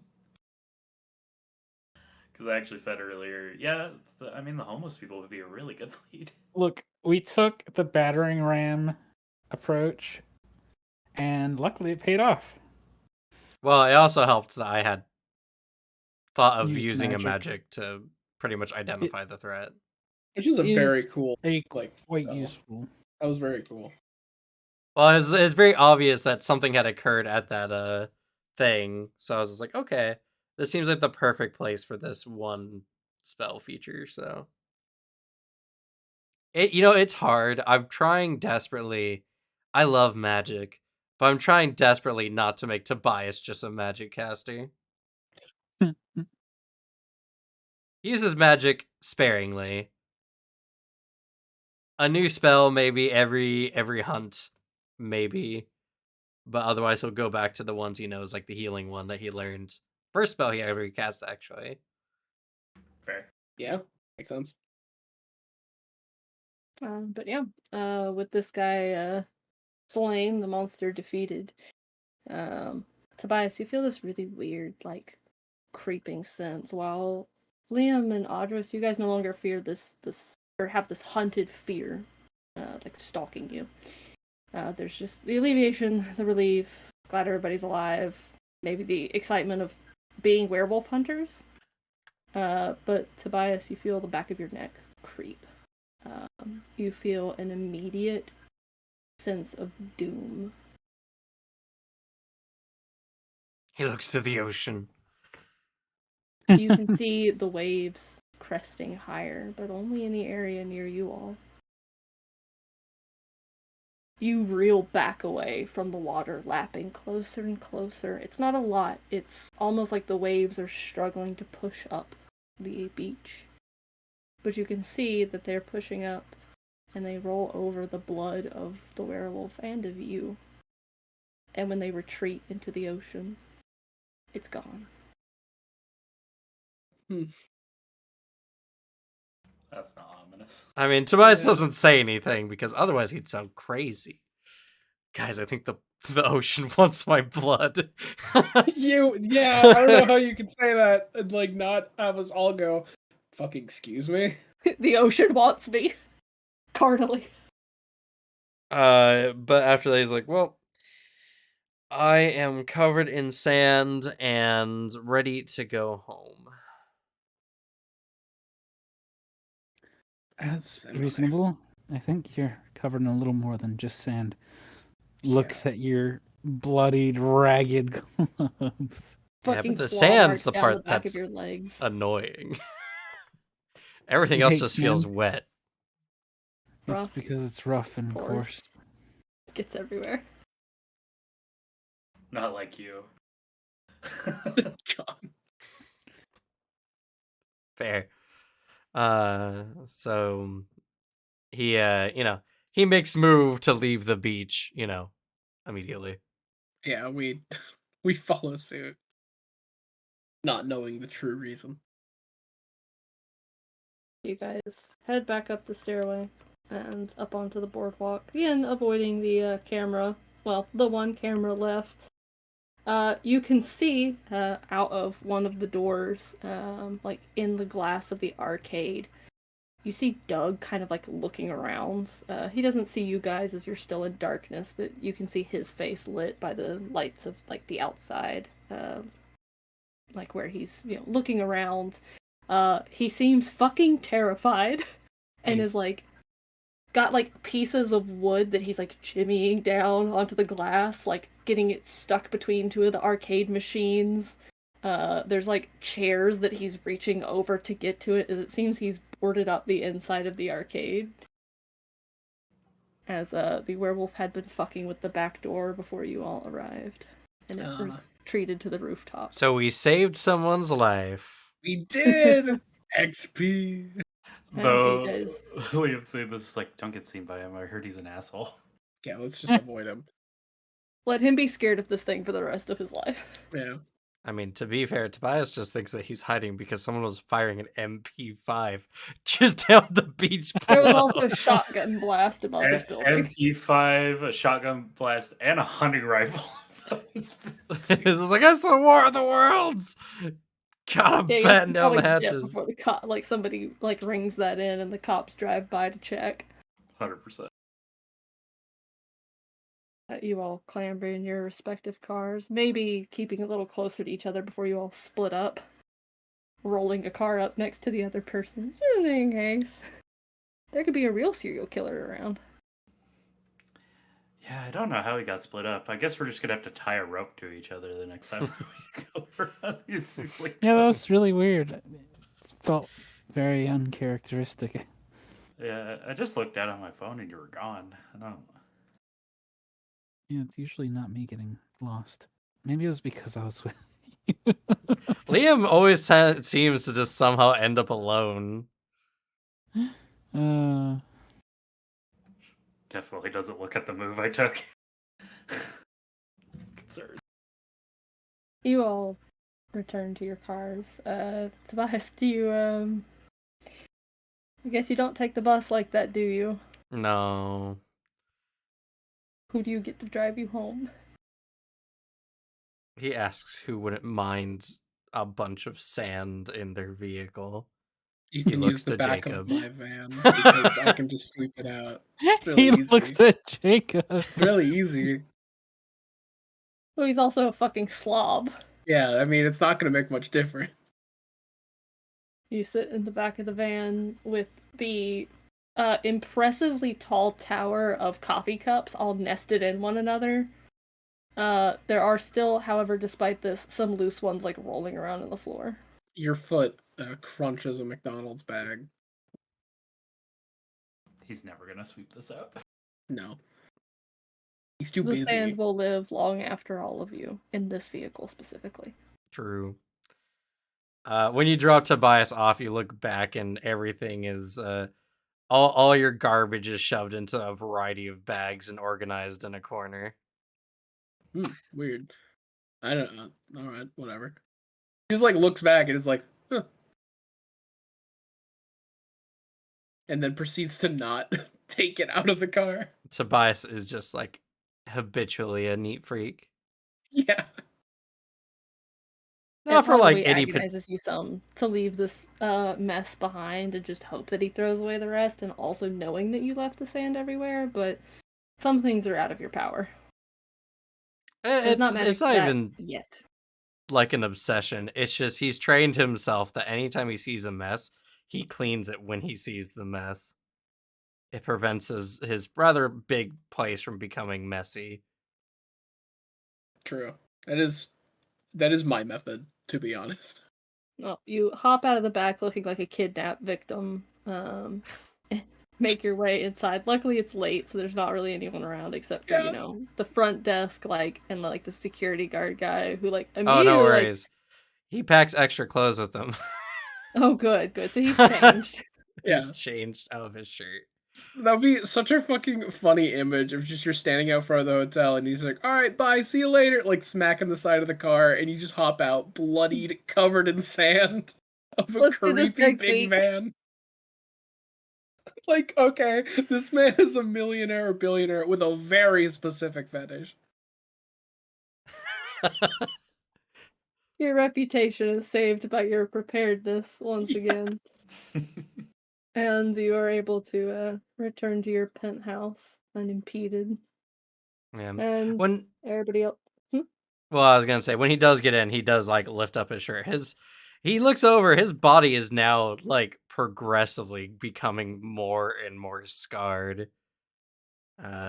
His legs, especially, covered in a wide range of gashes, I wanna and now know his how I got torso with this. several large claw marks through it. As Tobias looks at the mirror and just like thinks to himself, a couple months ago, his body looked so differently. Like a baby's bottom. I would say that. Again, Mhm. Tobias works out. He's a nerd, but he's also a health nut. Yeah, but like not like scarred up, and like he wasn't like No, fucked. smooth as. But it is still a hard thing to kind of grapple with, seeing yourself different and realizing in a more immediacy, like, how much has changed and how quickly. And if The rest of them really this return is home as, Tobias, leans closer and shifts and turns to be able to look. We have, glimpses of the cars turning, a flash of light as, Tobias shifts to look somewhere else.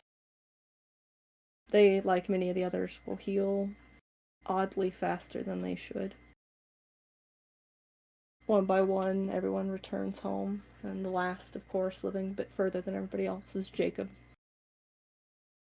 Eventually, Tobias cuts the light, and we see him move out into his penthouse as we see Jacob move into his home.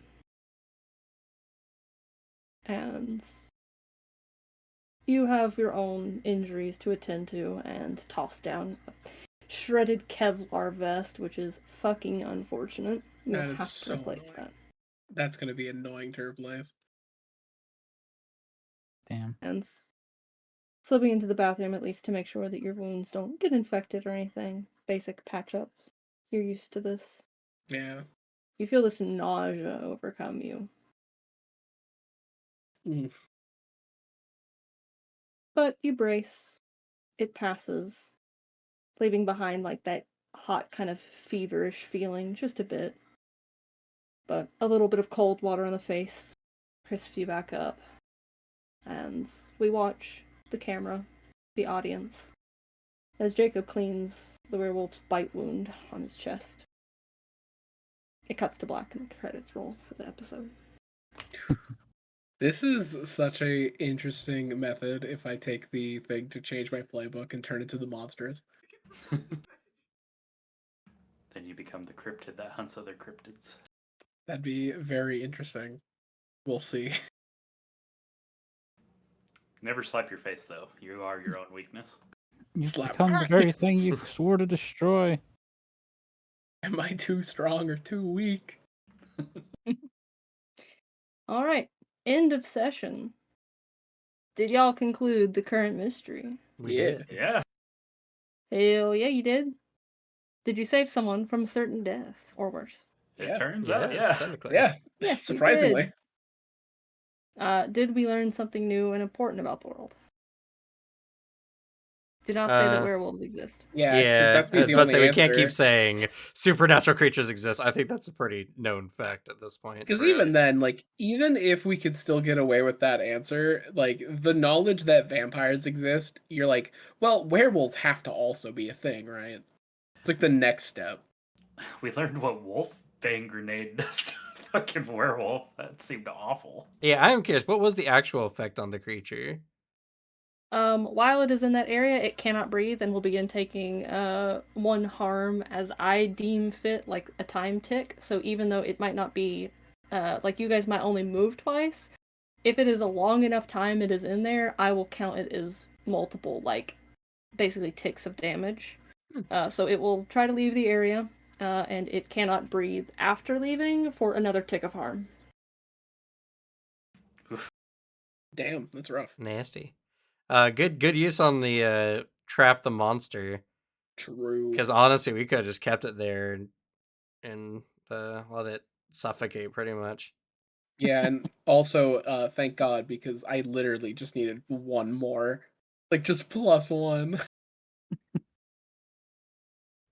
Yeah, I figured like even if it was just like thematically, like getting the like, we've finally got him. We know he can escape real quickly, and so like trapping him and giving you that opportunity to just unload on him was gonna look super cool. I did. Alright, and did we learn something new and important about one of the hunters? Tobias's apartment, he let us in. We gotta check it Yeah, out. we It's got pretty to cool. True. You got so much time on your fucking hands, dude. To draw some cool, like, inscriptions and writing on your walls to stop magic. Yeah, that was not very cash money of you actually. You guys learned something else about a hunter? Yeah, you learned that I like going to arcades. You learned You that learned we our all afraid like of fighting going to game. arcades. clowns. I'm Yeah. afraid of clowns. What else? Oh We yeah, learned, I forgot. Oh, go ahead. we learned who Liam and Cooper main in different fighting games. Pretty important. Because that Very dictates like you can tell someone's personality by who they play. It's better than I their star forgot sign. to Very. tell you that Arceus was dressed differently than he has in previous episodes as well. He was dressed as if he was going out, to like chill on like, a hot day. He was dressed like a dude at a like on vacation. Fair. Some shorts, airy shirt, like Very he casual. was not in his shady clothes like usual or his super dress up that you saw in the previous one. Also, Cooper is like real good at Mortal Kombat.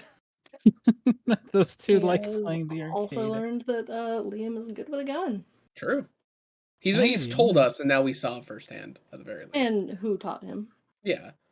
True. He's at least said like, "Oh, I've used guns before. I've been hunting," and then Yeah. straight up we saw, "Oh yeah, he's just pretty good with like with actually handling them and shooting them." So It's good 'cause shit. We saw it for ourselves. his grandpappy used to do the same thing. Well, With our got grandpappy. a motley of things. Uh, That does bring you to 3 yeses, though. So everybody mark 2 experience. Level up. Yeah. You guys had a level up. very productive session for experience. Yeah, We I'm did. one Yeah, this Getting is your a away. couple asses minutes. beat. Very dangerous session for experience. True. No, I this is my literally, 5. if Quentin did not have the build that he had, somebody would probably be dead, or all of you Well, would be unstable. I'm here to help. we can always use luck to negate all damage. Yeah. So. Oh yeah, no, you guys can use the luck if necessary, but you would also be burning through your characters a lot faster using luck. True. Yeah, but that's kind of the Having point, right? That Is much you're damage mitigated. Oh yeah, no, luck it is is. there It to just be means I get used. to be more and more dangerous with these things. Oh god, if this was All of your character depths on the app have sunk quite a bit after this, Ooh. yeah. and more dangerous hunts will appear on it. Oh, If shit. that was the Boardwalk Butcher, what's the Sunport Sewer Gator? Yeah, God. that one's gonna be fucking rough. But I- also, I- I look up and I see that hunting season. If I'm not imagining things, that is a bigger casualty. There's only one related death, if I remember correctly. I don't know what you're talking about. And then Peekaboo, I remember there was animal related deaths, but missing pets. That's also a new one. Hmm. Sometimes the app updates. Yeah. I do like that aspect of this, where it does feel like the missions we don't do to genuinely change and get harder. It's a cool way, like mechanically, for hunts to scale with players as they get stronger. True. You know, I also want to say as well, I was so upset when I figured out that we were up against vampires last time and I missed that session. Yeah. I'm Yeah. sorry, buddy. I'm staring at my mallet and wooden stakes I've had in my character's gear this whole time. Damn. Well, we It got tried instantly wooden stake. redeemed with werewolf because I also have a silver sword. So Yeah. You guys tried using really shitty stakes. Like they were Yeah. literally broken leg chairs, so they have like a more blunt end. So you got like splinters into her. What are splinters but tiny wooden stakes? Not enough to kill a vampire. Damn. yeah, if I was there, I actually had wooden stakes. It's in my gear. Whatever. But you Christ. were there. You were just, missing all the telekinetic stuff because you were looking some other place, taking weird like scans and stuff, frustrated that it works, but it doesn't work enough. And then, creeping off down the cellar to kind of like poke around down there seems a pretty sus spot, and then the door like getting stuck behind you. So then everybody later was like, yeah, our friend, where is he? Oh, right, Yeah. I'm so sorry, I forgot. I heard him get stuck in the cellar, that door sticks. John, go get him. I thought they kidnapped. So like, you went missing. We didn't know where you were. We couldn't contact you on the phone, and we end up in this situation where like the vampire calls us out, like they know that we're here and that like we're fucking around, and they're like basically like leave, or else. And so like we're sitting here negotiating, and I'm like, yeah, we'd love to leave and just leave you. We were just here to hunt ghosts really anyway, but one of our people are missing. You wouldn't happen to have them. And then they're like, oh yeah, he's locked in the in the what is it called? The cellar. Cellar. The cellar. But yeah, so like I thought they'd like kidnapped you, but you really did just get locked in there on your own on accident. I'm sorry that you were our punching bag for like jokes while It's you were gone. It's It's okay. very I had to get rid of possible him. that the thrall locked the door behind him. Yeah, that's kind of like Especially what I when they thought. started to realize that we were investigating them and stuff like that. I mean, they certainly didn't help you guys. And, the door sticks. They certainly weren't going to get you out. Until they were negotiating, in which case she's like, oh, right, I forgot about that one. Go let him out. And then John heard everybody starting to fight and, like, turned around and just shoved you and your big-ass backpack back down the stairs. It wasn't super tall, so you didn't take any injuries, besides some bruises. Maybe I some And he just ghost steps hunt. out and closes the door again. I did contemplate coming or having Tobias come to the session in a cast from being pushed down the stairs. I'm glad I didn't now because we fought a fucking werewolf. But True. Fair. That would've been Maybe fun for a to know. lower or a shallower depth, it would have worked. Yeah, Would but have been a I'm nice. glad we got to finally use my armory feature as well. Yeah, we actually left and got geared up. That was crazy. And we got to see the Bat Cave. Like the Haven is an interesting feature, but I think it plays counterintuitive to the one-shot kind of design of Monster of the Week, because you're not really given a lot of time to like prep a lot of the time. So the Haven feature kind of gets left in the dust in a lot of these, because it's like, well, I probably have something useful, but we'd have to go back to my house to go get it. I think it'd be a lot harder if we were like globe trotting and doing this, to be fair. Yeah, you would have to have a mobile haven, or else it would be impossible to use it. Or maybe like big magic to teleport. Yeah, but I mean, like, most of the game isn't designed for globetrotting necessarily. Yeah, I've seen a lot of campaigns that do like a road trip or Yeah. Yeah, following but then I could whatever just have battles a and big stuff. fancy motorhome, you know. Oh yeah, no, They always have the mystery machine type thing going on, yep. I'm just glad. All I'm glad right, I got to well, use a lot more of my features. I yeah. also almost I leveled suppose twice in the any session. kudos to one another or comments on the session. A really good session. Lots of tension and us going, oh shit. And Good yeah, characterization by Jacob and Liam. It's part of like what I genuinely am finding really fun about doing a modern like setting is the little bits of characterization you can do by picking. It's like, okay, yeah, I make this like media reference. Now what does that mean to the character? Like I mean Mhm. it completely unironically when I say like the idea of picking a fighting game main for your character is a big fucking step to characterize them for anyone who has played those games. Because Mm-hmm. like it depends. Does your character more of a grappler main? Does he play like very glass cannon type characters like Akuma? Because that's one of the Cooper main. Is he a Shoto like main? Does he just play like the Ryu and Ken style characters? That's pretty basic. All right, what does that mean about him? What does it mean if they play the spamming character that just does the same move over and over? Well, that's more play style. Oh. Though There's some. also that's Street Fighter 6. There's a character who's legitimately that's the strat with him, and so he's S tier. Yeah, there.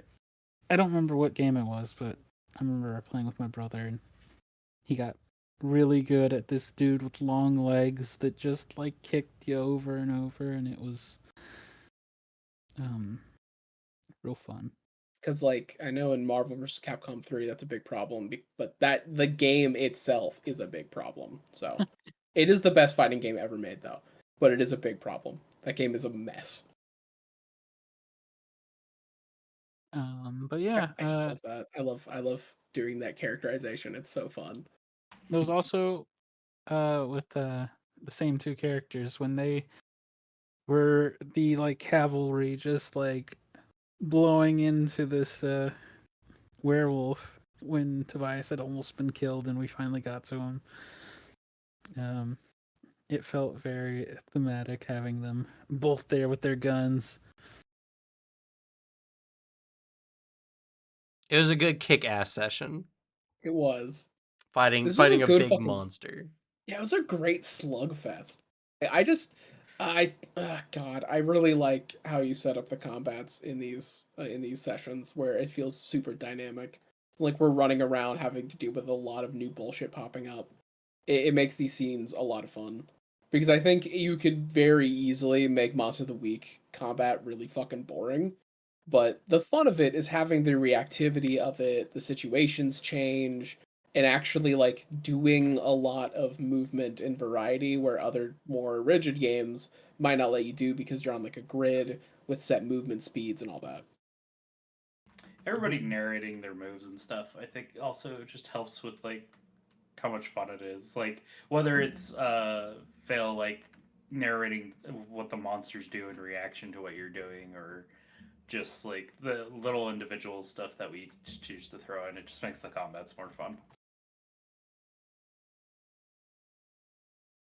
Yeah. Good I mean, job, Vale. Thank you almost. for making these so thematic. I'm glad you guys enjoyed. Thank you all for the compliment. It is fun though, because I mean the keeper moves are interesting because they're not giving you answers, they're just giving you options so that you think of them in the first place. But it's really mostly helpful the fact that like the consequences of rolls, you have to figure out a way to make things work while also having all of these moving pieces. So things don't have to be immediate. They can wait a second or have like something about the situation change to be enacted. So the system really just hands you good ways to make things more interesting. Also, I like werewolves and them manhandling people and getting to like throw people around like they're like children's toys. It's really fucking funny to imagine people just getting ragdolled by them. True. If you had not protected Liam, it was going to bodily tackle him off of the side of the building, off the side of the boardwalk, and down to the beach. He was going to take damage though. It wasn't gonna hold you. Fair. Snack that smiles back. You put a hole through its ear. I did. All this silver. It was very rude for all of you to show up with silver. So where do you guys get all this fucking silver? Who the Yeah. fuck walks around with everything silver? How did Tobias- you know? Tobias slapping the side of this armory. This armory can hold so much silver. It's This one of could have my. been- Go on. I was gonna say this could have been a little more difficult if we hadn't gone and gotten some silver though. Like, you guys would have been able to harm it, but you wouldn't be doing an extra point of damage for using silver Wolf's Bane. It is essentially like resistant in that, you know, you don't get that extra and it has just so much fucking health, and it will also recover. It can just leave and heal. It cannot heal damage dealt by the silver though, so like the fires that, you know, Audris did, it healed those while it was doing other things. Which added more health back to its harm cap. But yes, you would have been basically chasing it to try and deal enough damage before it could recover. Constantly. You would have been yakety saxing all over the boardwalk after this thing. Certainly has the And speed then- and power. Yeah, and it's just going to like turn around, loop back, and attack one of you again, and try and like cut you guys off and separate you. So Those homeless having a guys fuck just ton of some- silver was the best option. Yeah. Some wild shit. It's like my favorite joke when anything is being done for modern Monster Hunter stuff of the hunters understand like the weakness and so they overdo the weakness. It's my favorite fucking joke in Hunter the Parenting is in like episode 1 where a vampire tries to lunge and kill Marcus and like reels back like, ah, what the fuck? He reveals under his jacket is just a lot of wooden sticks poking out, like a fuck ton. It's like shit like that where it's like that's so goofy, and us having having that reaction of like, hunters with their guns, what are they gonna do? Every single bullet is silver. There is no escape. Like, what you guys do would not be possible if you didn't have basically Sugar Daddy Tobias to just So shit true. out 100 billion pieces of silver. So true. Do This fight would appreciate have that. gone way worse. Yeah, it's I don't know, it's fun. And the best part is like because I framed the bullets as all coming from like early 1900s. If y'all failed your checks, there's so many things you could have done, like bullet jams or uh like the shot just skewed super far out of the way for some reason. Like I always try, because the game is so orientated around narrative choice. It's always good to just give things that you give to people, especially when you're playing the expert and your whole purpose is to just give your party everything it needs. I always try to add at least a little bit of a reason for failure or jank to some of the things so that if they don't work, there is actually some reason for it instead. Yeah, it was an immediate like good answer to play off of it in a fun way. Also, fun fact: it does have armor shred, So mean. and it also, if anybody had a dog whistle, you could have really made it fucking angry. Liam. Interesting. You gotta stop leaving the dog behind. Fucking Liam doesn't use a dog whistle on Tyke. That'd be super mean. No, Dog but whistle or a dog's whistle? Like if Tyke can No, whistle. just because we want to have Scooby with us. That's what I'm saying. If you had brought Tyke, Tyke would have one, been able to tell who was the werewolf, but two, absolutely been targeted by the werewolf. No, Yeah. why would you do that? Only a monster would do something like that. It's almost like I'm playing all the monsters. What's that saying of like randomly? I made you care about a child I then revealed had been dead the whole time. I am the monster. I'm all of the True. monsters, to quote Brennan Lee Mulligan. I am the monster. What was it? I'm gonna kill that dog. You're a bad guy, Brendan. I'm all the bad The bad guys. Yep, that exact scene.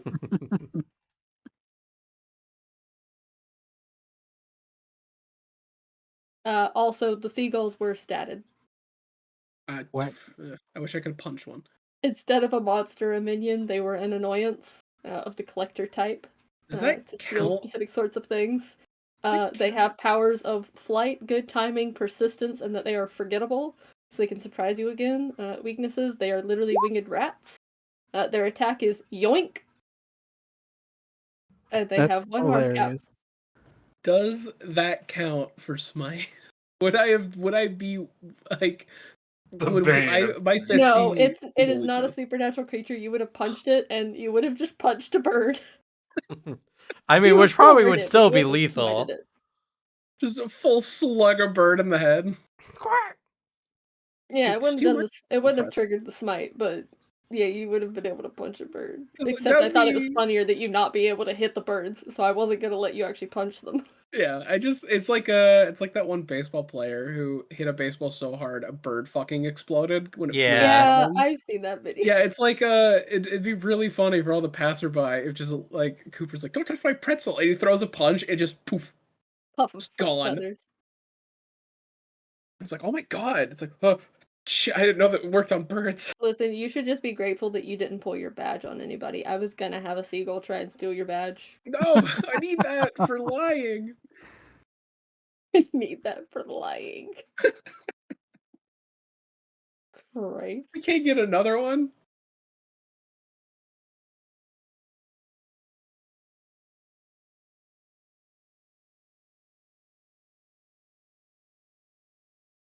I was also aided in naming the werewolf as a person. His name is Easton D. Shaw. D because he got that dog in him. God. Oh my god. I appreciate that. I don't. You would lose an XP in Cameron's game. Good thing I'm God and no I wouldn't have because I got 2 laughs. True. His rule is no one laughs. Yeah. Otherwise Devin The would be only fucked mercy because he'll Cameron has afford. a fucking poker face for Devin's shenanigans. I have made him laugh on occasion, though. A And I'm wrong sure he clock feels is right immense defeat every twice time. a day. Damn.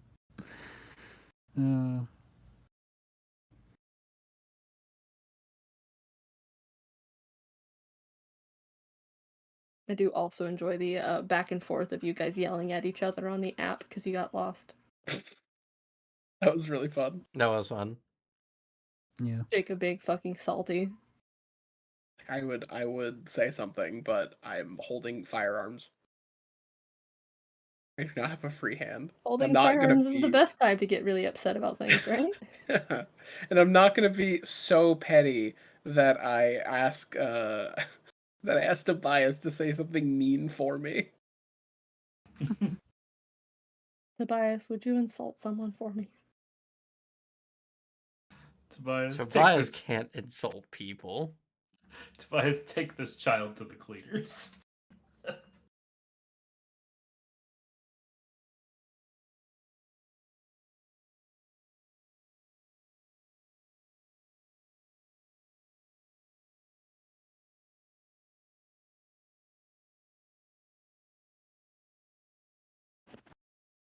God, you know what would suck on my end if it came true?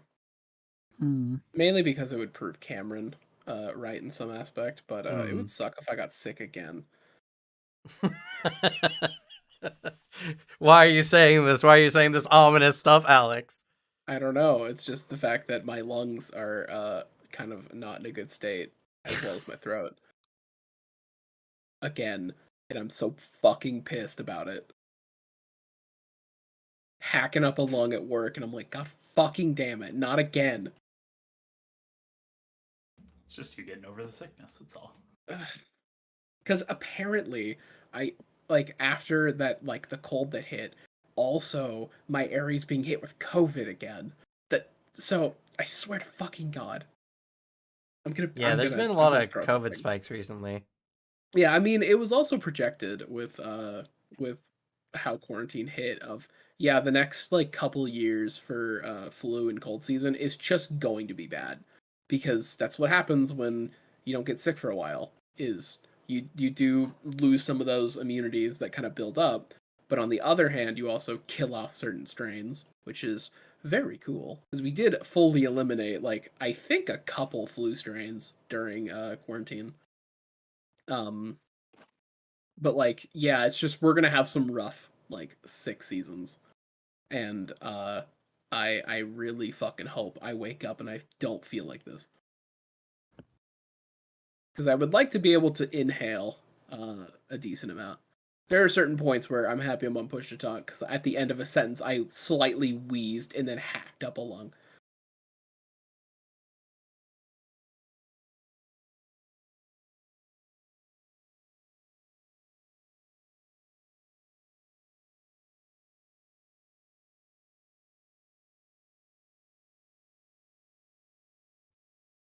No, hopefully things get. My grandparents just had COVID, and Oh, did everything Hmm. work out like well for them? yeah, my Or grandmother weird? just came home yesterday, I think. Okay, good. So it's been okay, but it is also very scary because they're in COVID's general kill range. Yeah, that's incredibly stressful. Oh hell yeah, it's done. Oh, I'm gonna end the recording now because it's already 4.5 hours. That is fair.